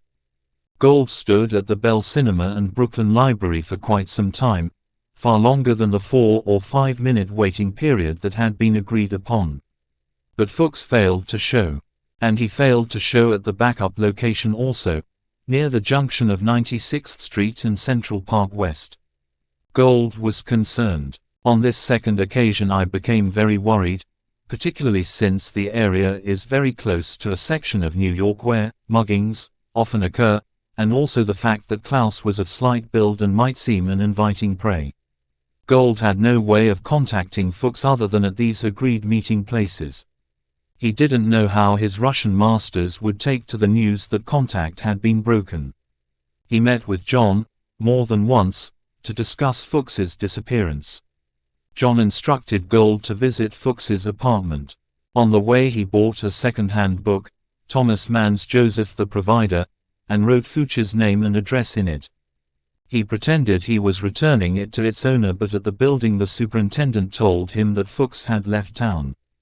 It would be 7 months before Fuchs and Gold were in touch again. But there was a good reason for Fuchs's silence. He had indeed been relocated to Site Y, the top-secret central location of the Manhattan Project at Los Alamos in New Mexico. The Russians had a spy who was a first-rate mathematical physicist at the very heart of the Allies' atomic bomb facility.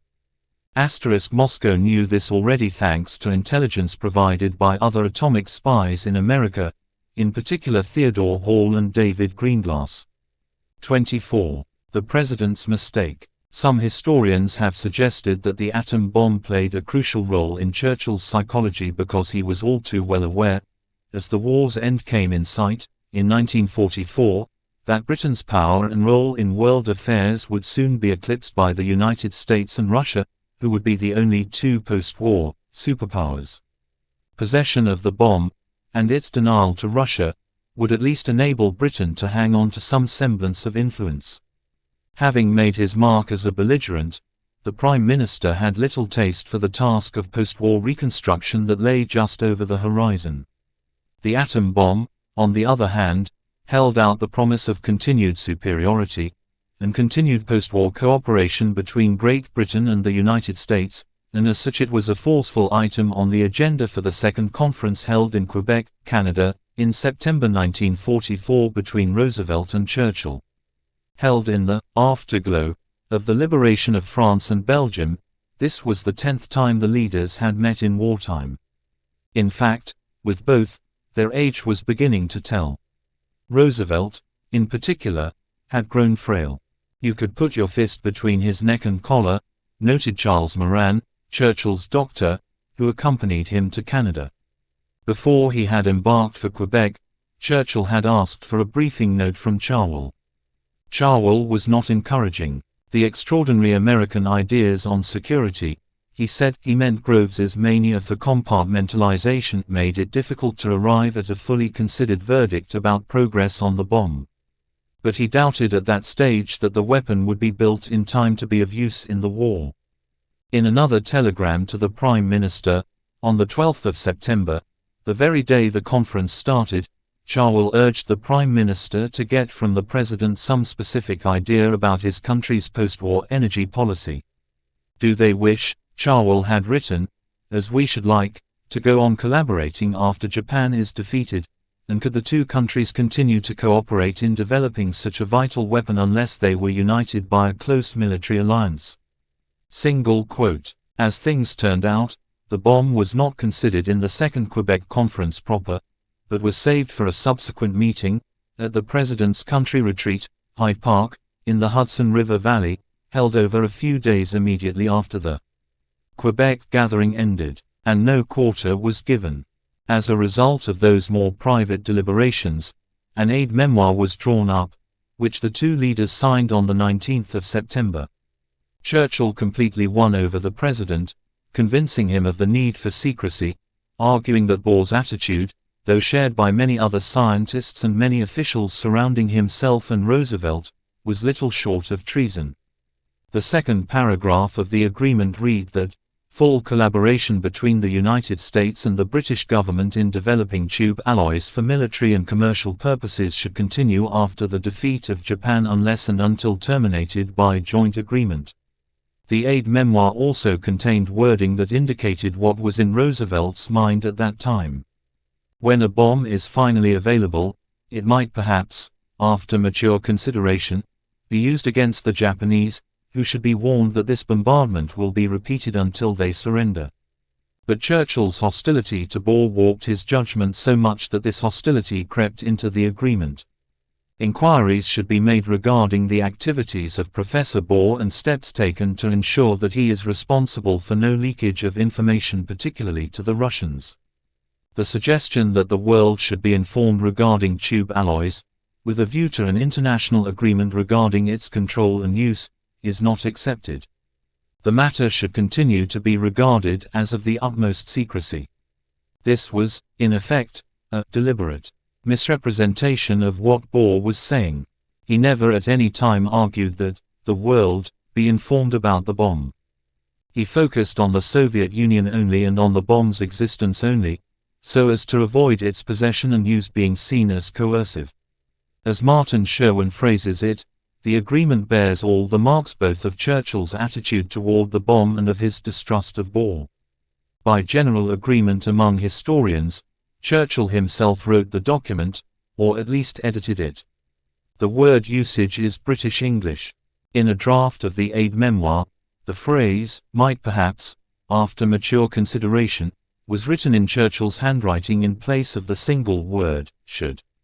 Churchill left Hyde Park the following day and by all accounts was still raging about the threat to secrecy he felt Bohr represented. In a letter to Cherwell, which he wrote the next day, he dismissed the world's greatest physicist as a publicity seeker, arguing that he had deliberately leaked intelligence matters to Frankfurter and was in close correspondence with a senior colleague in Moscow. "What is this all about?" growled the Prime Minister, adding that both he and the President were much worried. "It seems to me that Bohr ought to be confined or at any rate made to see that he is very near the edge of mortal crimes." This was too much of a misrepresentation for those in Whitehall and Washington, come to that, who knew Bohr to be a man of the utmost integrity and probity, and their views were forcefully made known to Churchill. Cherwell took the initiative here in putting the record straight, informing the Prime Minister that although Bohr had some rather woolly ideas about how nuclear weapons could persuade countries that built them to live in mutual trust, ideas he himself had appeared to share until Quebec, Churchill need not worry about the professor's loyalty. But the damage had been done. According to Frankfurter's memoirs, the President was so overwhelmed by Churchill at Hyde Park that he even denied his earlier enthusiasm for Bohr, though there were several witnesses who could vouch for it. And the follow-up meeting that Roosevelt had promised Bohr never took place. A few days after the Hyde Park conference, Roosevelt did have a follow-up meeting in Washington with Admiral William Leahy, his chief of staff, with Vannevar Bush and with Cherwell. Here the earlier aide memoir was more formally underlined, that the two governments should share all their discoveries in nuclear matters and that collaboration should continue after the war, though it was for later administrations to decide to what extent such cooperation should be maintained. Roosevelt added that he thought the only thing that could get in the way would be if he and the Prime Minister, Bush and Cherwell were all killed in a railway accident, since we all saw eye to eye. Churchill would have been grimly gratified by this remark. The partnership in nuclear energy, despite its unpleasant setbacks in 1942 and 1943, had come to represent for him a reliable cornerstone of the collaboration that had been so successful in other areas of wartime endeavor. Nothing must be allowed to interfere with this basic lineament of national policy. After Hyde Park, Lord Cherwell had an aircraft placed at his disposal by the Americans, so he could tour the various Manhattan Project sites. On his return to Washington, at a meeting with the President's other aide, Harry Hopkins put American policy clearly: it was vital for the United States to have a strong Britain because we must be realistic enough to understand that in any future war England would be on America's side and America on England's. It was no use having a weak ally. Even more to the point, in a document in the American Atomic Energy Files, dated the 25th of September 1944, less than a week after the Hyde Park meeting, Vannevar Bush told James Conant that the President evidently thought he could join with Churchill in bringing about a US-UK post-war agreement on this subject, the atomic bomb, by which it would be held closely and presumably to control the peace of the world. As Sherwin phrases it, the underlying idea, the concept of guaranteeing world peace by the amassing of overwhelming military power, remained a prominent feature of his, Roosevelt's, post-war plans. This view fitted neatly with Churchill's own and went directly against what Bohr was advocating. "We don't know what, exactly," Roosevelt told Churchill at Hyde Park, "but we do know that he was fully aware by then that the Russians knew about at least the existence of the Manhattan Project, its several sites and their respective sizes, together with the names of many of the physicists involved and the new processes they were working out." So Roosevelt knew that the US-UK would have overwhelming military power for a limited amount of time only. And what did Churchill know? He knew that the original reason for building a bomb no longer existed. He could be certain Germany didn't have a bomb, courtesy of Jones, Cherwell and Anderson at the least, and he had known it for some time. But did he know what Roosevelt knew? That the Russians had penetrated the Manhattan Project, that, as John Lansdale had told Oppenheimer as long ago as September 1943, the Russians knew about Los Alamos, Oak Ridge and Chicago. Had Kapitz's various interventions in the matter been fully explained to him, and had their implications registered? He made no mention of any of this in his memoirs. If the President had told the Prime Minister what he knew, would it have changed Churchill's mind about what secrecy could achieve? To be blunt again, did Churchill put the interests of Britain before the interests of the world? If so, could he be blamed for that? As the British historian A. J. P. Taylor said of another phase of history, it was a turning point at which the world failed to turn. Part 4. The Underestimate of the Russians. 25. Bohr and Stalin. Niels Bohr's ideas about sharing the secrets of the atom bomb with the Russians were notoriously labeled naive by Donald Cameron Watt, professor of history at the London School of Economics, and the author of several books on the Second World War. Frederick Lindemann, Lord Cherwell, called Bohr's views woolly, though for months on end he himself appeared to agree with them. R. V. Jones thought that many of the details needed to be thought through more than they had been. These remarks and observations may be true so far as they go, but they would hold more force if it were not for the fact that many others, Sir John Anderson, Lord Halifax, Felix Frankfurter and Sir Henry Dale, President of the Royal Society, agreed with Bohr wholeheartedly and still more soon came round to his view, albeit rather late in the day. Late in the day because, even without knowing what we know now, it soon became clear to most people who were in on the great secret that some form of international control was needed to protect the world from ruinous catastrophe, and that, as both Bohr and Fuchs were among the first to realize, the central ingredient in that protection was balance. Only if the two great post-war powers, the USA and the USSR, were evenly matched in military capability, could an arms race be avoided. This may sound obvious to us, but it was anything but obvious to many people at the time. To some, Groves and Churchill come immediately to mind, with Secretary of State James Burns and Truman not far behind, and Stimson vacillating. The idea of an American, even an Allied, monopoly on atomic weapons was mouth-wateringly appealing. It would, they thought, give America, and by implication the Western Allies, a means by which the main post-war enemy, Soviet Russia, could in effect be managed. She could be compelled to abandon territories she had acquired during the onslaught of war, and the menace of world communism could be severely constrained if not removed altogether. Stimson at one stage early on envisaged threatening Russia itself if she did not democratize as he wished her to. The first moves in following up the Bohr approach came from Bush and Conant.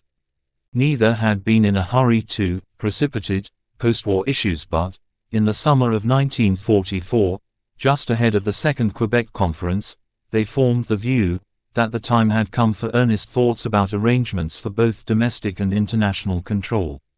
Even as late as November 1944, says Martin Sherwin, some scientists, on the Manhattan Project believed that the German atomic energy project was probably at about the same stage as the Anglo-American project, and it would be surprising if the Russians are not also diligently engaged in such work. They were still being kept in the dark about the lack of progress in Germany. In fact, it was the scientists at the metallurgical laboratory in Chicago who were the immediate stimulus to action. Since most had initially joined the project out of fear that Hitler might build an atomic bomb, and as it became increasingly evident that there was no Nazi bomb, they began to worry about what they were now doing. In June 1945, at the Chicago laboratory, a committee on the social and political implications of the bomb was formed, headed by Nobel Prize winner and German Jewish exile and friend of Lise Meitner, James Frank, and tasked with putting the scientists' views in writing. His report recommended a demonstration of the bomb in an uninhabited area, and that there be no surprise attack. If the United States were to be the first to release this new means of indiscriminate destruction upon mankind, she would sacrifice public support throughout the world. It will be very difficult to persuade the world that a nation that was capable of secretly preparing and suddenly releasing a new weapon, as indiscriminate as the rocket bomb and 1,000 times more destructive, is to be trusted in its proclaimed desire of having such weapons abolished by international agreement. Frank's report was completed on the 11th of June and passed to Arthur Compton, who made sure it was considered by the interim committee, specifically set up by the administration to consider the use of the bomb. But there was little chance the report would have an effect on the committee. Compton admitted that for its members dropping the bomb was a foregone conclusion. In response to the Frank report, Groves asked Compton to survey the views of the Chicago scientists in more detail, and present them with a series of options ranging from military use with no warning to keeping the weapons secret and not using them at all. 150 scientists were canvassed, with 46%, the largest group, opting for a military demonstration, followed by the opportunity for Japan to surrender. There is no evidence that the petition was ever seen by the president, and Sir Groves achieved his aim of appearing to collaborate but, in effect, keeping the scientists' views from reaching Truman. The general himself was dismissive of the scientists. None of them had relatives at risk, he said, which made him soft. He was especially dismissive of Frank and Szilard, who were, he said, strongly affected by the Jewish background. Once Hitler was defeated, they were not interested anymore. As the organization of the petition shows, this was patently untrue. On the 19th of September 1944, 3 days after the Quebec Octagon Conference finished and when Churchill was worrying about Bohr being a Russian spy, Bush and Conant drew up a letter for Stimson in which they addressed the domestic control of atomic energy within the United States and urged the importance of a treaty with Britain and Canada to ensure equivalent domestic controls within those countries too. They were also aware that the three allies would need to control the harvesting of raw materials, and they foresaw difficulties, which would recur, in that America's close relationship with Britain should not compromise, down the line, her relations with Russia. They recognized that Russia would at some point acquire a weapon of her own. Roosevelt, for his part, felt that in the wider scheme of things Britain needed America's continued support after the war. Thanks to 6 years of fighting, some of the time spent struggling alone, the country was close to bankruptcy. The president felt that there were two ways America could support her principal ally, with economic aid and by having her become a nuclear power. This is why he proposed the full exchange of information on atomic matters even after the war was over. Though Bush sympathized, he still felt this might at some stage interfere with America's best interests vis-a-vis Russia, simply because an Anglo-American monopoly on the bomb would be impossible to maintain, and therefore disastrous to pursue. A few days after their letter, on the 30th of September 1944, Bush and Conant sent Stimson 2 papers on the future international handling of atomic weaponry. They advised the Secretary for War that there was every reason to expect the first bomb to be ready by the 1st of August 1945, with a blast equivalent to 10,000 tons of high explosive. Though terrifying in itself, they emphasized that not far into the future lay the hydrogen bomb, which might be as much as 1,000 times more powerful. This promised to place every nation in the world at the mercy of whoever struck first, and was undoubtedly a new and threatening development in warfare. They then went on to say that the lead then enjoyed by the US and UK was temporary. Any nation with good technical and scientific resources could catch up and even overtake the Allies in 3 or 4 years. It would be folly for the 2 English-speaking countries to assume they would always be ahead. Accidents of research might give another nation as great an advantage as they currently enjoyed. The Bush and Conant papers went on to argue that it would be foolhardy to try to maintain security by preserving secrecy. Physicists knew all the basic facts before development began. Therefore they advocated full disclosure of all but the manufacturing and military details of the bombs as soon as the first one was demonstrated. They also thought that it was unwise to rely on the control of raw materials, as Groves was arguing. The best chance of forestalling a fatal competition, they said, lay in the free interchange of all scientific information via an international office deriving its authority from whatever international association of nations was arrived at after the war. It should comprise a technical staff with unimpeded access to laboratories, industrial plants and military establishments across the world, exactly as Bohr had argued. Since no bomb had been exploded yet, they thought it might be worthwhile to try to create in the first place an international organization in regard to biological weapons, as a sort of practice run. Although this provided a basis for subsequent discussions, Henry Stimson in particular was not in a hurry to make up his mind. While not implacably against giving information to the Russians, he thought they would get the bomb sooner or later anyway, and though he even considered a freeze on the production of more bombs while a basis for cooperation was worked out, Stimson felt that such information should not be divulged until the United States could work out what it wanted in return, such as an agreement by the Soviet leadership to allow the liberalization of Soviet society. Still others in the administration thought that continued total secrecy was the best policy, combined with a continuing research effort. Leo Szilard's views had developed too. In January 1945 he wrote to Bush arguing that the bombs should be brought into being as quickly as possible because unless and until they were used, the public would not comprehend the destructive power. And only such understanding would lead to a stable peace. He too thought that the time to approach the Russians was immediately after a successful military use, because only if America's lead could be shown to be overwhelming and unapproachable, could it have a hope of success.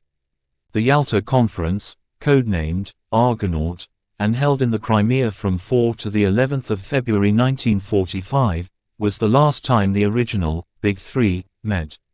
Everyone was aware that the end of the European war was in sight, bringing nearer the invasion of Japan and, with it, the risk of massive loss of life on both sides. The atomic bomb was not discussed in this context, not then, though Churchill proposed that a general ultimatum be delivered by the US, UK, China and, if possible, Russia, which was at the time neutral in the Far East, calling for unconditional surrender by Japan. Also at Yalta, Churchill called on Stalin to honor an agreement he had made at Tehran to abandon neutrality and declare war on Japan, within 2 to 3 months of the end of the fighting in Europe. By then, many felt that the sheer shock of Russia abandoning its neutrality might be enough to bring Japan to its knees. Yalta was interesting for rather more than this, however, important as all that was. It was at this conference, held in the Livadia Palace, the summer retreat of the last Tsar, Nicholas II, that Stalin was at his most amenable.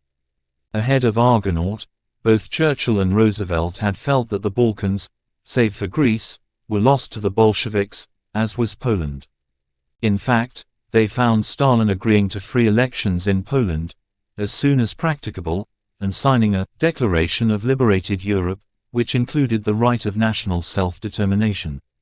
Later, Yalta would come to be regarded as a major betrayal and a sellout by Roosevelt and Churchill, and soon after it major differences began to appear in regard to Soviet ambitions in Europe, but it interests us for what it reveals about the personal relationships between the Big Three as the first nuclear explosion approached. For example, Churchill went on record at that time as asking why the Soviet leader would go to such lengths to accommodate the Anglo-Americans, if he were not anxious to work with the two English-speaking democracies after the war was over. Kevin Rouane, professor of history at Canterbury Christ Church in the UK, says that both Churchill and Roosevelt oversold what was achieved at Yalta, one reason being that each seems to have been charmed by the Russian leader.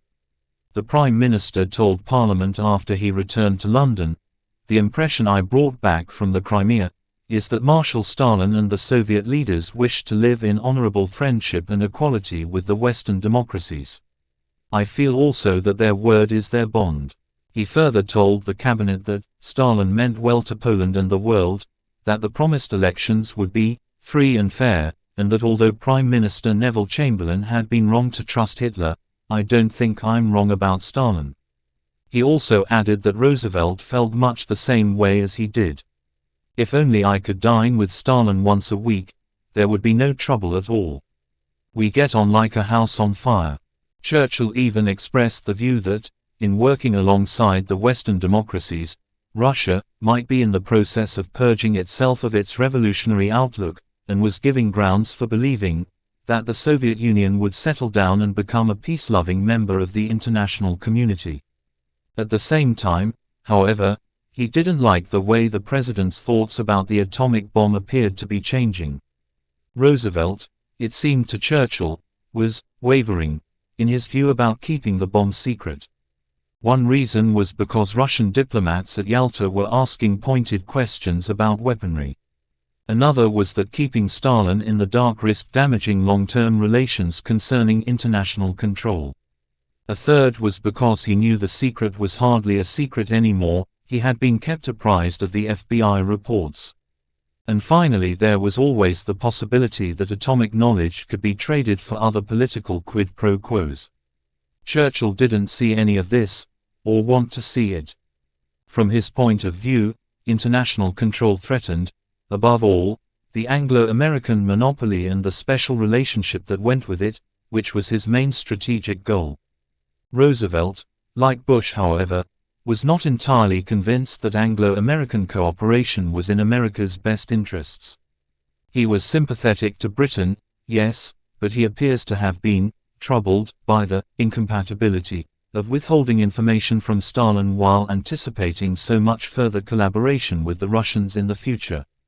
About a month after Argonaut, in March, the Canadian Prime Minister William Mackenzie King visited Washington. On some things in the discussions, Roosevelt echoed Churchill.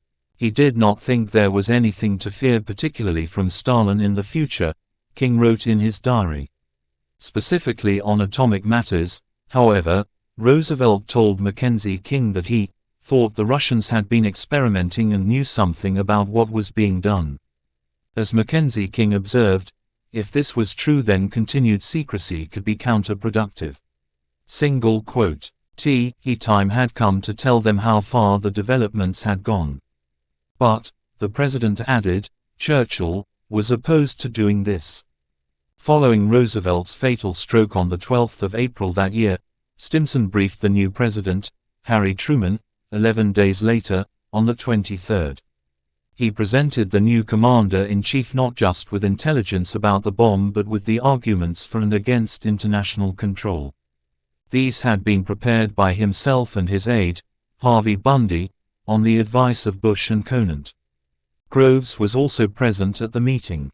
Truman was not entirely overawed by what he was told, remarking that, the bomb might well put us in a position to dictate our own terms by the end of the war. On the same day that the new president was first briefed, Vannevar Bush raised a new question for Stimson.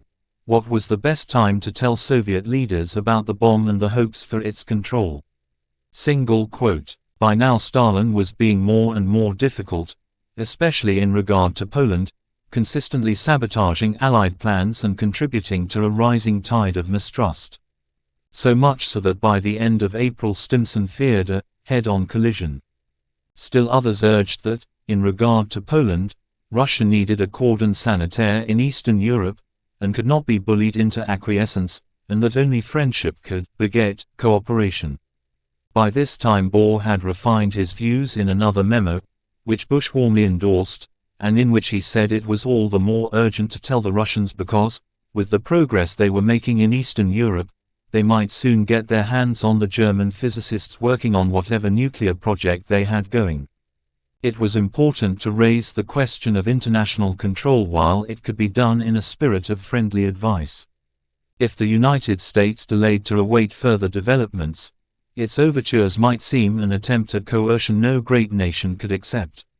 Indeed, it was important to start consultations before the weapon made its debut in actual warfare.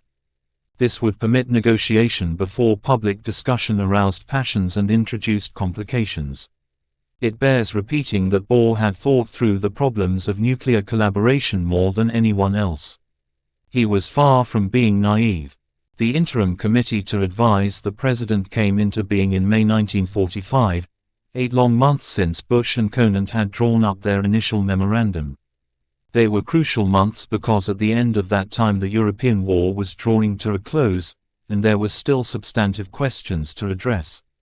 Should the United States seek its security in Anglo-American atomic solidarity, or should it take daring measures to allay Soviet distrust and win Russian cooperation in a system of post-war safeguards? Single quote. Given Russia's increasingly obdurate behavior and policy in Eastern Europe and the Balkans, there was no easy solution. At its meeting on the 21st of June 1945, the committee revoked Clause 2 of the 1944 Quebec Agreement, which required the USA to seek UK approval for use of the bomb, meaning America could now go it alone if circumstances warranted such a course of action. The committee also recommended that, if the opportunity arose, the President should advise the Russians that we were working on this weapon with every prospect of success and that we expected to use it against Japan. The President might say further that he hoped this matter might be discussed sometime in the future in terms of ensuring that the weapon would become an aid to peace.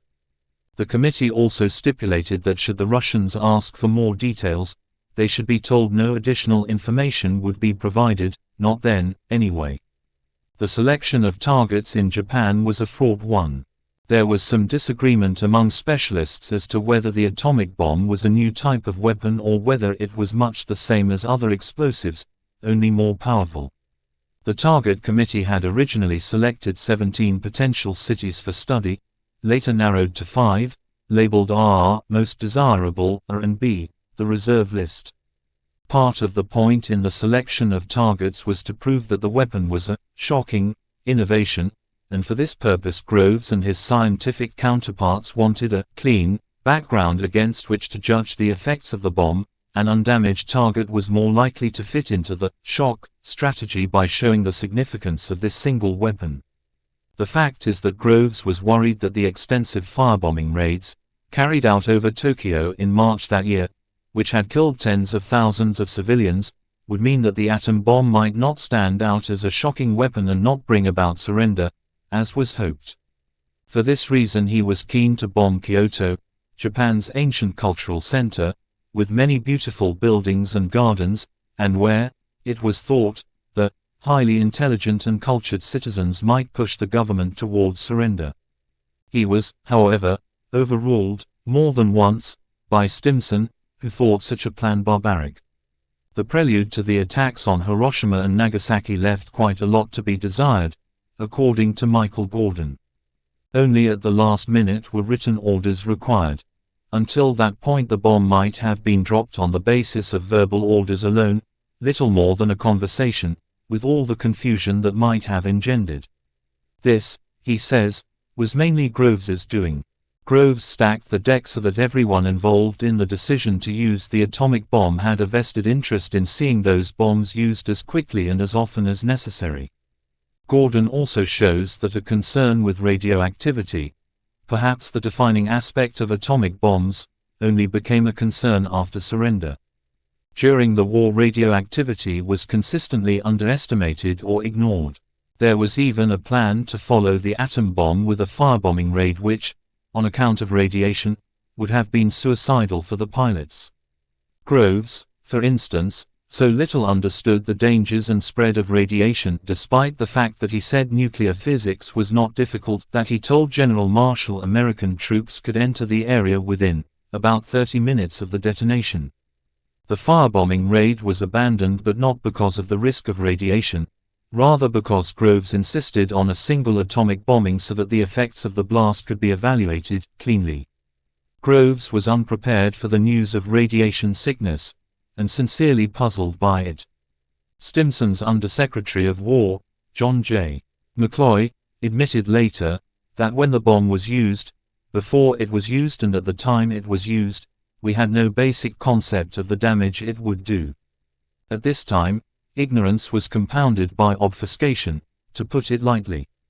The day after Hiroshima, Truman released a statement that said in part, by 1942, we knew the Germans were working feverishly to find a way to add atomic energy to other engines of war, but they failed.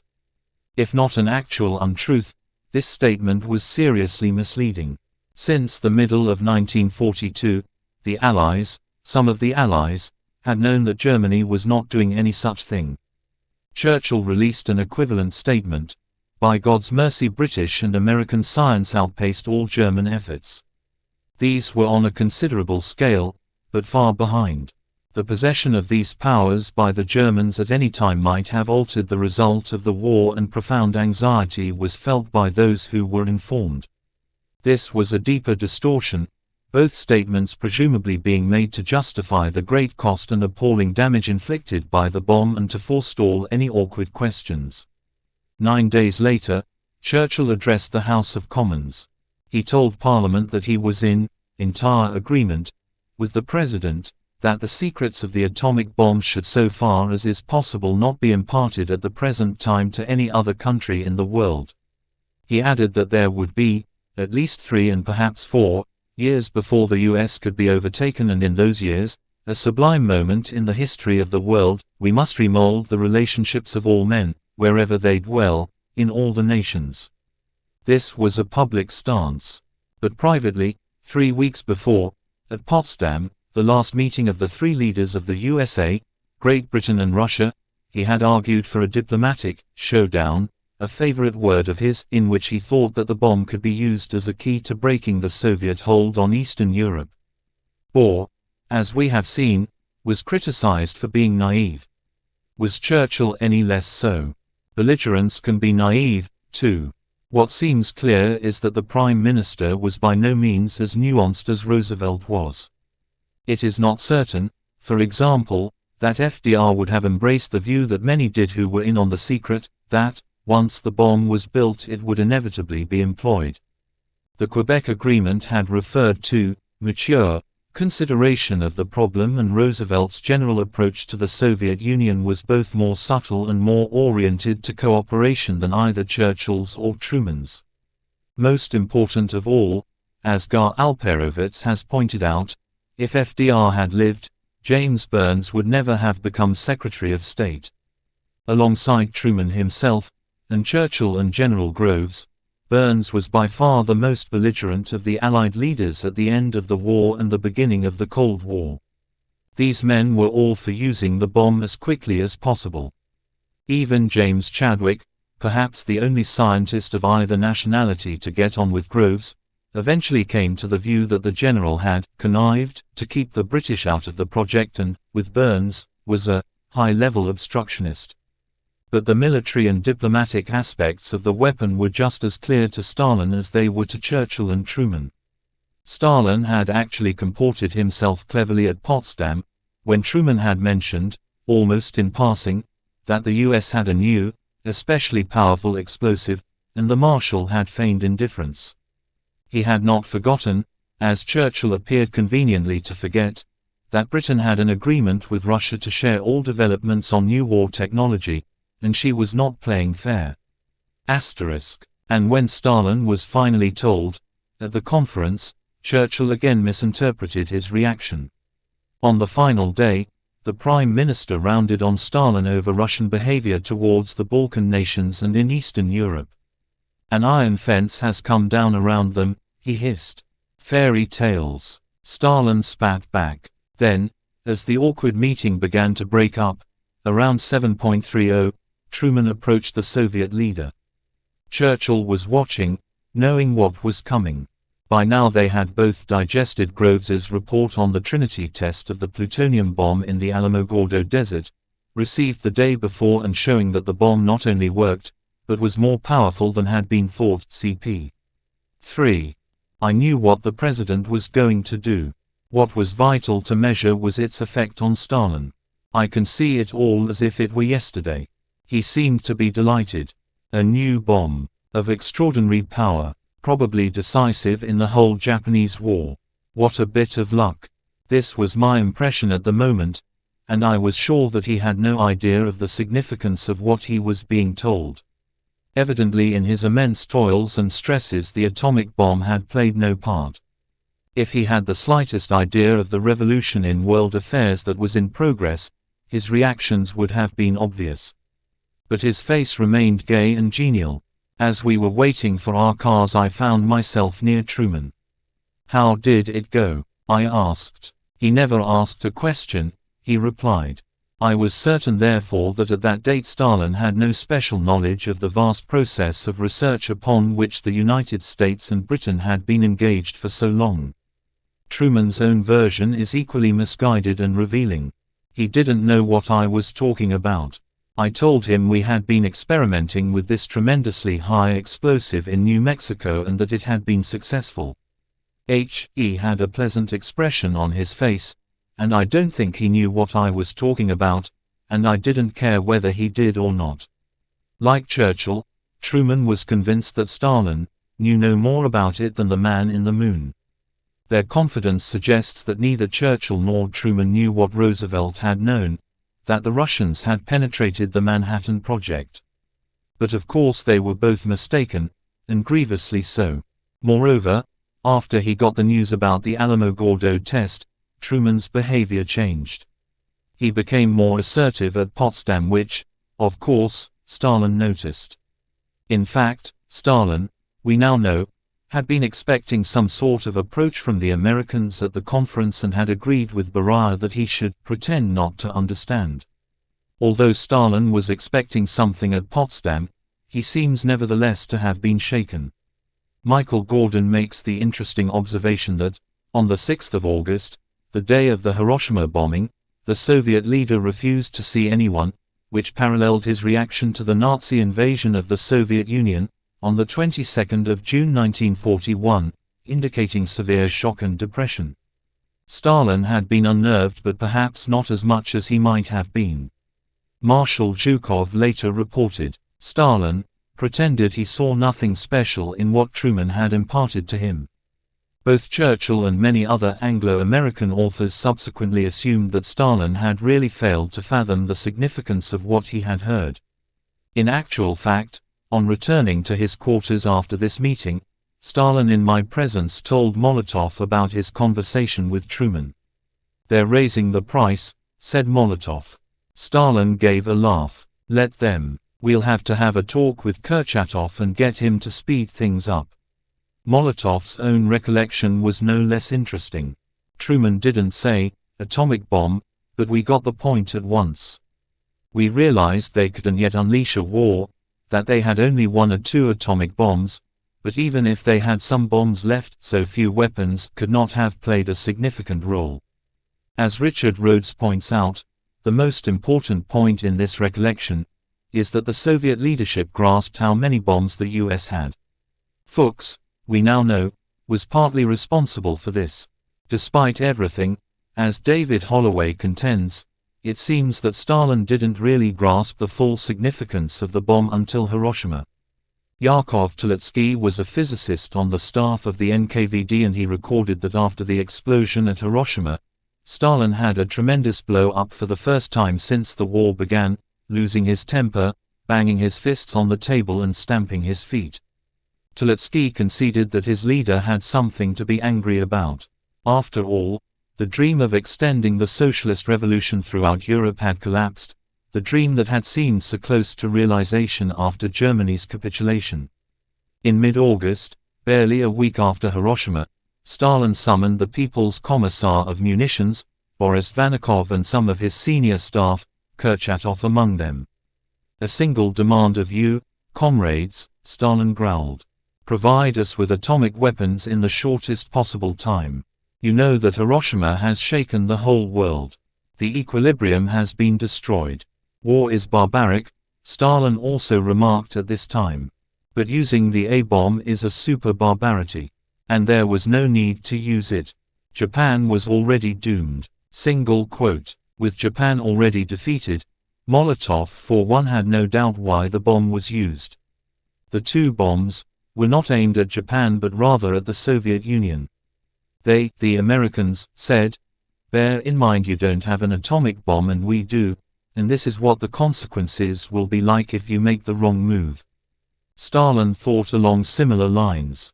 From Potsdam, he called Marshal Alexander Vasilevsky and instructed him to bring forward the planned invasion of Japanese territory. And he told Beria, "Hiroshima has shaken the whole world. The balance has been destroyed. That cannot be. A-bomb blackmail is American policy." Stimson's view had begun to change. At Potsdam he had advised Truman that the US might use its discovery to help force the Soviet Union to abandon its communist system and come to resemble a Western-style democracy. This is why Churchill thought it was a sublime moment in history. In a memo written in September 1945, a month after the bombs were detonated, and as a result of discussions with Averell Harriman, the US ambassador to Moscow, Stimson now conceded that no such change was going to happen, that any attempt to enforce such a tactic was likely to backfire, and that, following Hiroshima and Nagasaki, The temptation will be for the Soviet political and military leaders to acquire this weapon in the shortest possible time. Britain in effect already has the status of a partner with us in the development of this weapon. Accordingly, unless the Soviets are voluntarily invited into the partnership upon a basis of cooperation and trust, we are going to maintain the Anglo-Saxon bloc over against the Soviet in the possession of this weapon.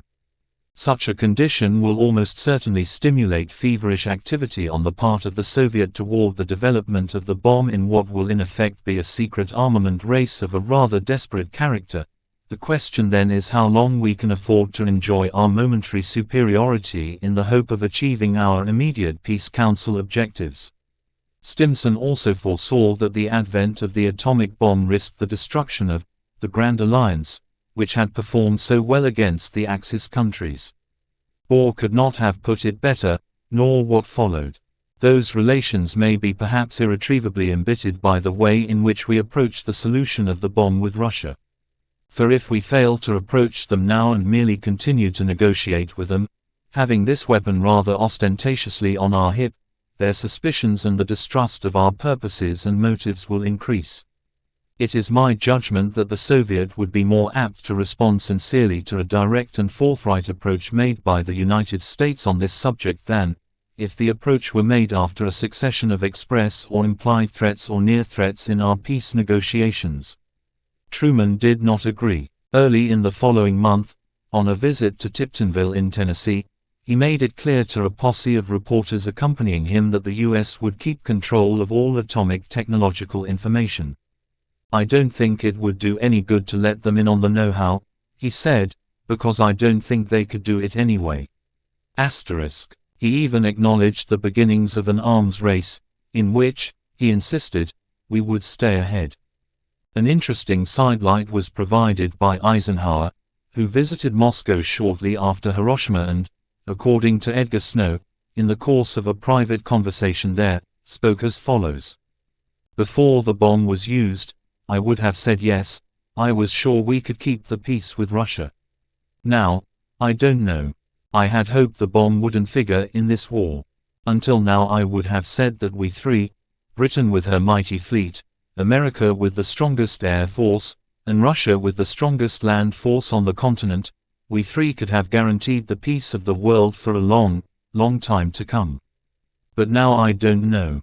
People are frightened and disturbed all over. Everyone feels insecure again." A very different sidelight takes us back yet again to General Groves. Gar Alperovitz, in the decision to use the atomic bomb, says that Groves's incessant worrying about congressional criticism of the huge cost of the Manhattan Project was an added factor in the rush to bomb Hiroshima. It seems clear today that the rush to produce the active materials and to drop the bombs on Japan as soon as possible was driven largely by a fear that the war might end before both types of fission bombs could be used. Stanley Goldberg, in a paper given before the American Historical Association in 1995, went further.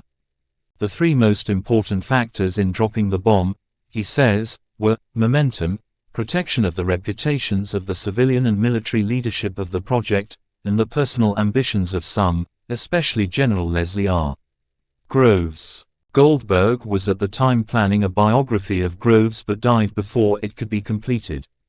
The project was taken over by Robert Norris and, according to Barton Bernstein, in a review of Norris's book, to Goldberg, Groves was feverishly eager to use both bombs at virtually all costs.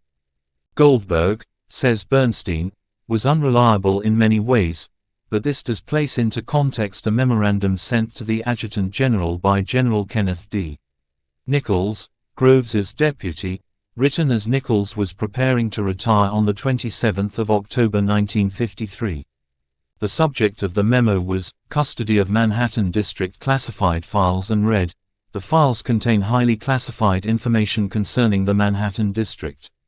Some of the information is of considerable historical importance and should be preserved for that purpose.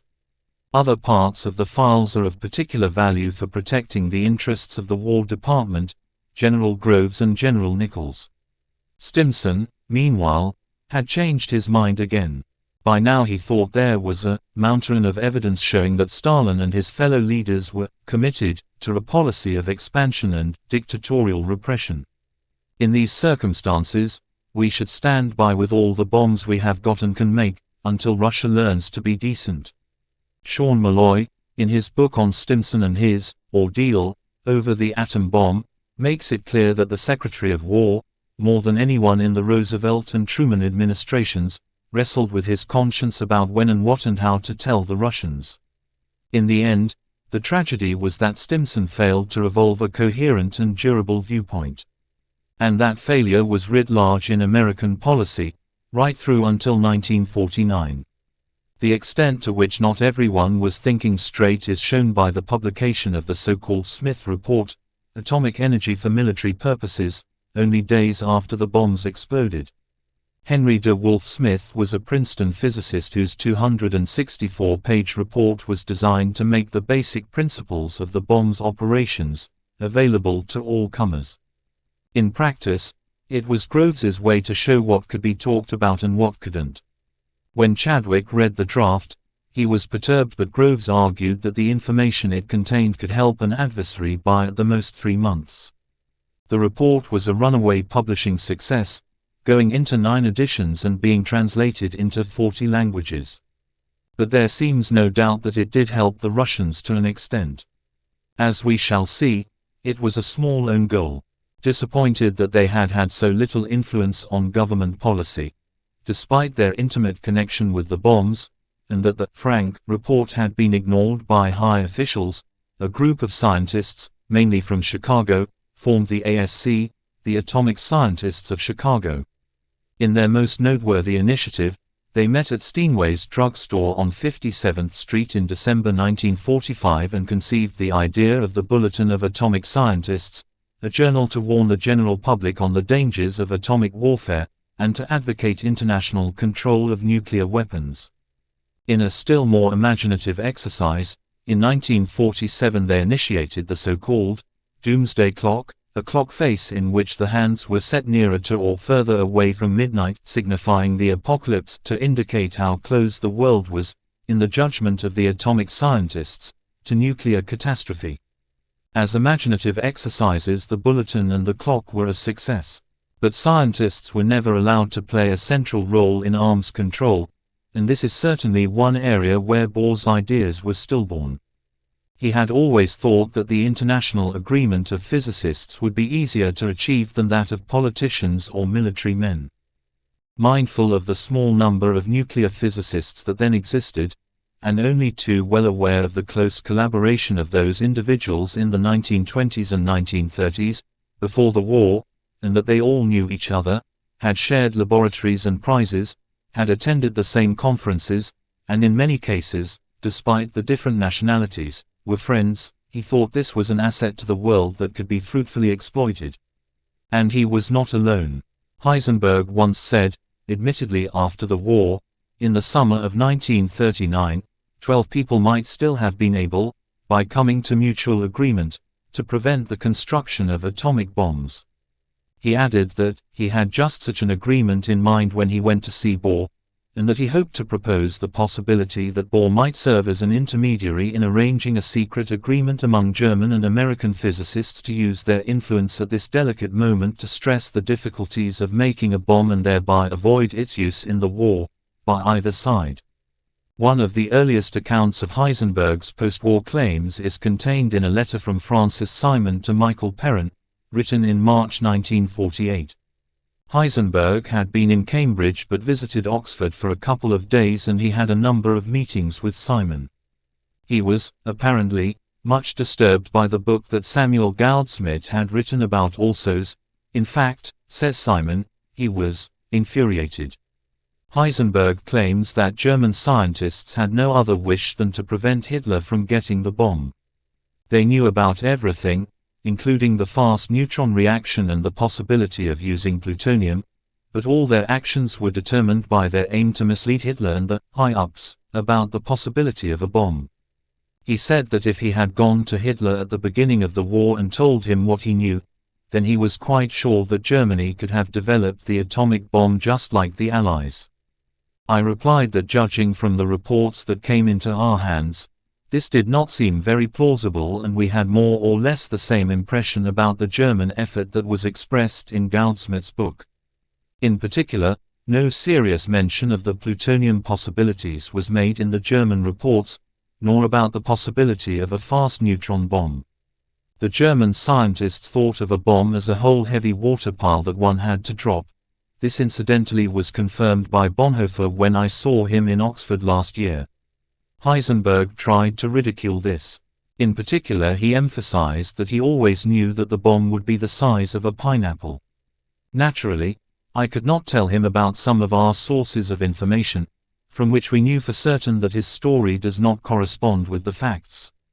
At the end of our lengthy discussion, he admitted that the German scientists had not behaved very well except for a few, for instance Hahn and Law, and more or less himself. I am quite sure that Heisenberg, like many other Germans, is a strictly honest person in his private life, but as soon as the great glory of the fatherland is involved, and perhaps also his glory as a scientist, it is quite a different matter. Whether he now deliberately tells these falsehoods I cannot say. It is quite possible that he has constructed post festum a picture of the state of affairs as he would have liked to see it, and that he has so persuaded himself that this picture is correct that he now seriously believes in it.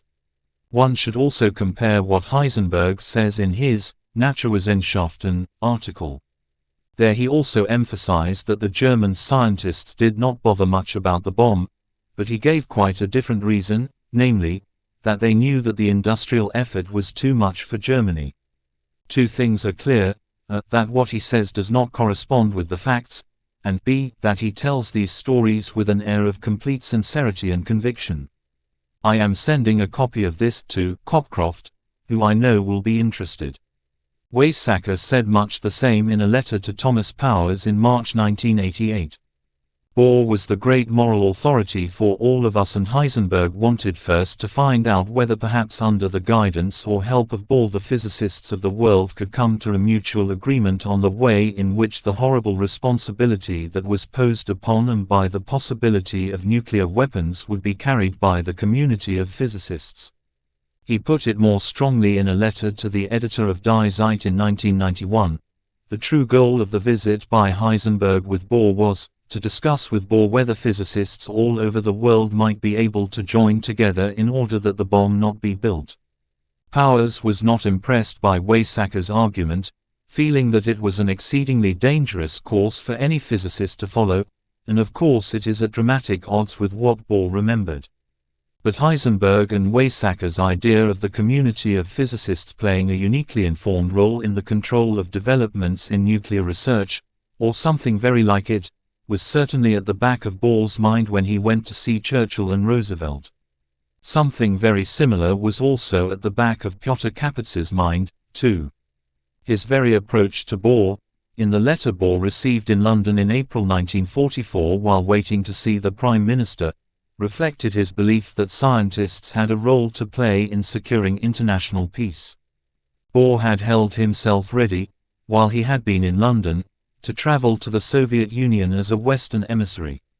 Though well aware that decision-making must rest with elected politicians, he believed that personal contact between scientists of different countries might be a means of establishing preliminary contact and working out a common approach to security.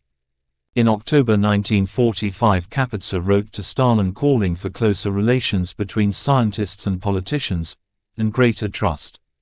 By all accounts, Stalin was as opposed to scientists interfering in politics as Churchill. As David Holloway puts it, all attempts to imagine alternative courses of post-war international relations run up against Stalin himself. His malevolent and suspicious personality pervades the history of those years. While undoubtedly true, we can never forget that Churchill, Roosevelt and the governments around them, allies in the war, had deceived Stalin throughout where the atom bomb was concerned. Or they thought that they had. Stalin had in fact known for years that he was being deceived, and had plenty of opportunity to think through his response. Had the Russians been approached early enough, would it have made the difference Bohr expected? We shall never know, but, despite Holloway's reservations, Stalin is, as Simon Sebag Montefiore says, no longer an enigma. Since the archives have been opened, we have a much better idea of his character. We know he talked constantly, often enough about himself, that he was super intelligent, a nervy intellectual who manically read history and literature, a fidgety hypochondriac who suffered from psoriasis and rheumatic aches from his deformed arm. He was garrulous, sociable and a fine singer, but this lonely and unhappy man ruined every love relationship and friendship in his life by sacrificing happiness to political necessity and cannibalistic paranoia. Abnormally cold in temperament, he tried to be a loving father and husband yet poisoned every emotional well, this nostalgic lover of roses and mimosas who believed the solution to every human problem was death, and was obsessed with executions. This atheist owed everything to priests and saw the world in terms of sin and repentance, yet he was a convinced Marxist fanatic from his youth. The foundation of his power in the party was not, however, fear, it was charm. While incapable of true empathy on one hand, he was a master of friendship on the other. He constantly lost his temper, but when he set his mind to charm a man, he was irresistible. Churchill, at the end of his visit to Moscow in 1942, during which he felt he had been insulted and even mocked by the Russian leader, nevertheless concluded, Stalin had been splendid. What a pleasure it was to work with that great man. The Soviet leader had a genuine fondness for Roosevelt, and the American president always expressed a high opinion of Stalin, according to Beriah's son, Sergei. And he told others how much he liked Roosevelt. Although he preferred Roosevelt to Churchill, Stalin admired the British leader the most. In the war years he behaved as a gentleman and achieved a lot. He was the strongest personality in the capitalist world. Was such a man so impossible to deal with? Stalin would certainly have wanted a bomb of his own, but he could also see the advantages of limiting possession to an atomic club, in which nuclear physicists would play a central role. Does this confirm Bohr and Kapitsa and Heisenberg as naive? All three won the Nobel Prize. They were not nobodies. There was a decent chance that where they led, other scientists would follow. Or does the failure to involve Stalin, via the world community of physicists, count as a most imaginative opportunity lost?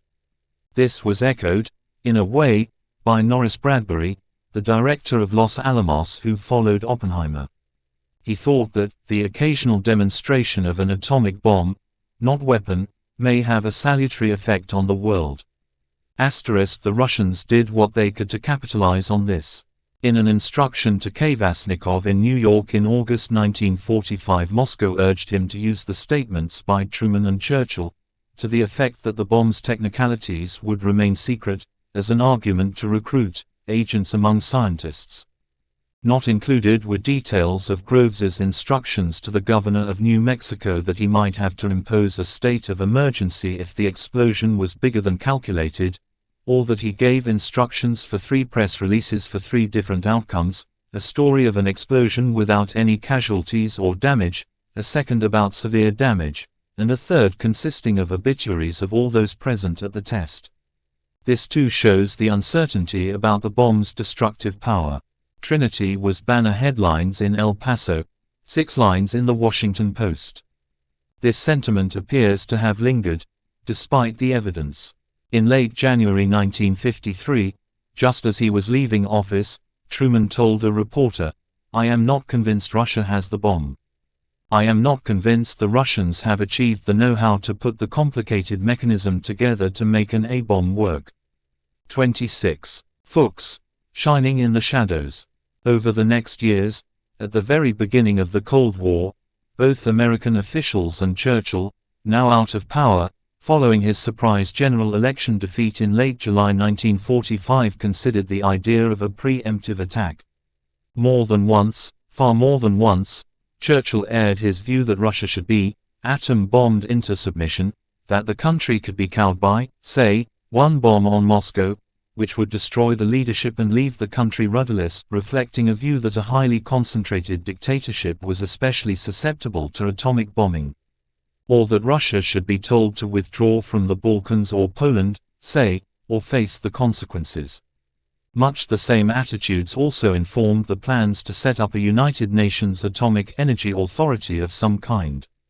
The Allies, with the bomb, might see the authority as a force for good. But the Russians, then without the bomb, could see it only from a coercive point of view. Despite all the arrangements for inspection and the control of raw materials, the basic reality was aimed at maintaining the status quo and stopping the Soviet Union from acquiring the bomb, and therefore being forever at the Allies' mercy. Bohr understood this more than Churchill or Truman seemed willing to. Alongside this, Greg Herken and others have chronicled how difficult it turned out to be for the Anglo-Americans to make the most of their monopoly of the bomb so as to achieve practical political advantage. Several military plans were formulated in the late 1940s, codenamed Pincher, Broiler, Grabber, Intermezzo, Fleetwood, Dropshot, If Tackle, some of which, in retrospect, sound more or less desperate. One conceded that America did not have bombers capable of delivering nuclear weapons deep into Russia, so that the objective could only be achieved by one way: suicide, flights into the Soviet heartland. The real problem, Herken writes, was that, at least to begin with, the US had far fewer bombs than most people thought, no more than a dozen by spring 1947, that the different services fought among themselves for custody of the weapons, while at the same time, and as mentioned, they did not have an effective means of delivering them. Added to that was a fundamental conceptual muddle as to whether American policy should center around a preemptive war, or use of the bomb as a deterrent. What was also true, and maybe not enough is made of this, was that while some of the plans were aggressive and bloodthirsty in the extreme, 100 targets were selected at one point, some of them well beyond the range of American bombers. Several politicians and military leaders thought it was simply immoral to be the first to use such weapons, with their indiscriminate targeting of civilians. There was also the fact that, as American diplomats found at successive international conferences, the Russians didn't scare easily. The one success that possession of the bomb did bring about was that the United States' nuclear monopoly in all probability forestalled a Soviet invasion of Western Europe. As mentioned in the previous chapter, the Soviet leadership grasped this immediately. Following the rapid demobilization of American troops, in both the Far East and in Western Europe, from a strength of 10 million down to 3 million, the Red Army was maintained at colossal strength in Eastern Europe.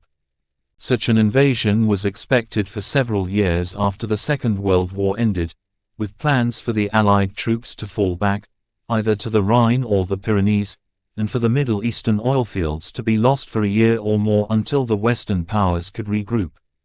But it didn't happen. An added complicating factor was that, in Herken's words, although the bomb was a wasting asset, as time went by a form of complacency set in, because many in Washington could not bring themselves to believe that the Russians would have the bomb any time soon.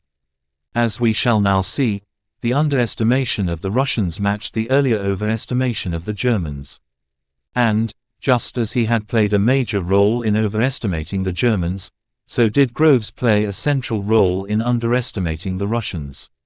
Groves claimed at various times that there was no uranium in Russia, and that it would be at least 20 years, if ever, before they could produce a bomb. On another occasion he said it would take them 10, 20, or even 60 years.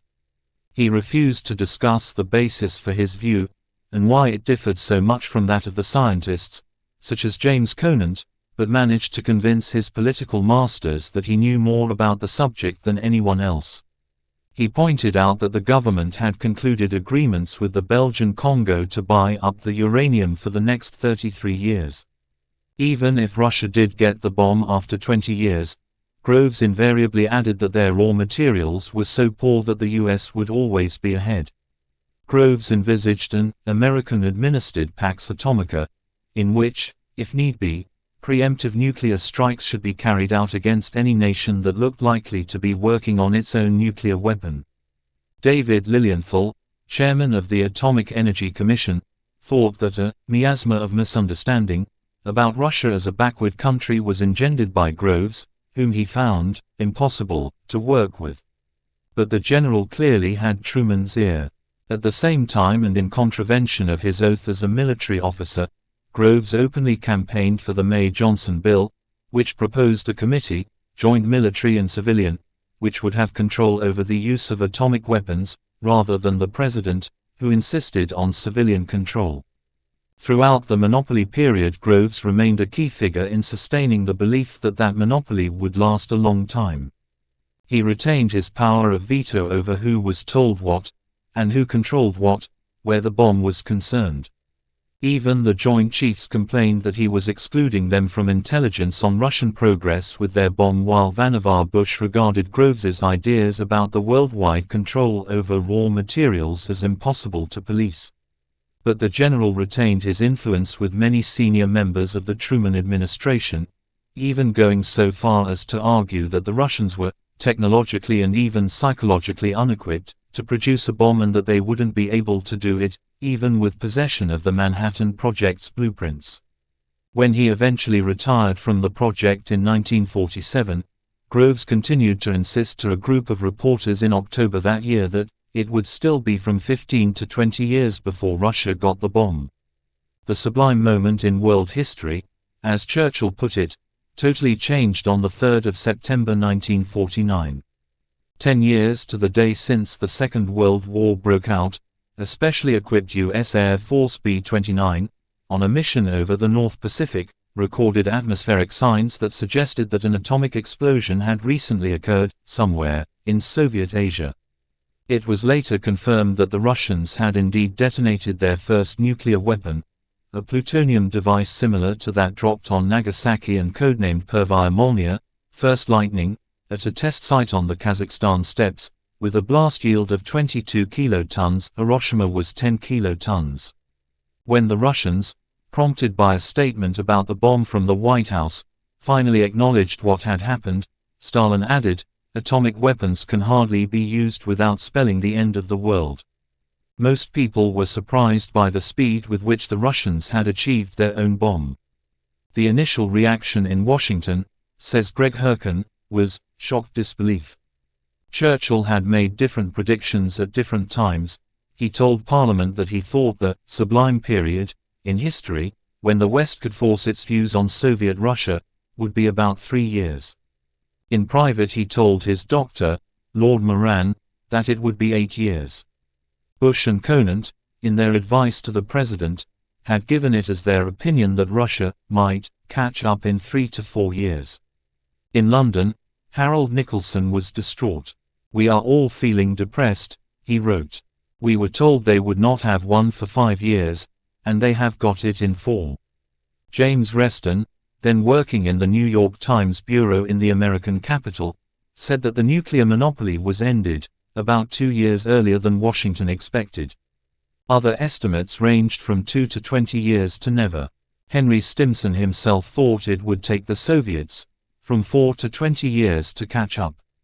To begin with, the various post-war intelligence agencies were as varied in their views as anyone else, though later a consensus emerged. Intercepted letters in 1947 showed where several of the German atom scientists were working in Russia, and 4 German atomic scientists defected also in that year, having traveled to the Soviet Union for job interviews but returned home.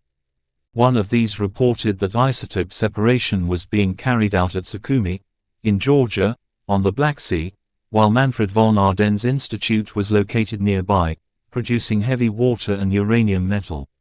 Von Arden had worked on fission during the war, but as a maverick, he was not part of the Uranverian and found funding from, of all places, the German post office. Fuchs saw the report on Sukhumi, so the Russians knew what the Allies knew. This same defector also revealed that the former director of the Jochimsthal mine was now heading a group near Tashkent in Uzbekistan, Central Asia, exploring for uranium. British intelligence had also found out, in 1946, that one 10-ton freight car of uranium was being shipped every 10 days from Jochimsthal to Elektrostal, about 40 miles east of Moscow. On top of which it was known that the Russians required the former Bitterfeld plant of I.G. Farben to produce 30 tons of highly pure metallic calcium each month, enough for the manufacture of 60 tons of uranium metal. A CIA contact produced a bill of lading for 3 freight car loads of calcium from Bitterfeld to Postbox 3, Elektrostal, confirming the earlier information. This told the scientists that there was a uranium factory at Elektrostal, producing the metal in substantial quantities, and pointed to the fact that the Soviet program included a functioning or planned reactor to make plutonium, since the metal being produced was not needed to enrich uranium. A year or so later, the British interrogated a former German prisoner of war who disclosed the existence of just such a plutonium facility, Chelyabinsk 40, as it was called, near Kyshtym, a day's drive east of Moscow, on the far slopes of the Ural Mountains. Several other former prisoners of war confirmed the existence of Kyshtym. A separate report in 1948 nights provided new information on uranium mining in Czechoslovakia and showed that the Russians were extracting as much as 6 times what the British had initially thought. Interception of communications was productive to an extent, partly because, across the vast distances of the Soviet Union, communication was quite primitive, and this enabled American intelligence services, mainly, to identify many of the locations where nuclear work was going on. In fact, the bomb was designed and built at ARZAMAS-16, near the small monastery town of Surov, 230 miles southeast of Moscow. ARZAMAS-16 later became known affectionately and ironically by Soviet physicists as Los Arzamas, as a tribute of sorts to Los Alamos. Knowing where the work was taking place, and what sort of work was being done there, was one thing, but it did not help answer the all-important, the burning, question: when would the Russians have a bomb? Michael D. Gordon tells us that the Americans did not have a single agent working inside the USSR providing human intelligence about Soviet plans, and so had to rely entirely on technical surveillance which, almost by definition, meant they could only detect an explosion after the event, if then. Although the various intelligence agencies had the inside information, it didn't stop them giving varied answers to the crucial question. In 1946, the Central Intelligence Group, forerunner of the CIA, while conceding that its real information was in fact relatively meager, advised that the Soviets would first test a bomb sometime between 1949 and 1953 feet. In the same year, the air intelligence element of the air staff suggested that the Russians might detonate a bomb toward the end of 1949. In the following year, a consensus of sorts emerged between 3 of the major intelligence services. Their analysis concluded that some details of the Hanford plutonium production plant may have been leaked to the Russians by spies, and then went on to argue that the Soviet Union did not yet have a working reactor, that it lacked the necessary engineering skills and other technical personnel, and that uranium ores available from within the Russian heartland were of low uranium content. The intelligence chiefs of the Army and Navy went on to give it as their considered view that the Russians could not have atomic weapons now, and would, most probably, have them during 1952. The assistant chiefs of the air staff had by now moderated their view, but still differed from the other agencies, saying that the Soviet Union might already have an atomic weapon and would, most probably, have one between 1949 and 1952. In 1948, the Joint Chiefs of Staff Joint Intelligence Committee estimated mid-1950 as the earliest date by which the Soviets might explode their first bomb, and mid-1953 as the probable date. In July 1948, the estimate of the status of the Russian atomic energy project, provided to President Truman by Rear Admiral Roscoe Hilenkoeta, the first director of the CIA, echoed this analysis. On the basis of the information in our possession, it is estimated that the earliest date by which it is remotely possible that the USSR may have completed its first atomic bomb is mid-1950, but the most probable date is believed to be mid-1953.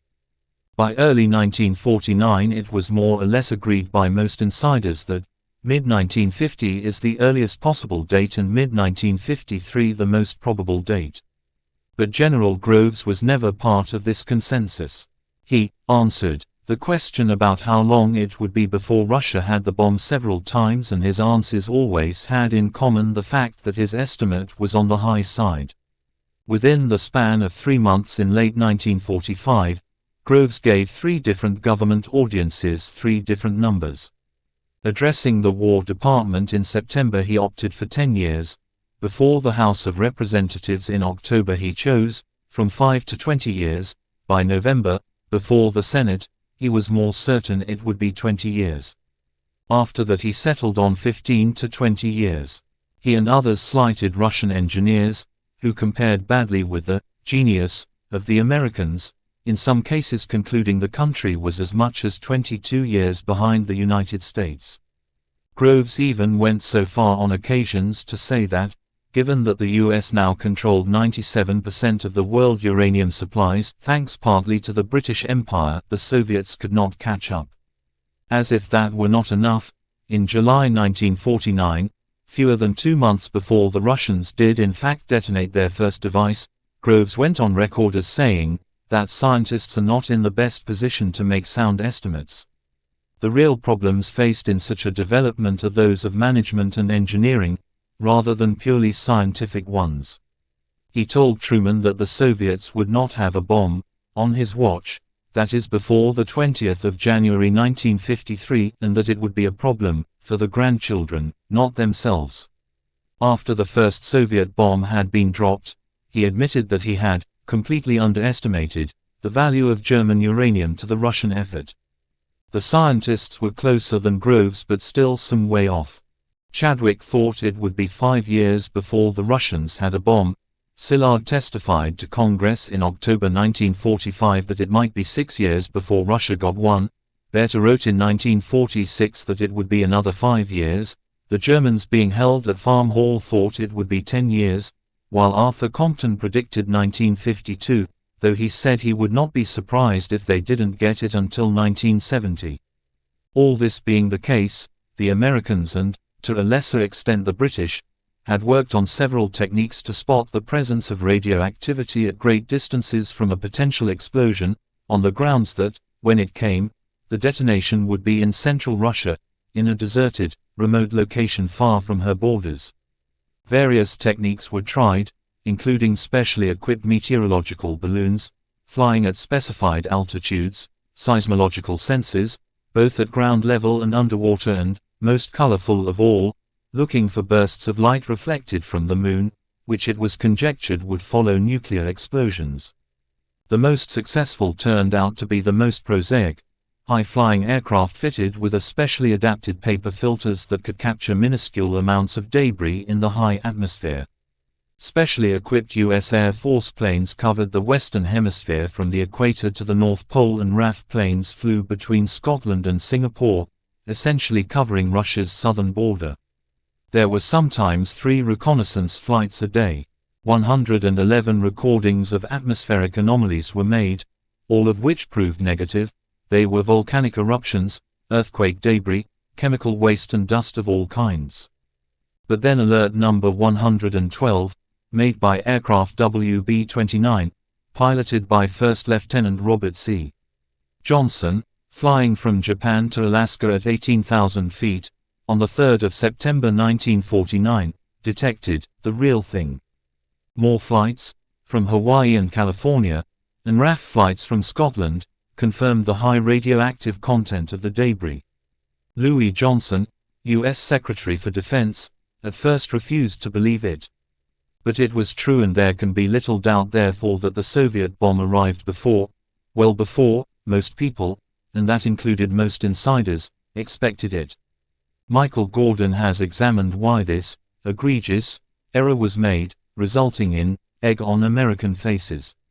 One reason was the publication of the Smith Report, which told, or confirmed, for the Russians a lot that they weren't sure of, for example, the importance of gaseous diffusion and the other methods of isotope separation, which had been cleared for release by scientifically ignorant senses. More subtly, or perniciously, one other reason for the error was that a lengthy estimate discouraged the need for a preemptive strike and what that might unleash. In other words, it diminished fear. By the same token, This was undoubtedly one major reason why the Russians didn't announce the detonation of their bomb. They were frightened of an American preemptive attack while they had more bombs than Stalin did. If the Americans knew in late August 1949 that the Soviet Union had detonated its entire supply of plutonium, would they not certainly mount an attack before the Soviet Union could properly arm itself? Single quote. Before the Truman administration could respond properly, however, and to make matters worse, certainly from an Allied point of view, the People's Republic of China came into being on the 1st of October, only a few weeks after the first Russian atomic detonation, adding 500 million to the roster of souls in the world governed by communism. In response to this dual darkening, instead of making a preemptive strike, the Truman administration hurriedly undertook a thorough review of its national security strategy. By the end of January 1950, the president announced that the U.S. was pressing ahead with work on all forms of atomic weapons, including the hydrogen or so-called super bomb. All arguments against this development were rejected. Edward Teller, who had been in favor of constructing a hydrogen bomb from the very first, now said he was prepared to bet that he would be a Russian prisoner of war in the United States within 5 years unless the H-bomb was built. To some non-Americans, the Russian bomb was actually good news. Otto Hahn, who had been awarded the 1944 Nobel Prize for his discovery of fission, told reporters that he had not expected quite such a quick end to the American nuclear monopoly, but that he was relieved because he thought no one would now ever use such weapons. Not everyone was so sanguine. After all, the Russian success showed that it was possible for the West's adversaries to build an atomic bomb in secret. At which point, Churchill changed his tune again. Instead of arguing for the use of atom bombs to force the Russians to make concessions, he now argued, in a widely reported speech at the Usher Hall in Edinburgh in February, as part of a general election campaign, for a final effort, in the short interval between Russia's first atomic explosion and the delivery of its first usable weapons, to seek an agreement, to bridge the gulf between the two worlds, so that each can live their life, if not in friendship at least without the hatreds of the Cold War. But this all has to be put alongside the national security document that landed on President Truman's desk in April that year, which he approved before the spring was out. This celebrated report, NSC 68, called for a huge increase in military spending, not just by the US but by its allies as well, in order to build a level of superiority in both conventional and nuclear weapons, specifically designed to combat the Kremlin design for world domination. At that point the US had 1,591,232 men under arms. The Army could field 10 divisions but only one was combat ready. The Navy had 331 combat ships and the Air Force had 48 groups. The Russians had also reduced their forces, but the Soviet strength of its land army in Europe was variously estimated in the late 1940s as between 2.8 and 5.3 million men. And by now it was becoming clear that the nuclear alliance that had once seemed so hopeful was emerging as a threat, certainly from a British point of view. Once Russia had deliverable weapons, in the first years it would not have aircraft capable of dropping them on American soil. But its nuclear-armed aircraft would be able to reach Britain. General Groves saw this as proof that the British should never have been part of the Manhattan Project. England could be brought to her knees by the delivery of 5 atomic bombs in the right places. In these circumstances, he thought, Britain might be forced to give Russia such nuclear information as she didn't have. Nor was this all. With awful timing, in early 1950 it also became clear why the Russians were able to achieve their nuclear goal more quickly than most people appreciated. In January, Klaus Fuchs confessed to being a Soviet spy. The British had been tipped off in the second half of 1949, following the American decryption of the so-called Venona intercepts, Soviet Russia's secret Second World War cables. In Fuchs's case, the revealing telegram had been transmitted as long ago as 1946, see above, page 281, but had been fully transcribed only in 1949. After first denying the charge, Fuchs eventually confessed, the news reaching Stalin the same day. There was some evidence in his confession that Fuchs had grown disillusioned with his Soviet masters and fond of his British colleagues, especially those at Harwell, Britain's atomic energy research establishment, set up in the wake of war. But despite this he found no mercy in court, was quickly tried and sentenced to 14 years in prison, the maximum term for breaches of the Official Secrets Act. Because Russia was an ally at the time, he couldn't be tried for treason, but even so, this hardly helped relations between Britain and the United States. The most recent evidence, using Soviet-era files since declassified, shows that Fuchs's work saved the Russians more than a year's work, and very possibly two, in constructing their bomb.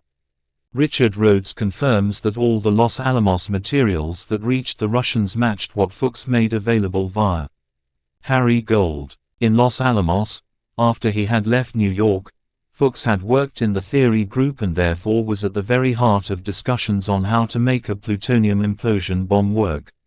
He was in fact the theoretician who analyzed the photographs of the imploding shells. By all accounts, Kurchatov had not even thought about implosion until he saw the documents provided by Fuchs, and in the minds of some it was such a counterintuitive idea that it may have taken the Russians as much as a decade to arrive at the answer unaided. Fuchs reported on the high spontaneous fission rate of plutonium, that the critical mass for plutonium was smaller than that for U-235, about 5 to 15 kilograms, and that there would at that time be a hollow core for the plutonium bomb, with 16 detonation points. He also reported on the outer dimensions of the bomb, the timing sequence for implosion and the rate at which bombs were expected to be produced. Fuchs himself thought that this was the worst of his crimes, though he also told the Russians how much explosive the Allies had, so they knew that America only had enough for 2 or 3 bombs. Kurchatov described the Fuchs material as of exceptional importance, in particular the conditions by which to achieve a symmetrical explosion, and suggested that several pages of his plutonium report, pages 6 to the end save for page 22, be shown to others in the Russian setup. Fuchs also delivered to Gold a sketch of the plutonium bomb, with details about the explosives to be used for the implosion, details of the so-called Urchin initiator containing 50 curies of polonium, and the tamper, which reflects escaping neutrons back into the pile, together with the method of calculating efficiency. The sketch and other documents, importantly, gave the exact thickness of each of the shells, plus the fact that an aluminium shell had been inserted between the explosive layers and the uranium tamper, to dampen the hydrodynamic instability that would otherwise have developed when the light explosive mixed with the heavy metal, a phenomenon known for its English delineator, Geoffrey Taylor, as Taylor instability. Taylor was also part of the British contingent at Los Alamos. The Soviet bomb, as it turned out, looked an awful lot like the one the Allies dropped on Nagasaki, while the tower in which the trial bomb was exploded was almost an exact analogue of the 100-feet Tower of Trinity. This was not surprising given that Beria had told his scientists to build an exact copy of the American bomb, according to the specifications provided by Fuchs and others, while a Russian design was rejected for the moment. Fuchs had been very popular at Los Alamos, a reticent bachelor who was welcome at parties because of his nice manners. He was a hard worker, close to Teller and his wife among others, and was well placed to learn many different aspects of weapons work. In February 1945, after a 7-month silence, he had met Harry Gold in Boston, at the home of his sister, Crystal, and passed across a report several pages long summarizing the problems of making an atomic bomb. Gold had also visited him in Santa Fe, feigning throat trouble as cover for visiting a nearby clinic. Most importantly, Fuchs told the Russians that a plutonium bomb would not work by the gun assembly method, an implosion assembly was required.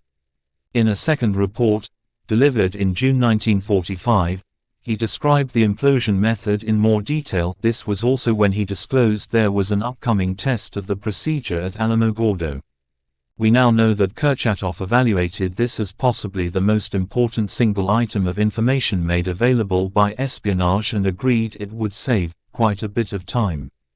Fuchs himself was surprised by how quickly the Soviets produced a bomb. After the war, Fuchs had returned to Britain and worked in the theory division at Harwell, near Oxford, helping to build Britain's first atomic device. There he renewed contact with Alexander Feklisov, his Russian contact in London. Fuchs was first detected through a simple error of duplication, a mistake that would help crack the famous Venona cables. Venona was a code word assigned only in 1961 to a series of cables that had been sent from Soviet offices in the United States to Moscow between 1940 and 1948. Because they had been encrypted using one-time pads, they were very difficult to break, and in fact they were only cracked beginning in 1947, owing to a duplication used in one set of messages, a mistake that the Russians should not have made.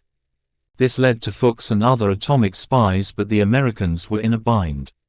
They did not want to use the codes in court because that would alert the Soviets to the fact that they had cracked Venona. This meant that the preferred way forward was to get a confession, after interrogation. This was obtained from Fuchs, eventually, but with highly unfortunate timing, in January 1950. This was not long after the detonation of the first Soviet bomb, and the declaration of a People's Republic in China a few weeks later. Without Fuchs's aid, and that of the other Soviet atom spies, Russia would probably not have had a bomb until early 1951 or a year later. As we shall see, this window of time, late 1949 to early 1951, was crucial. Crucial because, at this uncomfortable juncture, on the 25th of June 1950, when events nuclear were moving rapidly, the Korean War erupted. This was the first, hot, conflict of the Cold War and by far the most dangerous flashpoint since Hiroshima and Nagasaki. By that stage, as we have seen, and in contrast to Churchill's continual entreaties, the Americans had made strikingly little use of their atomic monopoly to extract concessions from the Soviet Union over the previous 4 years. Both the American and British governments immediately condemned the invasion by North Korea of its southern neighbor, as did the newly formed UN Security Council. Within 48 hours the British had placed its Pacific Fleet at the disposal of the US Navy and, eventually, 21 members of the UN voted to support South Korea, which was not then itself a member of the UN, and the European NATO contingent, under American leadership, comprised 15 divisions from France, 5 from Germany, while Britain and America provided 6 divisions between them. The Korean War had many ramifications. For a start, it risked a wider war between the United States and China, and that in turn threatened Britain's regional interests such as Hong Kong. Even more worrying, the Soviet Union had recently signed a mutual security treaty with China, meaning it too could be drawn into the struggle. None of this was helped by the appointment of General Douglas MacArthur as the commander of the United Nations forces in Korea. Although he had been running the occupation regime in Japan since the war, and was the undisputed star of the American Philippines campaign, he was a swaggering maverick, a man with such a towering ego that he was said to have attended the same prep school as God. Despite this, or perhaps because of it, to begin with, the Korean War went well from a Western point of view, before seesawing. Seoul, which had fallen to the North Koreans only 3 days into the conflict, was recaptured on the 29th of September, and MacArthur crossed the 38th parallel into North Korea and took Pyongyang, bearing down on the Yalu River, the frontier between North Korea and China. However, warnings from Beijing that these developments were a direct threat to China were downplayed or not taken on board by the swashbuckling MacArthur, with the result that, on the 26th of November, 250,000 Chinese troops swept south across the frontier, overwhelming the 75,000-strong UN Army, who were forced into a headlong retreat. The US 8th Army, the very core of the UN forces, was threatened with annihilation, and back home in the United States there were calls to abandon Korea and embark instead on a full-scale war with China. This was not something Russia could allow to happen, and the world found itself in a perilous place. Certainly, it was in the most perilous place since the end of the Second World War, and arguably, given the arrival of nuclear weapons, the most perilous place ever. In Washington, Senator Joseph McCarthy was calling in private for nuclear weapons to be used.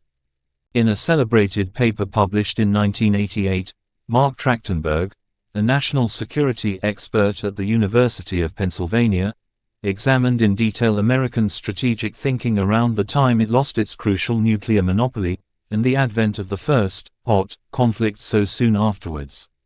He notes that throughout the late 1940s, and well into the early 1950s, there were many who argued that the United States should not just sit back and allow a hostile power like the Soviet Union to acquire a nuclear arsenal. A much more active, or positive, policy had to be seriously considered. The basic fact was that while America had nuclear bombs and Russia had far greater conventional forces, a balance of sorts existed, in Europe in particular. Even so, Trachtenberg found that aggressive ideas were taken very seriously at this time, even at the highest levels in the administration, and there were explicit calls for a showdown with the Soviets before it was too late. In 1946, Churchill, as we have seen, had predicted that there would be a war with Russia in perhaps 7 or 8 years. "We ought not to wait till Russia is ready," he said in reply to a question, and argued repeatedly for a showdown, for bringing matters to a head before the nuclear monopoly was broken. If this led to a war, he had told the House of Commons at the beginning of the year, having it then offered the best chance of coming out of it alive. He pressed the Americans to deliver an ultimatum. The Soviets must either withdraw from East Germany or see their cities obliterated in an atomic attack. In 1948, William Lawrence, the science correspondent of the New York Times, foresaw a war coming once the Russians had the bomb, so argued that America should get in first. As widespread as this view was, that a preventive war was the way forward, it did not prevail in the very highest echelons of the Truman administration. However, the Soviet atomic explosion in 1949, somewhat earlier than expected, as we have seen, nonetheless did provoke a major revision of American thinking.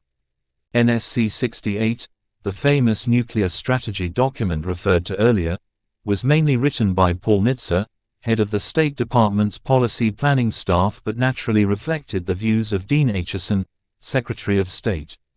The authors of NSC 68 believed that America's atomic monopoly was the one thing that had balanced Soviet superiority in ground forces, and they were worried that, with growing Soviet atomic capabilities, America's nuclear edge was being neutralized more rapidly than conventional forces could be created to fill the gap.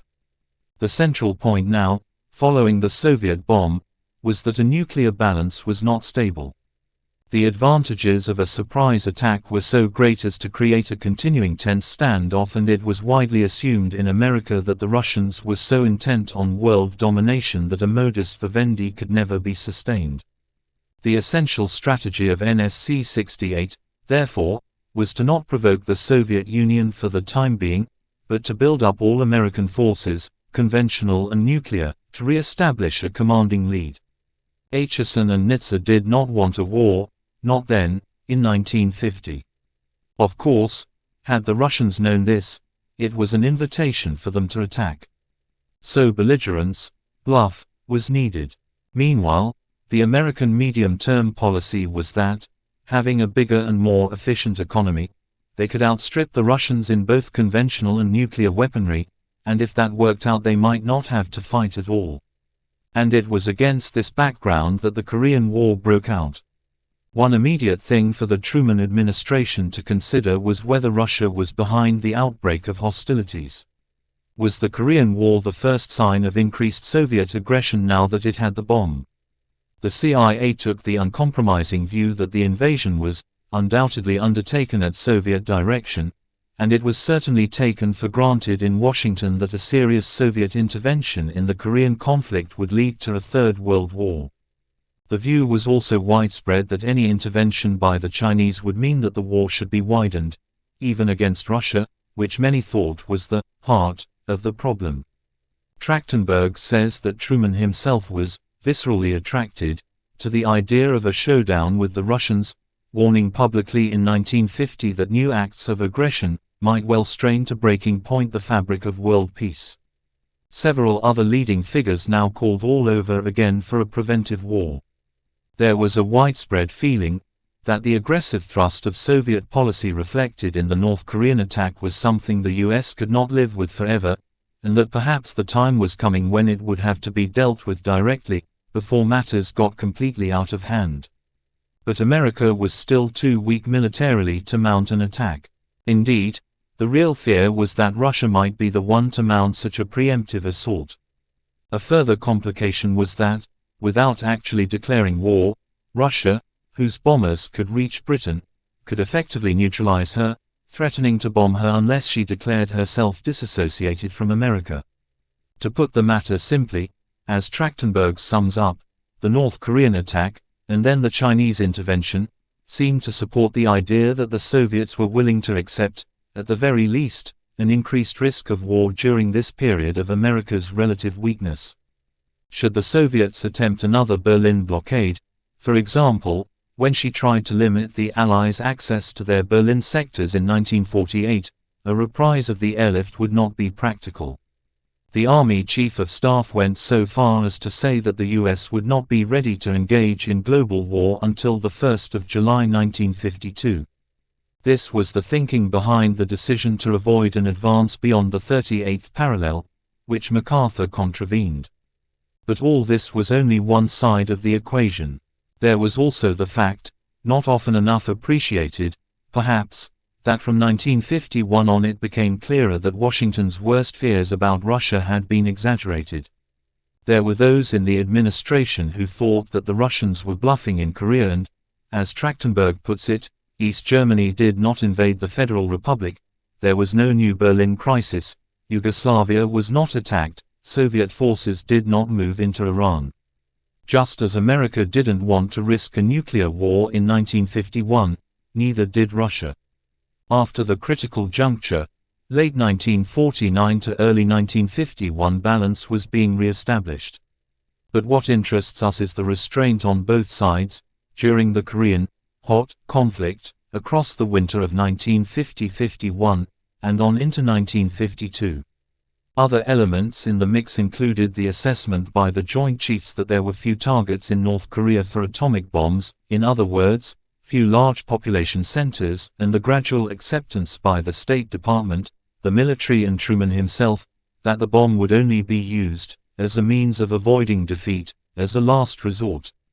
Others asked whether it was worth risking a world war for the sake of Korea. What we can see here, dimly, is the uncertain emergence of a frightening nuclear standoff that would eventually come to characterize the Cold War. As events had matured, the mix of nuclear weapons, conventional forces, the confusion between civilian and military targets and the range of bombing were proving more complicated and intractable than anyone had predicted. On the ground in the war, the difficult situation was further complicated by the deteriorating relationship between the President and MacArthur. The general had been a great fan of Roosevelt and his extraordinary self-control, which he contrasted tellingly with what he called Truman's violent temper and paroxysms of ungovernable rage. These were swaggering words in themselves, as was the speech he sent to the summer encampment of the Veterans of Foreign Wars, the largest and oldest war veterans association of the United States, dating back to before the First World War. Though he didn't attend the camp himself, MacArthur's words were designed to be read out in his absence. In these remarks he contradicted the Truman administration's policy towards Taiwan, then known as Formosa, saying, "Nothing could be more fallacious than the threadbare argument by those who advocate appeasement and defeatism in the Pacific, that if we defend Formosa we alienate continental Asia." Threadbare wasn't exactly flattering of the administration, but it was his use of the term, appeasement, that really challenged and infuriated Truman. This compounded other occasions when MacArthur had dismissed the possibility of Chinese or even Russian intervention in Korea.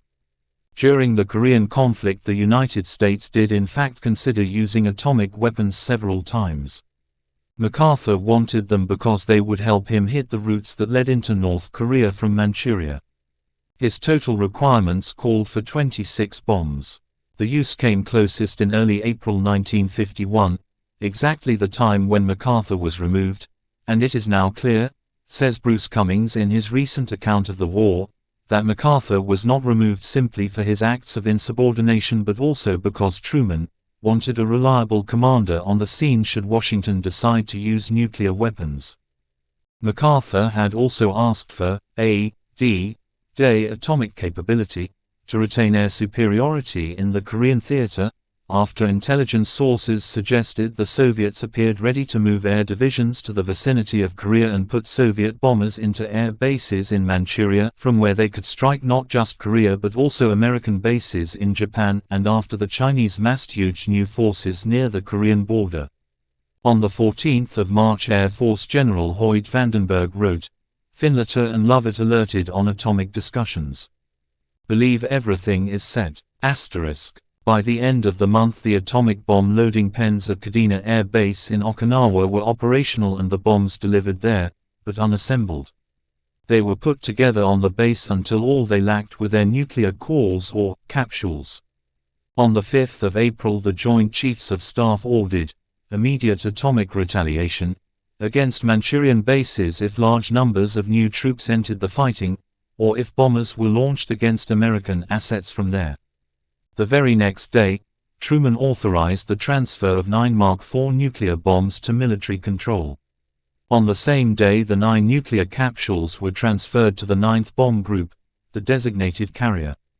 General Bradley, as chairman of the Joint Chiefs of Staff, obtained Truman's approval for the transfer from AEC to military custody, and at the same time the president signed an order to use them against Chinese and North Korean targets. The 9th Bomb Group deployed to Guam. Gordon Dean, chairman of the U.S. Atomic Energy Commission, was apprehensive about passing these to MacArthur's control, and so were the Joint Chiefs of Staff, for fear he might act prematurely. So instead, they decided the nuclear strike force would report to the Strategic Air Command. The final order, though signed, was never sent.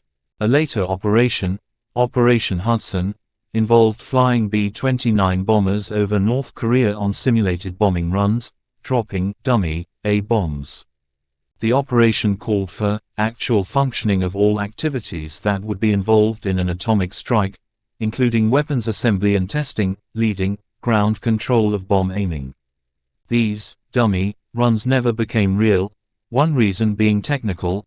According to Cummings, the identification of large masses of enemy troops were extremely rare. But without the threat of retaliation, it now seems extremely likely that the United States would have used atomic weapons to finish the Korean War. MacArthur's disloyalty was provocative enough, even without the threat of nuclear weapons. But the build-up had been further complicated at one point when, at a presidential press conference on the 30th of November 1950, in the course of a set of questions about General MacArthur, and whether he had exceeded his brief, Truman said that he was prepared to take whatever steps are necessary to meet the military situation. Did that include the atomic bomb? Someone asked. That includes every weapon we have. Did this mean there was active consideration of use of the bomb? Truman was asked. There has always been active consideration of its use. Unable to quite believe what they were hearing, reporters asked again, "Did we understand you clearly that the use of the bomb is under active consideration?" Always has been. It is one of our weapons. Truman then went on to say that the military commander in the field, at that point MacArthur, had charge of the use of the weapons. He was later to retract this statement, but within 17 minutes of the end of the press conference, a United Press bulletin was on the wire. President Truman said today that the United States has under consideration the use of the atomic bomb in connection with the war in Korea. And the situation didn't immediately calm down. MacArthur called on the administration to recognize that a state of war had been imposed by the Chinese and that the American response should be to drop 30 to 50 atomic bombs on Manchuria and the mainland cities of China. The Joint Chiefs also came down in favor of the use of nuclear weapons as the only way to affect the situation in Korea. Truman refused to go down that route. He later said in a speech that he had drawn a line over Korea. As David McCullough phrases it, if victory in Korea meant risking a world war, a war of atomic bombs, Truman would settle for no victory in Korea. Nuclear deterrence, for the first time, had worked. Even then, though, it was clear to some, and this included both Churchill and Truman, that one way to nuclear war was by accident. And this is one reason why, on the 11th of April 1951, 5 days after the nuclear weapons were transferred, the president relieved MacArthur of his command. The official reason for his dismissal was punishment for multiple acts of insubordination connected with the prosecution of the war in Korea. Given MacArthur's waywardness, this was no more than appropriate, but it was also courageous of Truman, for the general was hugely popular at home. I didn't fire him because he was dumb son of a bitch, although he was, the president said. I fired him because he wouldn't respect the authority of the president. MacArthur's maverick behavior in the war had become megalomaniacal and reckless, so that many felt he could trigger a general Far Eastern conflict that could in turn enter a global conflagration. As evidence of that, when the news of the general's sacking was received in the House of Commons, it was met with cheering on both sides. The cheering was short-lived. The Korean conflict was the flashpoint, but the whole world was on edge at that time. Truman certainly felt it. At the end of January 1952, worried by reports that the Chinese were planning a new offensive in Korea at the very moment that armistice talks were in progress at Panmunjom, just north of the de facto border between North and South Korea, he confided to his diary that the time had come to target the source of communist aggression rather than to commit blood and treasure in combating its symptoms, as in Korea. It seems to me that the proper approach now would be an ultimatum with a 10-day expiration limit, informing Moscow that we intend to blockade the China coast from the Korean border to Indochina, and that we intend to destroy every military base in Manchuria, including submarine bases, and if there is any further interference we will eliminate any ports or cities necessary to accomplish our peaceful purposes. We did not start this Korean affair, but we intend to end it for the benefit of the Korean people, the authority of the United Nations and the peace of the world. This means all-out war. It means that Moscow, St. Petersburg, Mukden, Vladivostok, Pekin, Beijing, Shanghai, Port Arthur, Daren, Odessa, Stalingrad and every manufacturing plant in China and the Soviet Union will be eliminated. This is the final chance for the Soviet government to decide whether it wants to survive or not. All-out war. Survive or not. Apocalyptic words. Historians have generally explained this entry as an example of Truman letting off steam in private. They do concede that it is an extremely aggressive example, though they imply he would never have made such thoughts public. And he didn't act on those thoughts. But there is another explanation as to why this truly terrifying vision never took place, and one that brings to a fitting conclusion the narrative of this book. Niels Bohr, we may say, ultimately failed in his heroic attempt to convince world leaders, Roosevelt and Churchill above all, that they should open up to the Russians before the Allies had advanced so far in their preparations for a bomb that any approach would look coercive rather than cooperative. In this he was proved right. As we now know, all the post-Hiroshima and post-war attempts to fashion an international control system founded on the fairly obvious fact that the Soviets were never going to accept any arrangement where the balance of the agreement enshrined the Allied advantage that then existed. Again, this was exactly as Bohr had foreseen. The one unknown in Bohr's plan, as envisaged, was and has always been the character of Stalin. Would he have agreed to a Bohr-inspired system of control in the late spring, early summer of 1944, following Bohr's meeting with Churchill? As we saw in the last chapter, Stalin could be both friendly and duplicitous. He was able to charm and mislead Churchill and Roosevelt. We know he found atomic weapons barbarous, and that he was unnerved by them as much as anyone else. If he had been brought in on the secret earlier, as Bohr advocated, he would most certainly have wanted a weapon of his own, but, as Churchill said more than once, he kept to his word in meeting his agreed obligations in the conduct of the war. He was perfectly capable of seeing where Russia's interests lay and in seeing that the balance Bohr identified was a basis of trust and of peace. It was not a foregone conclusion but, as Bohr argued, and certainly in view of what happened anyway, it was worth the risk. An agreement on atomic weapons would mark a real advance in relations between the great powers, making them allies in the post-war world just as they were in wartime. Eisenhower's point about Britain's great fleet, America's unequaled air force and Russia's massive ground armies provided just such a basis for a nuclear league, which would have surely gone a long way to guaranteeing a durable stability. By the time of the Second World War, many of the brutalities of the Stalin regime were known, but not fully.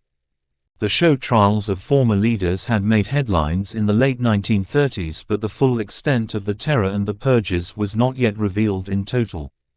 The Dewey Commission, the American Committee for the Defense of Leon Trotsky, had been set up following the first of the Moscow show trials in 1936 and had established that some, at least, of the specific charges at the trials could not be true. Stalin was a brute, and known to be a brute. But he was a rational brute. While it is not at all clear how Stalin would have responded to an approach along the lines Bohr suggested, Bohr was right in that it was worth the risk. Which brings us back, one last time, to Klaus Fuchs and Niels Bohr. There is no question but that the Korean crisis was the first major, hot, conflict of the nuclear age, and a measure of the catastrophic breakdown in relations between former allies. But, as ever throughout this story, it is the timing that interests us. President Truman, echoing his generals, such as Omar Bradley, was in a belligerent mood, as we have seen, but, not having made the most of their 4-year nuclear monopoly, where Korea, China was concerned, he still did not take the nuclear option. Despite his bellicose diary entry about wiping out communist civilization, no nuclear action took place. Trachtenberg's analysis shows us why. Months previously, the Russians had exploded their first bomb, and so any nuclear action on Truman's part risked inevitable retaliation by Russia, who had a treaty to aid its Chinese fellow communists. The interval between the first Trinity test at Alamogordo and the plutonium bombing of Nagasaki was 24 days. In the 2 years since its first test explosion, Russia had had plenty of time to produce its first deliverable atomic bombs. We now know it had 9. There was unease in the Truman administration about using nuclear weapons. Many felt it was the wrong war and worried what the knock-on situation might be in Europe if atomic bombs were used in Korea and failed to achieve their objective. But Truman had also, quite realistically, come to the conclusion that nuclear war would be a catastrophe. War today might dig the grave not only of our Stalinist opponents but of our own society, our world as well as theirs. Such a war is not possible for a rational man. On these grounds, Klaus Fuchs's espionage becomes all-important. If what he and others did, in leaking so many Allied atomic secrets over the years, advanced the Soviet nuclear program by as much as 2 years, as some have estimated and seems reasonable, then it could easily be seen that his actions, in speeding the production of Russian nuclear weapons, actually helped to forestall a nuclear war brought into being as an escalation of the Korean conflict. Had Russia not exploded its first bomb when it did, then by the time Truman came to write his bellicose diary entry, and if there had not been the very real threat of Soviet retaliation in the time leading up to January 1952, then the risk assessment of leading American politicians and generals would have been very different from what it was, and they might well have decided at last to enforce the advantage that they felt the nuclear monopoly, for the time being, gave them. This would surely have provoked, at the least, a Soviet invasion of Western Europe, where its forces vastly outnumbered those of its opponents. Would America have nuclear-bombed Russian forces in, say, Germany? And then what? As it was, the time advantage that Fuchs's actions brought the Russians, more so than all the other atom spies, meant that they already had the bomb and, as Trachtenberg has shown, this tempered American behavior, a balance of sorts eventually being achieved in 1952. As Michael Gordon put it, the situation in Europe had frozen in 1950 into a tableau of terror, and would remain more or less stable until the fall of the Berlin Wall in November 1989. We shall never know if the Korean conflict would have gone nuclear if the Russians had not had the bomb by then, but it is safe to assume that it was a close-run thing. Truman had signed the order. And of course, in this narrative of ironies and coincidences there is this final uncomfortable observation. Throughout this story, Niels Bohr behaved as an honest, upright, open-minded and far-sighted member of the international community, but ultimately he failed in what he hoped to achieve. Fuchs, in marked contrast, schemed in the shadows, betrayed his colleagues and the people who had given him sanctuary after the Nazis frightened him out of his homeland. He grievously abused his several positions of trust and put himself beyond the bounds of decency. But, as things turned out, his crimes and betrayals, his duplicitous deceits, his treachery and his cunning in the end propelled the world into its frozen tableau of terror, and in so doing saved us from disaster. Fuchs also told his Russian masters that, in 1947, the British had had little success in developing an atom bomb of their own.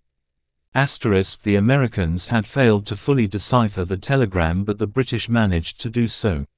Fuchs's name was also found in the diary of one of the suspects in the Nunn-May case. Groves later claimed that had he been shown this, he could have got onto Fuchs much earlier.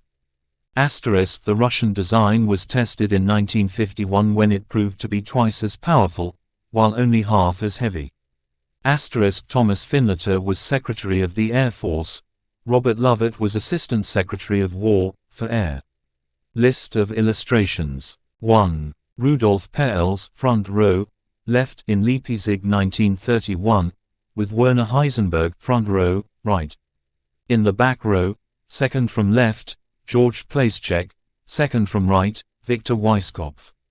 2. Pyotr Kapitsa, right, the Russian nuclear physicist, and later a Nobel laureate, in Cambridge, dressed in traditional mourning suit as James Chadwick's best man, with a rented top hat. A Fellow of Trinity College and of the Royal Society, he was forbidden from returning from Russia to Britain in 1934.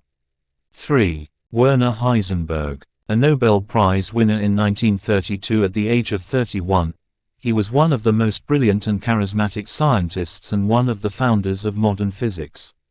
He was also highly controversial, and it is still not clear whether, during the war, he worked towards a German bomb, or did his best to deceive Hitler about the chances one could be produced before the fighting ended. 4. The 7th Solvay Conference of Atomic Physicists, Brussels, 1933, devoted to the atomic nucleus. Note the three women in the front row, second from left, Irene Joliot Curie, fifth from left, Marie Curie, second from right, Lise Meitner, with Chadwick at the end. On Irene Joliot Curie's left is Niels Bohr, and next to him Eyolf. Standing, Frédéric Joliot-Curie is third from left, with Heisenberg next. Enrico Fermi is seventh from the left, Peter Debye 10th. Next to him is Klaus Fuchs, professor at Bristol Neville Mott, and three beyond him is Walter Bothe. Next to him is Patrick Blackett. John Cockcroft is sixth from the right, and Peierls fourth. 5. Niels Bohr. Prime Minister Winston Churchill thought he was a Soviet spy meddling in politics. As well as being one of the top two physicists of all time, he was probably the most profound thinker on atomic strategies. 6. Enrico Fermi, the Pope of nuclear physics. He escaped from fascist Italy in 1938, after he and his Jewish wife had been to Norway to collect the Nobel Prize. 7. Pyotr Kapitsa in Moscow after he had been refused permission to return to Britain. His Cambridge lab was transferred to Moscow, lock, stock and barrel. He tried to alert the British and Americans to the fact that Russia had some idea what atomic research was going on in secret. 8. Otto Hahn and Lise Meitner at the institute set up in their name in 1959. Her escape from Nazi Germany was more fraught than any of the other physicists. But in exile in Sweden she was first to realize that Hahn had discovered nuclear fission, bringing the prospect of an atomic bomb much nearer. 9. Paul Rosbaud. His extraordinary Anglophilia stemmed from his treatment by British soldiers as a POW at the end of the First World War. He became Britain's #1 atomic spy and was the first to reveal that Germany did not have a bomb. 10. Irene and Frédéric Joliot-Curie at the Laboratoire de Chimie Nucléaire in Paris. Their insistence on publishing their results about nuclear fission in April 1939 alerted the Germans, the British and the Russians to the very real possibility that nuclear weapons were feasible. Many émigré physicists wanted the French to keep their results secret and were distraught at the open publication. 11. James Chadwick, left, and General Leslie Groves, commanding officer of the Manhattan Project. Groves could have won almost any unpopularity contest, and was as much an Anglophobe as Rosbaud was Anglophile. However, Chadwick, the most senior British physicist in the Manhattan Project, was one of the few scientists the general respected. 12. Arthur Compton of the University of Chicago. Despite being a senior figure in the American bomb program, he was deliberately kept in the dark by General Groves in regard to Germany's non-progress towards a bomb, and so was one of those who worried unnecessarily. 13. Peter Debye, a Dutch Nobel Prize-winning physicist who, on the outbreak of war, was director of the Kaiser Wilhelm Institute in Berlin. He left Germany rather than resign or convert his nationality, and moved to the United States to lecture, where he informed the authorities that Germany did not have a bomb, and that German physicists were using the bomb project to avoid military service. He was not believed. 14. Hans A. Bethe left Germany in 1933, for England, where Rudolf Peierls served under him, moving to America 2 years later. Bethe became head of the theoretical division at Los Alamos and was one of those who recommended the assassination of Werner Heisenberg. He remembered Bohr bringing to Los Alamos a drawing, which went missing, of German nuclear ideas in 1943–44. 15. Hans D. Jensen, a specialist in heavy water from Hamburg. He attended the fateful meeting at which Speer killed off the German bomb project and visited Bohr to explain there was no threat from Germany. He also informed the Norwegian underground of the same message. 16. J. Robert Oppenheimer and General Groves at the Trinity test site in the Alamogordo Desert, in July 1945. Oppenheimer's sweet-stained pork pie hat was a famous icon at Los Alamos. 17. Klaus Fuchs, a brilliant mathematical physicist and a dedicated communist, much influenced by Henry Barbusse in France. His principal achievement was learning how to live without people rather than learning to live with them. He told his Russian controller that he avoided falling in love deeply. His betrayal of nuclear secrets advanced the advent of a Russian bomb by as much as 2 years. 18. A missing link. Louise Branston, a wealthy socialite who was close to certain Russian operatives in San Francisco. The FBI never spotted her links to Elizabeth Bentley, a Soviet spy with a large network of contacts, one of whom would have led to Harry Gold and Fuchs. 19. Harry Gold under arrest for espionage. He had great respect for Fuchs. They had in common a love of music, chess and their solitary life of secrecy. 20. Los Alamos from the air. Santa Fe, 17 miles away, was the nearest outpost of civilization. Rumors abounded that spaceships, poison or whiskey were being manufactured on the base, so scientists were sent into town to spread stories that a new form of rocket was being developed. 21. British physicists who, in 1946, received the American Medal of Freedom for their part in the Manhattan Project. From the left, William Penny, Otto Frisch, Rudolf Peierls, John Cockcroft. 22. Hiroshima in ruins. The change of target from Germany to Japan was kept secret from the scientists laboring on the bomb, because it was feared they would be demotivated and might refuse to continue working. 1. Rudolf Peierls, front row, left in Leipzig 1931, with Werner Heisenberg, front row, right. In the back row, second from left, George Placecheck, second from right, Victor Weisskopf. 2. Pyotr Kapitsa, right, the Russian nuclear physicist and later a Nobel laureate, in Cambridge, dressed in traditional morning suit as James Chadwick's best man, with a rented top hat. A Fellow of Trinity College and of the Royal Society, he was forbidden from returning from Russia to Britain in 1934.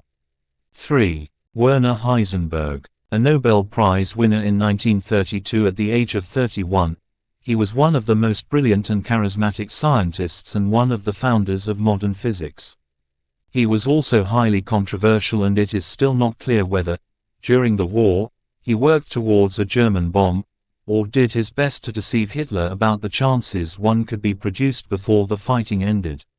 4. The Seventh Solvay Conference of Atomic Physicists, Brussels, 1933, devoted to the atomic nucleus. Note the three women in the front row: second from left, Irene Joliot-Curie; fifth from left, Marie Curie; second from right, Lise Meitner, with Chadwick at the end. On Irene Joliot-Curie's left is Niels Bohr, and next to him Ioff. Standing, Frédéric Joliot-Curie is third from left, with Heisenberg next. Enrico Fermi is seventh from the left, Peter Debye 10th. Next to him is Klaus Fuchs, professor at Bristol Neville Mott, and three beyond him is Walter Bothe. Next to him is Patrick Blackett. John Cockcroft is sixth from the right, and Peierls fourth. 5. Niels Bohr. Prime Minister Winston Churchill thought he was a Soviet spy meddling in politics. As well as being one of the top two physicists of all time, he was probably the most profound thinker on atomic strategies. 6. Enrico Fermi, the Pope of nuclear physics. He escaped from fascist Italy in 1938, after he and his Jewish wife had been to Norway to collect the Nobel Prize. 7. Pyotr Kapitsa in Moscow after he had been refused permission to return to Britain. His Cambridge lab was transferred to Moscow, lock, stock and barrel. He tried to alert the British and Americans to the fact that Russia had some idea what atomic research was going on in secret. 8. Otto Hahn and Lise Meitner at the institute set up in their name in 1959. Her escape from Nazi Germany was more fraught than any of the other physicists. But in exile in Sweden she was first to realize that Hahn had discovered nuclear fission, bringing the prospect of an atomic bomb much nearer.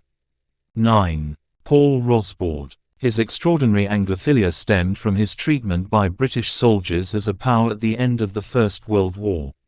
He became Britain's #1 atomic spy and was the first to reveal that Germany did not have a bomb. 10. Irene and Frédéric Joliot-Curie at the Laboratoire de Chimie Nucléaire in Paris. Their insistence on publishing their results about nuclear fission in April 1939 alerted the Germans, the British and the Russians to the very real possibility that nuclear weapons were feasible. Many émigré physicists wanted the French to keep their results secret and were distraught at the open publication. 11. James Chadwick, left, and General Leslie Groves, commanding officer of the Manhattan Project. Groves could have won almost any unpopularity contest, and was as much an Anglophobe as Rosbaud was Anglophile. However, Chadwick, the most senior British physicist in the Manhattan Project, was one of the few scientists the general respected. 12. Arthur Compton of the University of Chicago. Despite being a senior figure in the American bomb program, he was deliberately kept in the dark by General Groves in regard to Germany's non-progress towards a bomb, and so was one of those who worried unnecessarily. 13. Peter Debye, a Dutch Nobel Prize-winning physicist who, on the outbreak of war, was director of the Kaiser Wilhelm Institute in Berlin. He left Germany rather than resign or convert his nationality, and moved to the United States to lecture, where he informed the authorities that Germany did not have a bomb, and that German physicists were using the bomb project to avoid military service.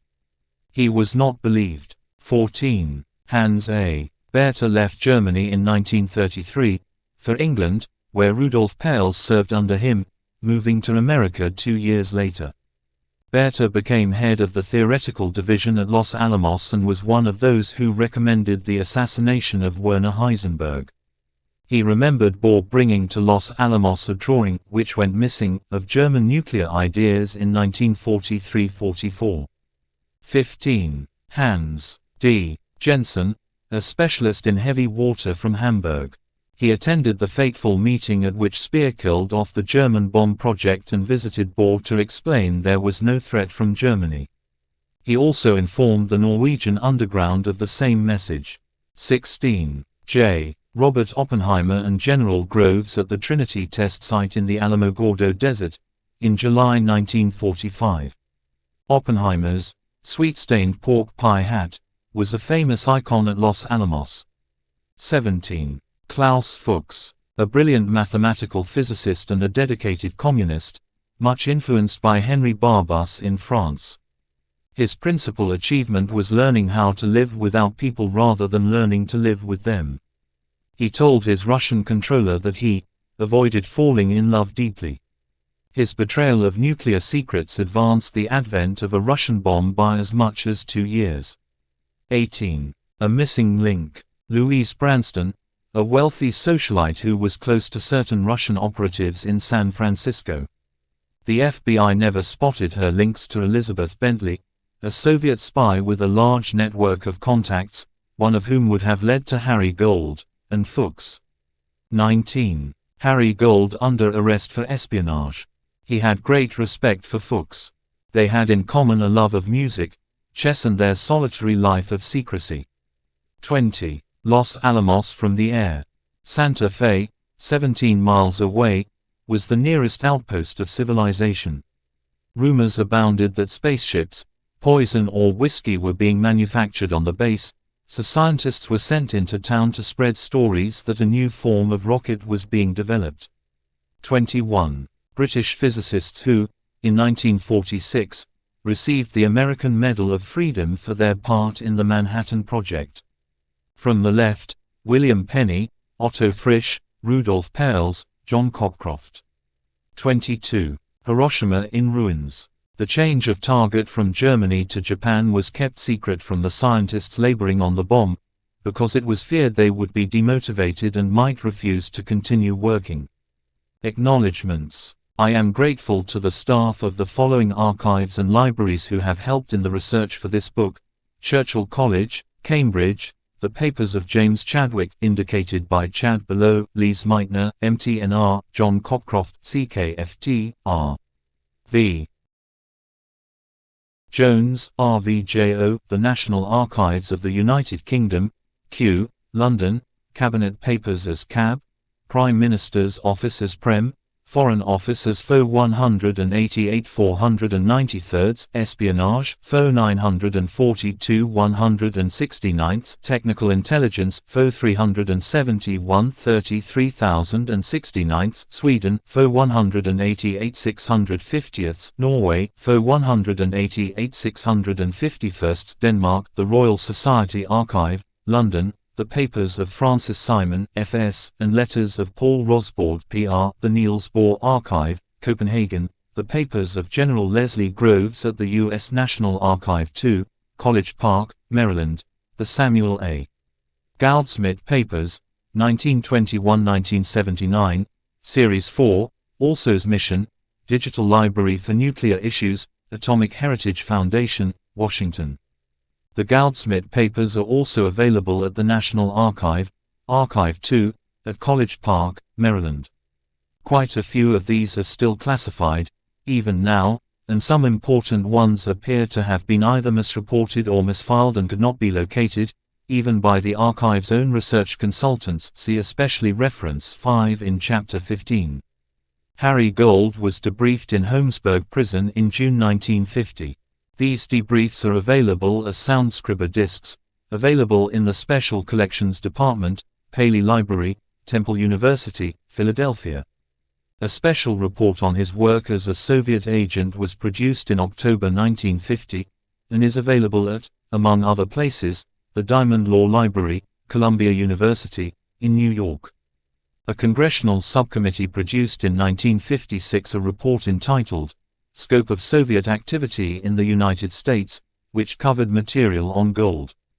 The committee was set up to investigate the workings of the Internal Security Act and reported to the second session of the 84th Congress in April that year. An FBI report on Harry Gold was produced by Special Agent Joseph C. Walsh in New York in May 1950. This is available in the National Archives in Washington. A second report, with the same date, was prepared by S.A. Robert Jensen. Harry Gold is the subject of a notorious offender file in the FBI prison records in the U.S. National Archives, 11 College Park, Maryland. United States v. Harry Gold, 1950 is in the National Archives, Philadelphia. The FBI file on Klaus Fuchs has now been published in 111 volumes, running to more than 50,000 pages, and is available online. This includes the statement Fuchs made to FBI agents Hugh Clegg and Robert Lamphere at Wormwood Scrubs Prison in London in May 1950. The Lamphere papers are at Georgetown University Library. The British Security Service files on Klaus Fuchs are contained in the KV2 series, sections 1245-1270 in particular.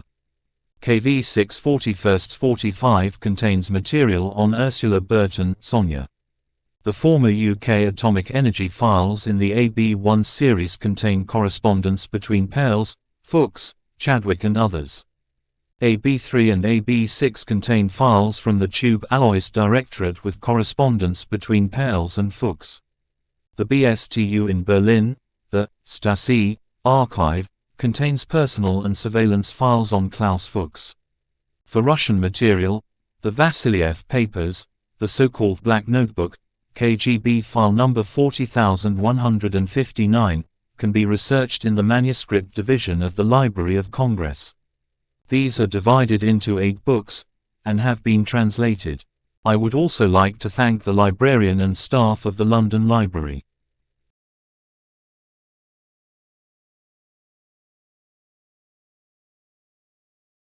Several individuals have helped in the course of my research, either with specialist information, guidance, advice, hospitality or translations: Konstantin Ackenscher, Rupert Allison, Nigel West, Robert Arnold, John Bachofen, Melissa Bond, Derek Borman, Tom Bauer, Sophie Bridges, Frank Close, Neil Cobbett, Dale Cowdett, Hukai, Michael Dean, Megan Dwyer, Richard Ellis, Edward Elson, Michael Gerduis, Peter Goss, Charles de Groot, Gabby Hahn, Eva Haidu, Rupert Hambro, Rebecca Hart, David Henn, Charles Hill, Mark Hollingsworth, Hans Jackson, Philip Knightley, Elizabeth Condell, Halina Koshia, Gregory Koslov, Constance Lowenthal, Ian McGregor, Douglas Matthews, Christina von Meyerfeld, Brian Monahan, Andrew Nuremberg, Catherine Palmer, Michelle Palmer, Nicholas Pearson, Sabine Pfannenstiel, Richard Fennig, Werner Fennig, Michael Pockner,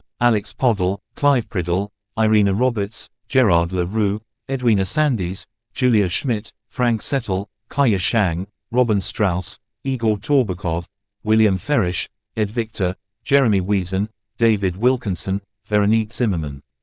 Any errors, omissions or solecisms as remain are the author's responsibility alone. Notes. Preface. Cover-up. When the Righteous Essen. 1.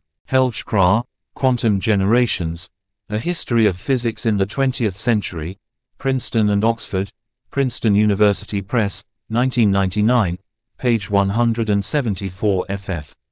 2. C. Werner Heisenberg's letter to his wife, the 9th of January 1946, in Werner and Elizabeth Heisenberg, My Dearly, Correspondence 1937-1946, ed. Anna Maria Hirsch Heisenberg, trans. Irene Heisenberg, New Haven and London, Yale University Press, 2016, p. 277. 3. Gar Alperovitz, The Decision to Use the Atomic Bomb, New York, Vintage, 1996, p.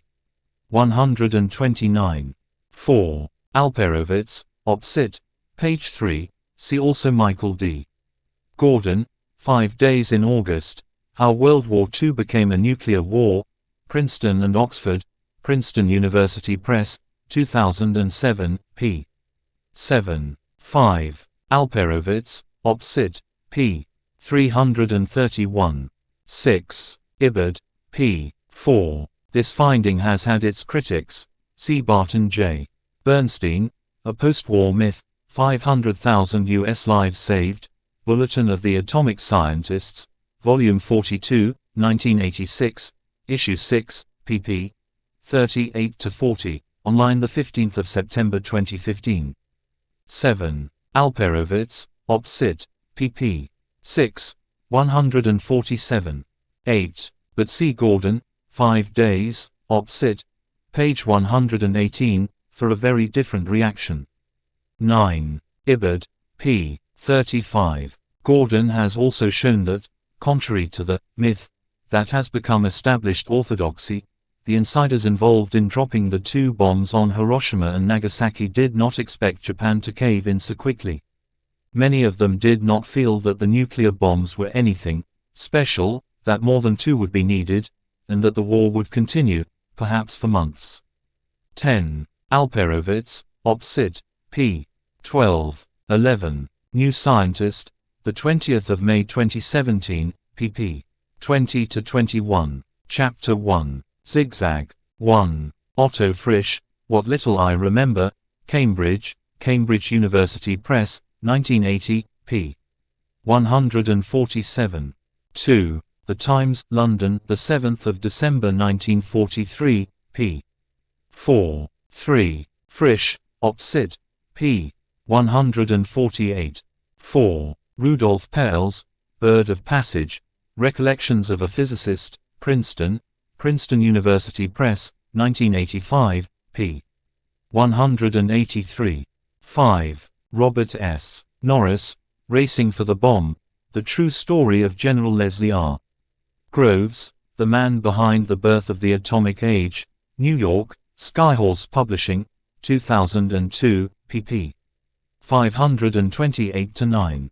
6. Peierls, Op. Cit., pp. 184-5.